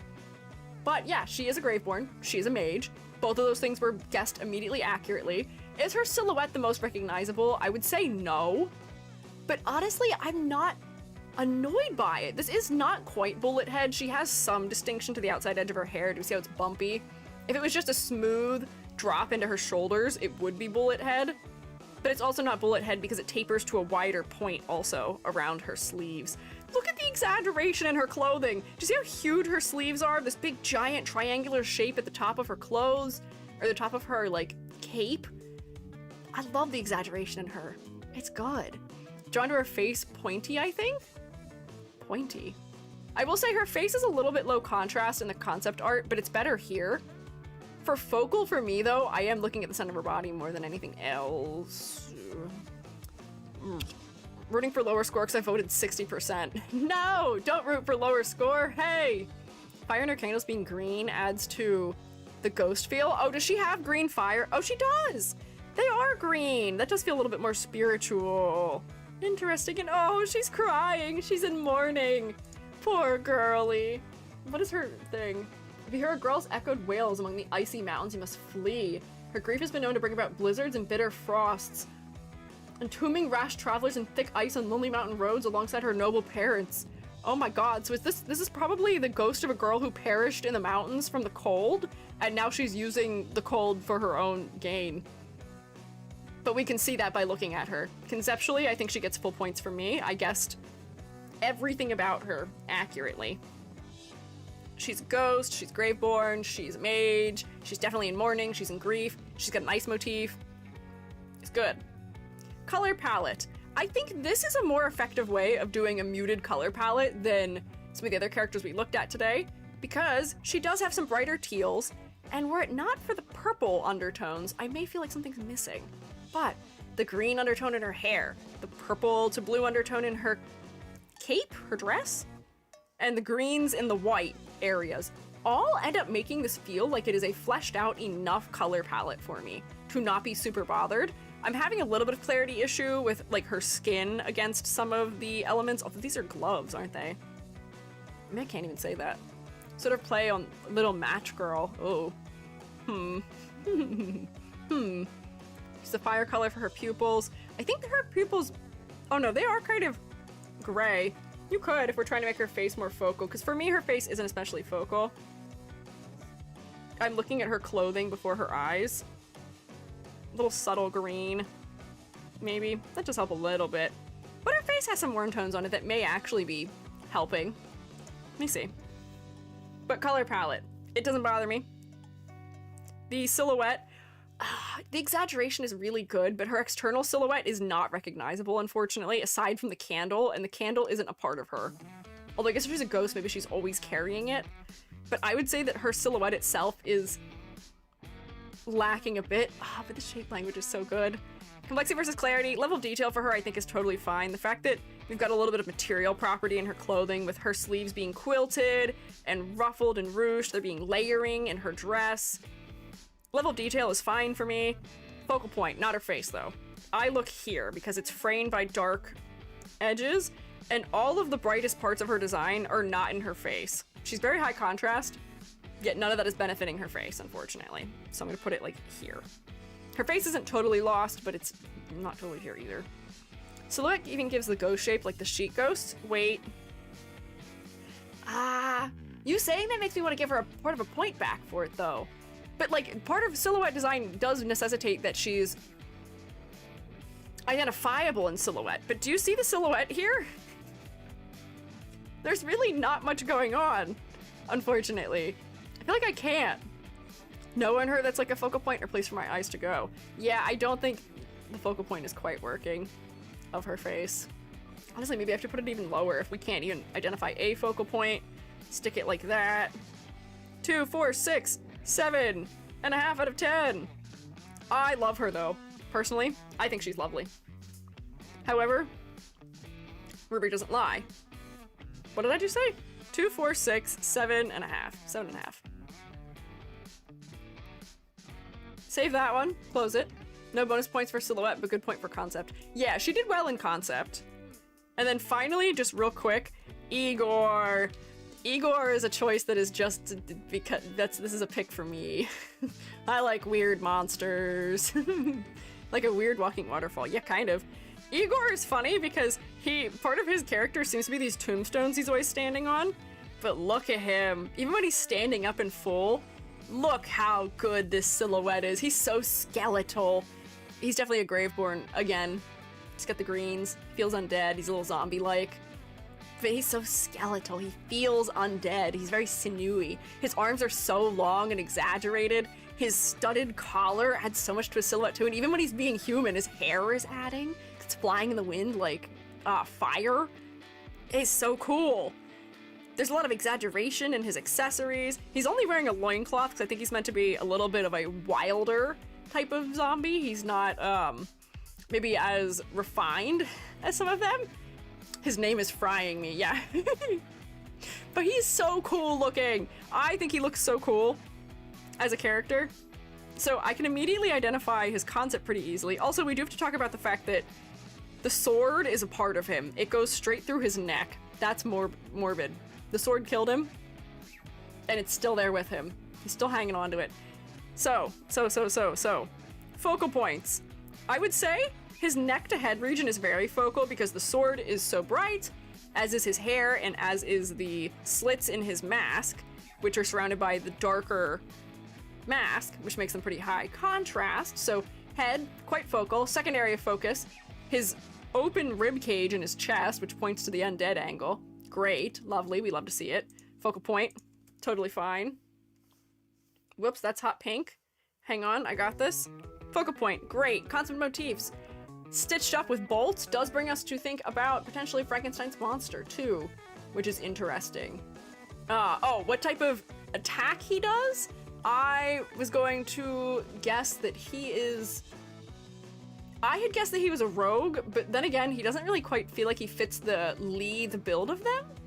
Close range warrior. Yeah, I think warrior might make sense because warrior seems like it has a little bit more of like an edge to it. Yeah, like a barbarian. Yeah, perhaps. The loincloth may also be putting us in that direction too. Also his hip bone, you can see it. Yeah, we can see his bones. Oh my gosh, wait, that's his whole pelvis. That's his whole pelvis just out on display here. Here, at least he's got some modesty, but that's kind of crazy. Barbarian first thought, go in and bonk. Yeah, warrior. Oh, and you would be right. You would be right. So he's a Graveborn warrior hero. I think we're able to guess that. Goodness gracious. Yeah, he's a little naked there. Whole pelvis for free. I don't think that qualifies as being not safe for work. There's nothing inherently not safe for work about. Wow. I didn't say that. Good work. I avoided saying an interesting sentence. Can you imagine what sentence I was about to say? I may have accidentally almost made a euphemism. Nothing inappropriate about anatomical skeletal structures. Not TOS safe because showing pelvis. Technically, yeah. Silhouette, fantastic. No notes. Good exaggeration. His posture is neat. It's doing a lot of storytelling, and even down here we can see him. Big exaggeration around wrists, long lanky arms, helmet with a big neck accessory, and a whole sword shooting through his body. It's great. No notes. Complexity versus clarity. I would like maybe just a little bit more specificity and detail, but I'm not too bugged by it. Concepts, I think we got it. We're picking up what he's putting down. Bare hips on my Christian platform, how sinful. Yeah, and these are the barest hips you've ever seen in your life. They're so barren, they don't even get skin on them. So barren. Like the scorecard? Thanks! It's so we can be objective as best we can. And then finally, color palette. I wish he had just a little more color in his palette, but the fact that his loincloth is brown honestly makes me not that bothered. I might put it there, but this is a good one. This is a decent one. Mostly strong. A little more detail, a little more variety in color, and then you're golden, man. 2, 4, 6, 79 out of 10. So for the fact that we did just lower the average, we're raising the average again.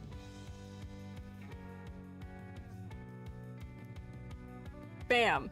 -1, needs cake. You're not gonna get cake. He's a bare pelvis. Nothing's gonna happen. 9 out of 10 is way more than decent. No, it is pretty stellar. 9 out of 10 is a pretty good grade. Pretty effective. Is my bias in play here because we're going really fast? Maybe. We haven't fully isolated it. But he's cool. But he's just cool. Come on, believe me, he's so cool. The man in the iron mask. Yeah. Yeah. So let's do math. Let me add up all of the points that all the designs had. I have gone over time here accidentally more than I wanted to. But let me do a little math. Let me pull up a calculator. Calculate for application on Google. So I can add up all my characters. So we're gonna add up all the ones from last week and this week. So 7 plus 8.5 plus 9 plus 7.5 plus 8.5 plus 8 plus, this is gonna take me a little while because we went through a lot. 10. Oh wait, I forgot. We had one 10 out of 10 last week. We didn't have a 10 out of 10 this week, but we had one last week. Plus 6.5 plus 7 plus. Don't worry, I didn't say the word. I didn't say the funny numbers next to each other. There's a half. 8 plus 9 plus 7 plus 8.5. Whoops, hang on, mouse, work with me. Plus 8. Is that everyone? No, hang on. Plus 5 plus 6.5 equals 116. Hang on, I gotta write this down so I can enter it back in. Ooh, I almost just dumped my water. Whoopsie. Ah, I did dump my water. Ooh, I thought I saved it. Oh no. Oh my god, it's everywhere. Ah, no. Oh god, it's all in my chair. Oh boy, hang on. I have to go get a towel. This is actually a pretty extreme amount of water. Give me 1 second. I thought I forgot it.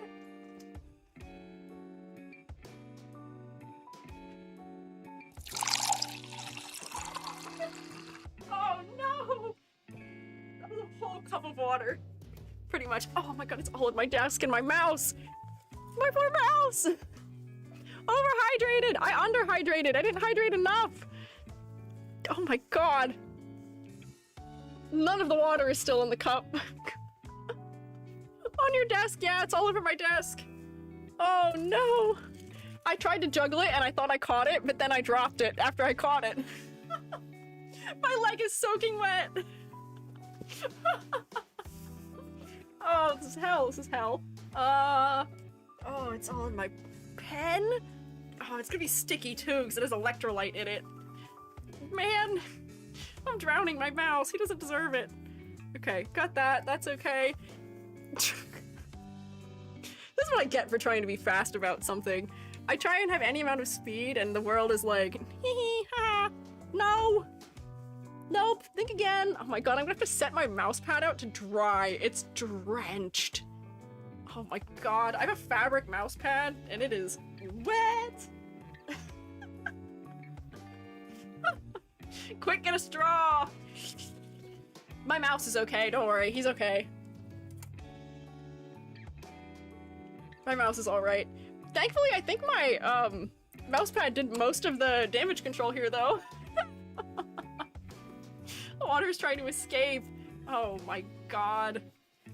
Okay, well that is gonna have to sit somewhere to dry. Let's see, how much of my desk is it on? Surprisingly, actually, not that much of my desk. Oh, I see why it's not on my desk. I can see now why it's not on my desk. There's a gap in my desk because I have a sectional desk, and it all went through the hole in my desk onto my floor. Oh, the floor is all wet. Oh my god. We're in an ad break right now too. At least people who are in the ad break aren't missing much other than me trying to soak up water with a towel. God. Floor's better than equipment. That's true. None of my equipment is damaged. I didn't touch any wiring, thankfully. So I think we're good as far as that goes. It's just gonna... My room's just gonna smell like lime for a little bit, maybe. But, you know... Yeah, all of my equipment's dry, so that's a relief. But God. What a mess. My leg is drenched. I'm just gonna wrap up stream and then I'll change. There we go. Let's do math. Oh wait, it's all over my chair. Oh no. Oh, there's a huge wet spot on my chair. Best of luck to you, thanks. Oh my gosh, I'm gonna sit on the towel. The dry part of it. There we go. Oh, my sock is wet. Oh, boy. What are tile floors? Neither. Carpet. This is fine. This is totally fine. This is a-okay. Thank God I didn't get on my heart monitor, because that's not allowed to get wet, and I would have to pay thousands of dollars if it got wrecked from getting wet. That'd be really bad. Wet socks is ick. My day might be ruined. God. I'm surprised that's the first time this has happened. We've never had a major issue. Dry fast or mold. Oh my gosh, what a time to be raided too. Hi! Hi Fuyo Hoshi, welcome in! Hi, I'm Squiiji. I'm a freelance artist fungi. I'm also an art educator, and I just dumped an entire glass of water all over my table and myself. Hi, Star Drakes. I hope you guys had a good stream. I hope you guys are not covered in water, like me. Where is my mouse? I like moved all my electronics. There we go. I think my mouse is okay, surprisingly. Oh yeah, it's fine. My mouse is totally okay. I'm late, but I'm here. Welcome in. Oh, Latho, thank you for gifting a sub to Mycena. That's very kind of you. Can you rotate for Latho, please? Also, mods, thank you for the shout out. How was your stream? What were you up to? I'm doing math right now to pay out a gamba while I sit covered in water. Hello. Hi. I was just trying to grab a pencil. I just needed to write down 116.08. We're doing Minecraft. Ooh. What were you doing in Minecraft? What were you up to in Minecraft? I hope you had a good time with it. Are you doing survival or were you like building stuff? Well, I guess you can build stuff and do survival. Hang on, I have to count something real fast. 1, 2, 3, 4, 5, 6, 7, 8, 9, 10, 11, 12, 13, 14, 15, 16 designs. So clear. 16 divided by 116.08 equals... How did I get 0.08? That shouldn't even be possible as a number. How did that happen? Wait. This can't be right. Did you set forbidden numbers? Sorry, I didn't mean to. This doesn't make any sense. Did I miscount? How many are there? Do we not look at 16 characters? 1, 2, 3, 4, 5, 6, 7, 8, 9, 10, 11, 12, 13, 14, 15, 16 characters. But the other way around.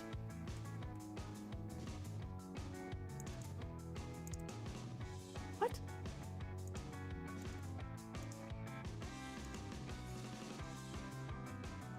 No. Did you misclick when you spilled the water? Something is not right here because it's... My calculations are giving me...